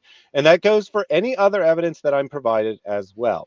I did my best to determine the truth based on the available evidence, but if I'm wrong about some aspect of this and people can prove it, I will 100% post a retraction. But I have to be able to independently verify it. And Farid, we'll do you even one better, because if you're going around really trying to exonerate Sheikh Uthman here, there's a much easier way. Get Sheikh Uthman on here instead of going back and forth month after month, month after month, month after month. Just tell Sheikh Uthman to join us. Umar can join us. And what's the girl's name? What was her name again? Simone. Simone can come on too, and everyone can clarify things. We'll get to the bottom of this. We agree that we will listen. We will hear everyone out. And in fact, if the reason Sheikh Uthman doesn't want to join us is because he doesn't want us asking about the hate crime that he faked against himself, fine. We won't even bring that up. We'll actually stick to the case. Happy to do that for you. Yeah, also, and to it's be really clear funny here, because, oh my gosh. So yeah, Farid says. You go first, Mary. So a liar claiming I slept at someone's house is sufficient for you to complain that someone committed adultery? Yikes. No, sweetie. What the claim That's not is what I that said. there is a woman, there's a woman who has a pile of items that belong to Uthman's mother, according to Uthman's own son. And she is saying these belong to my mother-in-law, and she is inside his house, and that I am selling them. And according to Uthman's son, she is selling them for Uthman's mother. Uthman also at some point said, oh, she's just renting. And then he's saying, oh, she's my mother-in-law, or my own mother lives alone. So what is this whole renting thing that he went with for a while too? Because Omar was calling him out saying she can't be renting from you because she doesn't have an income. So why did he say, oh, she's renting? She's renting. And keep in mind, this is while she's supposedly married to Ahmed from Texas. She's married to Ahmed from Texas, and she's living conveniently with Sheikh Uthman's mom. Nothing suspicious at all here, Farid. Yeah, it takes a super genius, Farid, to see through this. Yeah, so let me clarify here, Farid. I approached this, when I found out about this, I approached Omar. I offered him a sympathetic ear to hear his story. He did not want to do that. Of course not. So I independently dug into it. I determined that he is a creep, a stalker, a liar, paranoid. So all things that would work in Uthman's favor. I would have been fine if that's what I determined. I would have been fine coming out and saying Uthman didn't do this, because this has nothing to do with the truth of Islam one way or another. If Uthman is a lying scumbag, which we have plenty of independent evidence of, that doesn't make Islam false. And if he's completely innocent here, it doesn't make Islam true. So I didn't actually care what the resolution was. This is the conclusion I've reached based on the evidence, not just her word, but rather the many pieces of evidence and the subtle ways that Muslims have told the truth while making it sound like they were saying something different. But again, you got better evidence, email it to me. Say that it's private, it can't be revealed to public, no problem. I won't reveal it. You have my word on that. You can take this segment, I'm saying it publicly here, right? So even if you don't think my word's worth anything, you can take this segment and demonstrate that I lied about that if I were to break it. All right, super chat from Giovanni. If you frequently say it, Allah would pay off your debts. So you can refer to it back again, inshallah. So Giovanni wants to know what your favorite chapter of the Quran is, flavor-wise. Well, I like steak, so you got to go with Surah 2, Surah of the cow. Surah 16, that's the Surah of the bee for the honey. And Surah 95 is the fig. So there, you got all the nutrition I need right there in those chapters. All right. Farid says a liar claiming someone is in their mother's-in-law is insufficient evidence for someone else is committing adultery. Is that all? Is that all we did? Is that all we did? Is that all we did? Is that all we did? He's not very bright. No. I keep asking if he really is this stupid, and I think he actually might be. And I'm sorry, life's tough when you're that dumb. It is really, really tough when you're that stupid. Well, it's actually. But notice he invested in this guy invested at Bitcoin at the peak. That's for you right there. Yeah, but notice it's it's similar to the situation of like him in his dispute with like Sheikh Yasser Qadi, right? Sheikh Yasser Qadi is saying, hey guys, we have all of these issues here as far as our claims about preservation. The standard narrative, and there, you know, we used that as the standard narrative about changes in the Quran having holes in it. What he was actually saying there is, of course we have these differences in the Quran, saying the standard narrative of our scholars that this can be accounted for in terms of kirat and ahruf and so on, that narrative has holes in it because, as Western critics are pointing out, our explanations don't actually make sense. And Yasser Qadi was saying, as Muslims, our inclination is once we find out about something and someone gives a response, we say, oh, okay, that fixes it, because we kind of want it to be fixed. We want that to be a good answer so we can continue believing that all of this somehow goes back to Muhammad. He's saying the Western scholars, they don't have that red line, and they just go, no, that doesn't make sense. Look at right here. And he says, and you know they're right. He says, we know they're right. They're quoting our sources. So he says the standard narrative has holes in it. In other words, our explanations for how all of this somehow goes back to Muhammad, they do not work. That's enough for Farid to just go to war with him. But notice what Yasser Qadi is pointing out about Farid. Farid will just accept a silly, ridiculous explanation that doesn't actually fit the facts because it makes him feel good about his religion. So that's what the accusation is against Farid. And here, so notice, and by the way, that's Farid's methodology for all of this. And so what are the odds that if Farid has some hero in Dawah, and that hero in Dawah is called out for all that, what are the odds that Farid's just going to latch on to some completely insignificant theory that doesn't fit the facts, but makes him feel good about his sheikh? What are the odds of Farid's just going to latch onto that? Pretty darn good, because that's what he does. Again, it's the same thing over and over again. Here's what I want to believe. Now let me cling to something that helps me believe in that while missing the big picture, which is exactly what's going on here. So,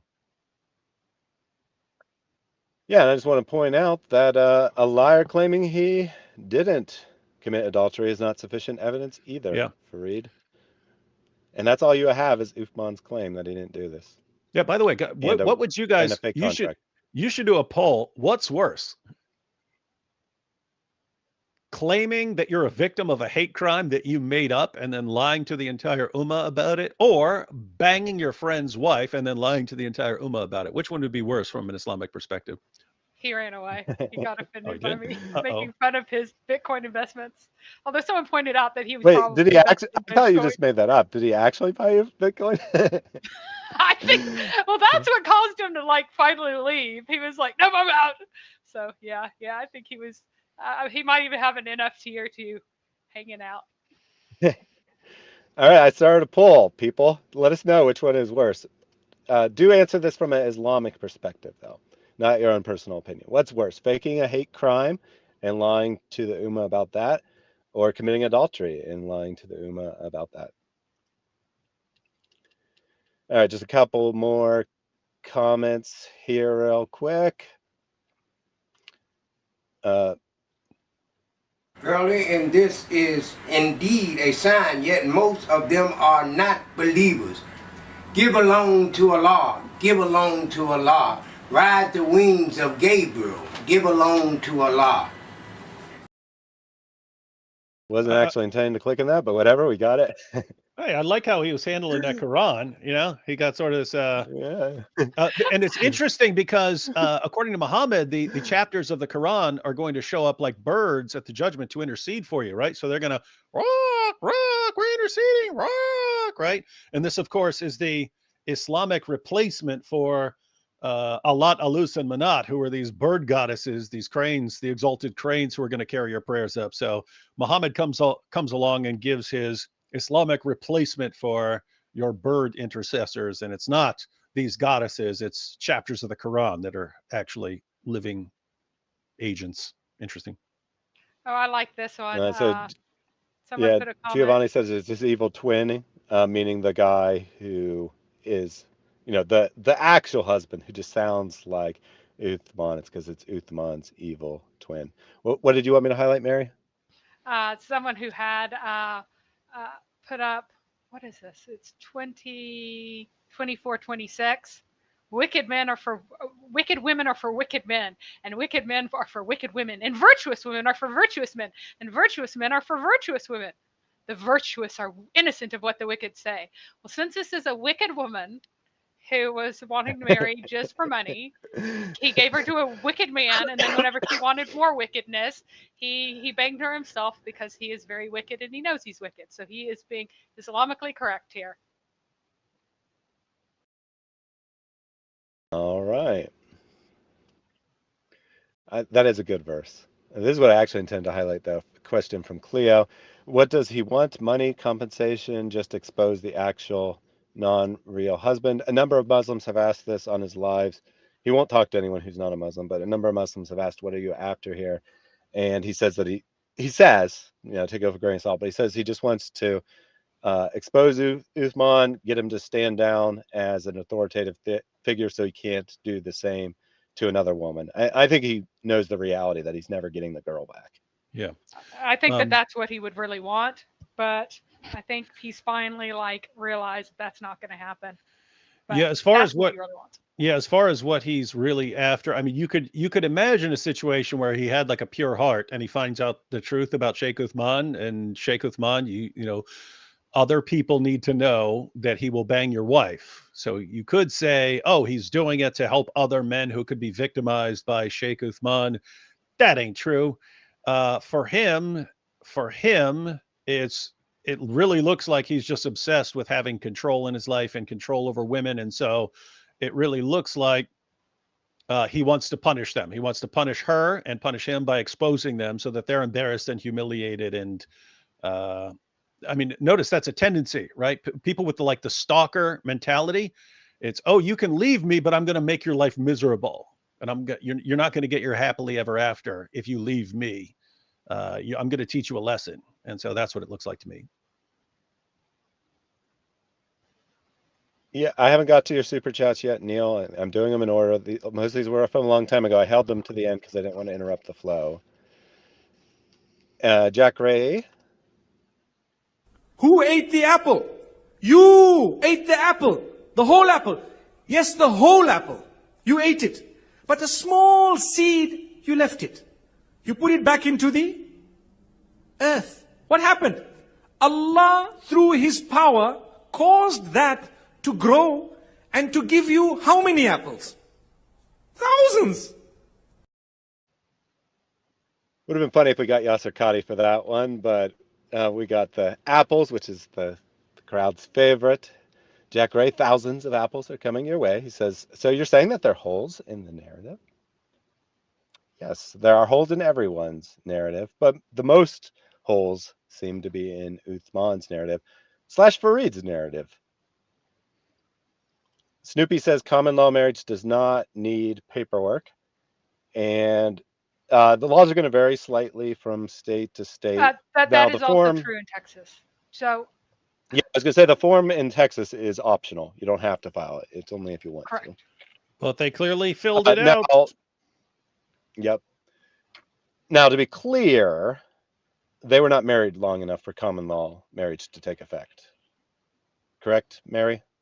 Yeah, well, the idea is that you are married. I'm not sure what the minimum amount of time is, but the idea is that you have been living as husband and wife for some time in Texas, and then for some reason or another, you need something legal, maybe for your job or for whatever.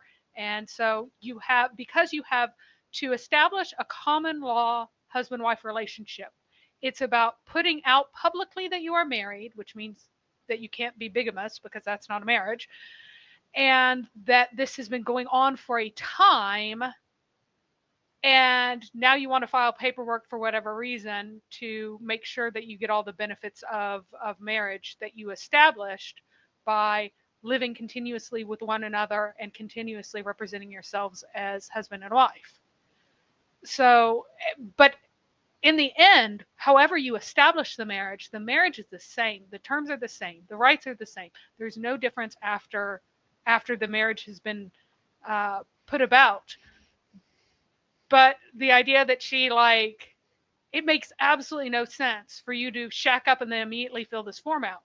No, the reason that you fill out the form is because you have been going, we're husband and wife, but we never got around to like having a ceremony because we don't have to necessarily.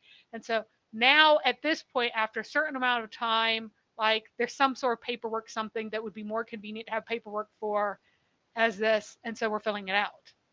So yes, And as Simone. Houston points out, at minimum, she has to be a resident of the state, and there's no evidence she ever lived in Texas. Right, because you can't have a common law marriage where you're not living there. You have to be a continuous resident of the state and put out that you're married. You have to be known as married to all of your acquaintances there in Texas around you where you are living. There's no drive-by common law marriage. That doesn't exist. I just want to correct Besalilia.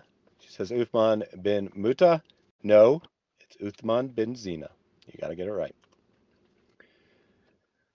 Michael Stone says, does Simone's milkshake? Just so you know. You interrupted me reading a joke comment. Pretty rude. Go ahead and finish. Simone's read your common law thing. Simone's milkshake. Bring boy to the yard. All right, Mary. My shake is better than Umar. So while there's no time limit on the amount of time a couple lives together, the law does require that a couple cohabitate for 2 years. And if you break up before that, so according to Farid, the grand proof that Uthman is innocent is that a non-resident of Texas is filing a common law marriage with a person who is also not a Texas resident and may not even exist at all, after knowing him a month or two, when the law requires 2 years. And neither one, we have any evidence they live in Texas, correct? Yeah, there's, let's see. Man, if you separate after establishing a common law marriage, I think that it's a little bit more involved than that, but in general, so the gist here is that Farid's grand investigation was he got a partially redacted document and he says this is the proof. But what are you complaining about, Thaddeus? I'm the one who investigated the claim that Muhammad split the moon, and I found it airtight. So you know you're dealing with the sharpest tool in the entire drawer. Mm-hmm. All right, a couple more super chats. Sir, how can we contribute financially for your organization? They get in touch with me. And very easy, people know where I am. And once they get in touch with me to contribute without causing problem, to contribute in big amounts. And many people call me for lunch and for dinner and for meal, and for every meal they give big amounts, alhamdulillah. So those who really want to contribute, they come and meet me. So Giovanni, I know you called yourself a Woody, but Zakir Naik really wants you to get in touch because he needs some big amounts under the table so you won't get in trouble for donating to a terrorist organization, because that's the context of the question. People are like, I tried to donate and I couldn't because my credit card company blocked it. Well, he doesn't say why, but it's because his organization is registered as a terrorist organization in some countries, and thus you can't make a credit card donation to it. He says the smart people, the ones who want to donate big amounts, they fly out to Malaysia, and they give me the money under the table. It's all about patience up until you have the power to destroy your enemy. Off topic, Jews come into the picture.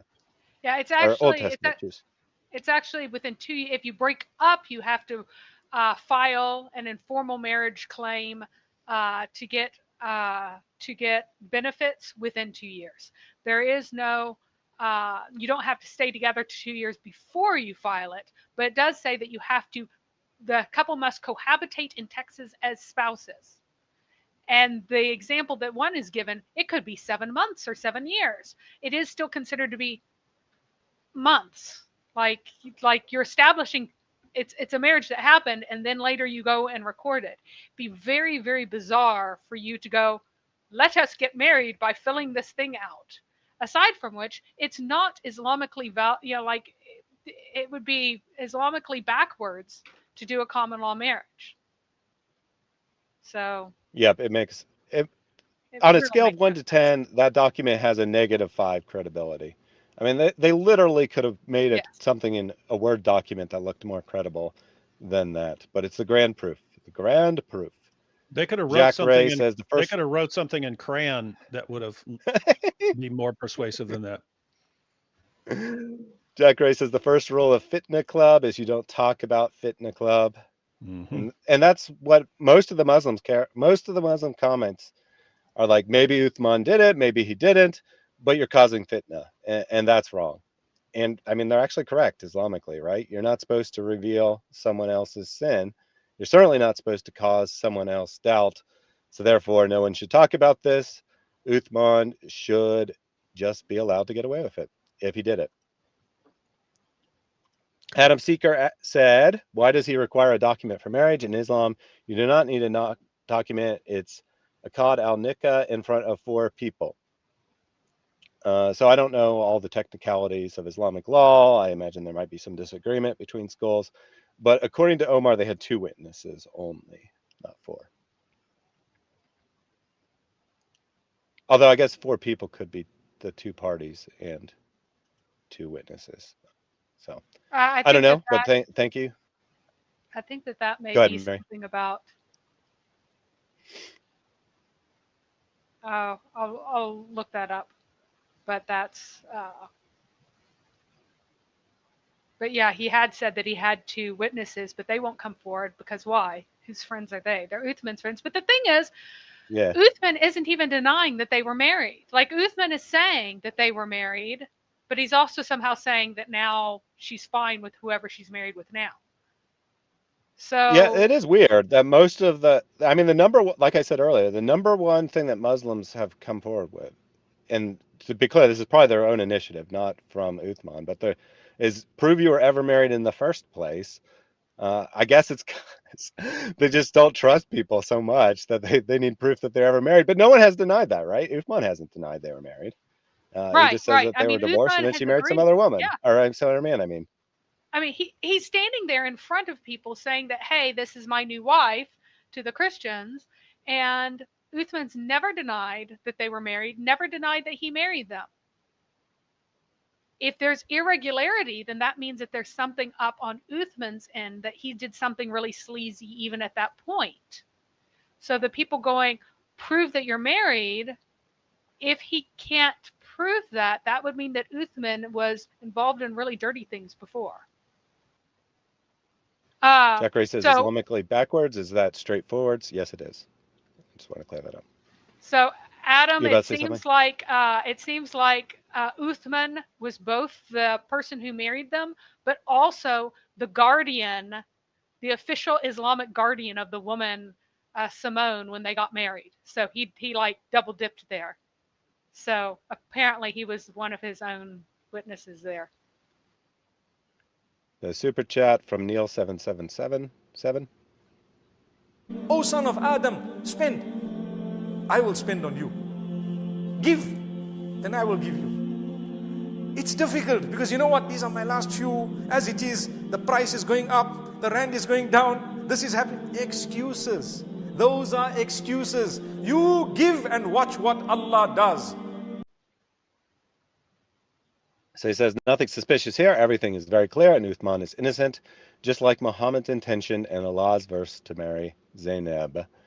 And I did see someone make a joke that Uthman got a revelation that why is he forbidding himself what Allah has revealed in his heart.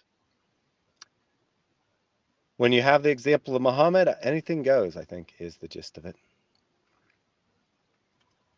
I saw her in a dream and Allah was giving her to me. Sharon DeCruz says, is she still married to Uthman? So that's open question. I don't think he divorced her. I don't think so either. I'm not certain he was ever married. Yeah. I don't know for sure he was ever actually married to her. Might just have a convenient relationship, which they didn't even get married Islamically, or maybe they got married Islamically, in which case they're still married. I don't know one way or another, but I don't think he divorced her. John says, does a marriage have to be consummated to be a marriage? I've already answered that. So no, if you're both capable of intercourse, if you are married and you are alone and you have the opportunity to have intercourse, it is considered that you have had intercourse. There's also an idea that you can, that like, that's one of, so that actual physical consummation is not point. It's that you could have, and you've had the opportunities to, therefore it counts as if you did. So just quick clarification, is the rent going down? What is that guy talking about? He actually says rand. This is a common point of confusion on my channel. Yes. But he's talking about the South African currency. He's saying the value of the currency is going down. But it really does sound like he says rent, that the rent is going down, and that you can't give to Allah. But notice how disgusting that message is, right? He's saying, you're saying that you don't have enough money to buy food? Stop making excuses and give to my organization. This is Mufti Mank for you. Super chat from Monk Fu Bar.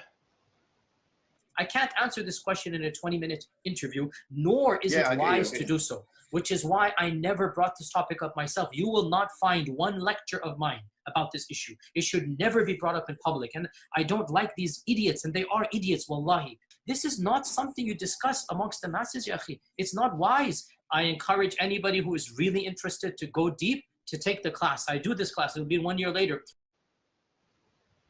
That might be the most appropriate use of the Yasser Qadi clip we've ever gotten at random there, because I guarantee Yasser Qadi is not going to be talking about this in public. It is not something that is wise to be brought up in public. Comment is, can't wait to hear how this pans out. And I just say, stay tuned. It's not going away. Omar is absolutely going to keep pursuing this. He has been doing like 4-hour live streams every day on TikTok talking exclusively about this. Muslims call in and then they don't know anything about the situation, so he has to explain it over and over again. They call in to criticize him, and then he explains it, and they're like, oh, never mind. Yeah, you might be in the right here, basically. But he doesn't want to talk to anyone who's not a Muslim. He makes everyone say a shahada before he'll talk to them. And by the way, notice what a nightmare situation this is for Sheikh Uthman, right? So he's used to dealing with problems by having his brain-dead followers form a mob and then just harass people until they give up and keep their mouths shut. And so he's going to, he always thought, hey, if this guy does find out about anything, I'll just have my fans go after him and embarrass him and humiliate him and crush him and call him a liar. And what's he going to do? Didn't realize he's dealing with a guy who's an obsessive control freak and who is going to be relentless, is going to be absolutely relentless and obsessed with coming after Sheikh Uthman and his wife there. So yeah, it's weird. It's like that old irresistible force versus an immovable object, and what happens if they ram into each other. So Sheikh Uthman is this immovable force this immovable object of lies, and this guy's this irresistible force of going after them to expose them. So yeah, should be interesting to watch. Yeah, I'd say definitely stay tuned and get your popcorn ready. Unlike a lot of Uthman's previous lies, I think that this one, if people decide that he is guilty, I think this will actually hurt him with his followers. It's weird. I don't. I don't. I think he'll get a pass. He's too important to the dawah, and that's the problem right now. They'll give any of these guys a pass as long as you're sticking it to the kuffar. You get a free pass on whatever you want. It's exactly how Muslims treated Muhammad. You're a prophet. Do what you want. Yeah, that's true. That is true. We'll have to wait and see on that. I have one super chat left and just a couple other comments, so we'll be done in like 5-10 minutes. If you need to get a question out, this is your last chance. Fred says, Farid wouldn't believe his own leather straps of the anus, even if it was one of the 4 witnesses. Mm-hmm. Good one, Fred. Omar wants to know what the books behind you are, David. You seriously want me to name all these books? That's what the question was. The ones directly behind me, that the only ones that's really in view right now, that is one of the philosophy shelves. Those blue ones look like the works of Immanuel Kant. Those right there look like the 2-volume works of Descartes. So that's a philosophy shelf. All right. And Super then chat from Neil. below that looks. Early, and this is indeed a sign, yet most of them are not believers. Give along to Allah, give along to Allah. Ride the wings of Gabriel, give along to Allah. So my apologies for interrupting David there. I thought he was just going to give the one shelf, and then he was trying to give the second shelf. Rudely interrupted. All right. Aquinas now. Aquinas is done. Yeah. Yeah. Neil says Farid isn't very clever. Otherwise, how come he is a Muslim? Don't confuse him with logics. That is very true.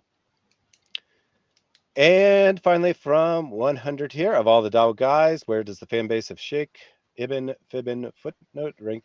You forgot Zina. Rank in terms of brainwashing.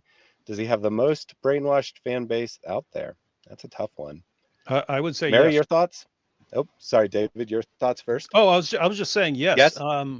Yeah, he seems the best at conditioning people to agree with whatever. I've seen it, right? So notice, I mean, he commits he sets up a fake hate crime against himself, and then, dummy that he is, he could have just said, yeah, so I took it, I went to the hospital, and they patched me up, and that's it. He could have left it at that, which would have been very hard to disprove, but he has to keep blurting these things out. Yes, and the police have the weapon, and I filled out the police report, and police have arrested the guy, and yes, he went to court, and yes, he was found guilty, and yes, he's in prison. And he's dumb enough to include all these details that people can fact check, and then it turns out he's lying across the board. But notice, it doesn't bother his fans even slightly. There was a time when a guy actually went up in the mosque, an Arabic speaker, and asked him where the evidence was, and Sheikh Uthman shouts that guy, you see, he's the liar, here to falsely accuse me, and then they get rid of the guy. And it's just this amazing, it doesn't matter what he does in the eyes of his followers. So notice, I mean, Omar could have 10 times as much evidence. He could have photographs. He could have anything. At the end of the day, as far as Sheikh Uthman's fans are concerned, he can say whatever he wants and just go, oh, but look, we got the document. See, it's right here. There's no way this could be forged, and that will be enough for them. And yes, we are live. Yeah, well, for another minute or so. 100 says, whatever the books are, the guy is clearly a big nerd on the level of Mike Winger. Wait. That's just wrong. It's about me? No one can outdo Mike Winger. Yeah, I suppose about you. Hi, Winglings. Welcome to another exciting episode of Mike Wingling. What's funny? What's funny is whenever I say something like that, I get messages. Why are you hating on Mike Winger? So what if he's a nerd? It doesn't mean you can't trust him. Like, do you guys seriously not understand that we joke around quite a bit and that I'm friends with Mike Winger? Oh my goodness. Yeah, I think Mike Winger might be insulted by this because he'd say no one could be a bigger nerd than me. Oops, that's not, I actually meant to highlight the comment from Catholic 3DOD. Why does display dancing cat on the stream? I have a number of animations that you can trigger with keywords. That one's obviously cat. This one is my personal favorite, the enchilada. Enchilada.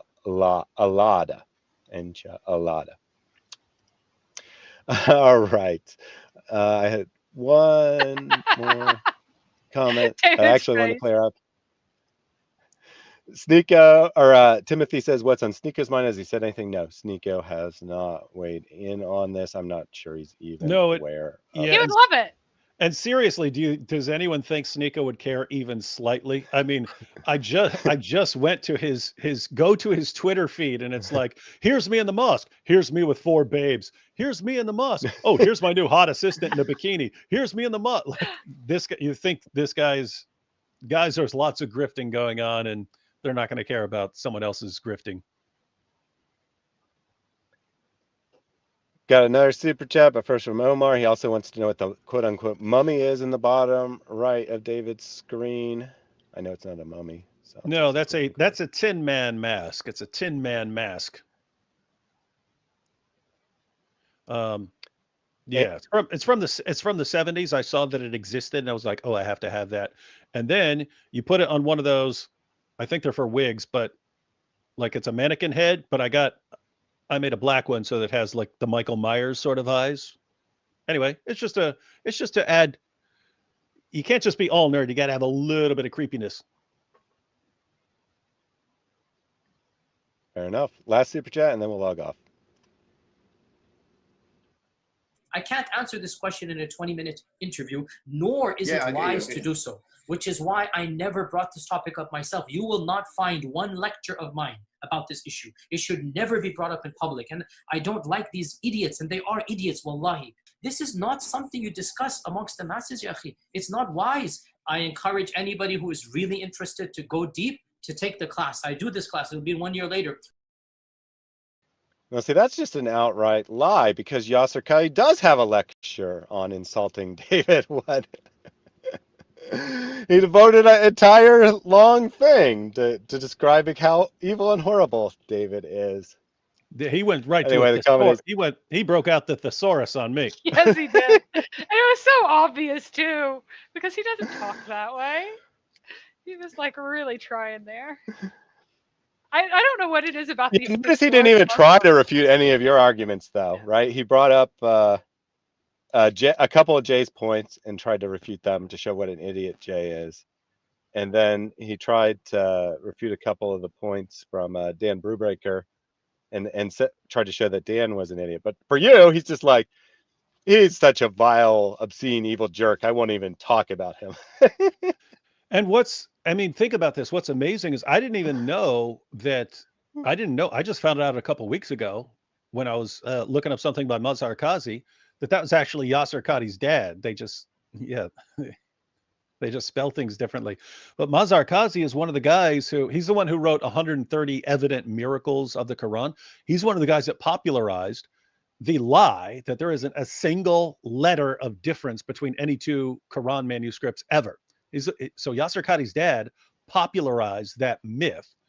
Zero variance anywhere in the entire history of the Quran. Yasser Qadi himself used to say that publicly, but behind the scenes, he was saying, of course, there are all kinds of differences. And so he understood that it was a lie that's meant to deceive people and give them a false confidence in the Quran. The entire time we're saying, hey, these guys are lying. They're lying. They're lying. They're lying. They're lying.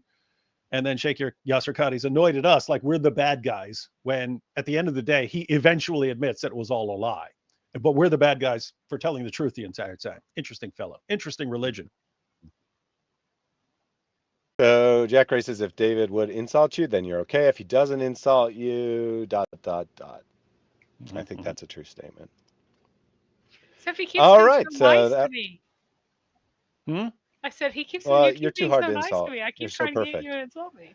Oh, it's rough. See, I know you're a little tougher than most, but I've noticed over time, women understand when you're joking way less than guys do. And I was wondering why that was. And then I read it in a book at some point. It was pointing out how women are way more sensitive to criticism than guys are. And so there's actually studies on this, but there was a study of little kids in school, and it found that boys are criticized by teachers 8 times more than girls are. So they receive 8 times as much criticism. The question is that because boys misbehave more or because teachers just feel more comfortable criticizing boys or something like that? I think it's probably a combination, but it probably is mostly that boys are misbehaving more. So there's that. My teachers hated me. So oh yeah. Well, yeah. So there's that, and then there's the second issue is that it's much more common for boys to use insults as a form of like bonding than it is for girls. Girls tend to mean it more when they're saying it, and so the result is that by the time they're grown up, boys are pretty immune to just running your mouths at each other, and so it doesn't bother them as much if someone's making fun of them. And so anyway, it just became over time you learn, oh, okay, I was just joking around with the girl there, but she took it seriously. So yeah. Most women do, but my family like harassing each other is like how you show you care about people, and if you're not mean to each other, then it means that you don't actually like the person. Fine, I'll That's do what it. it is. Fine, All I'll right. do it. What is Are that thing? What is that thing on your head? Is that one of the mushroom things from Super Thank Mario you. Brothers? Okay. Yes, it is. And unfortunately, that's not original. Somebody always comments that. It's great. I love it. Well, you did say the curse of Allah is upon her, so Yeah. I mean that's kind of an insult. All right, as Cereal Bowl says, his own manners refute him, so David Wood has been refuted. I will allow the last word to Andrew Tate to describe what we've learned today. This is the best advertisement for Islam that's ever existed in the world.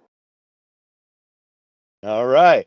So I will be back on Friday for the next meeting of the Apologetics Supergroup. We'll be going through videos of Muslims giving their best arguments against Christianity. That'll be an all-night affair with a ton of guests. Mary and David will be there and a bunch of other people as well. I'll probably have at least one more stream this weekend.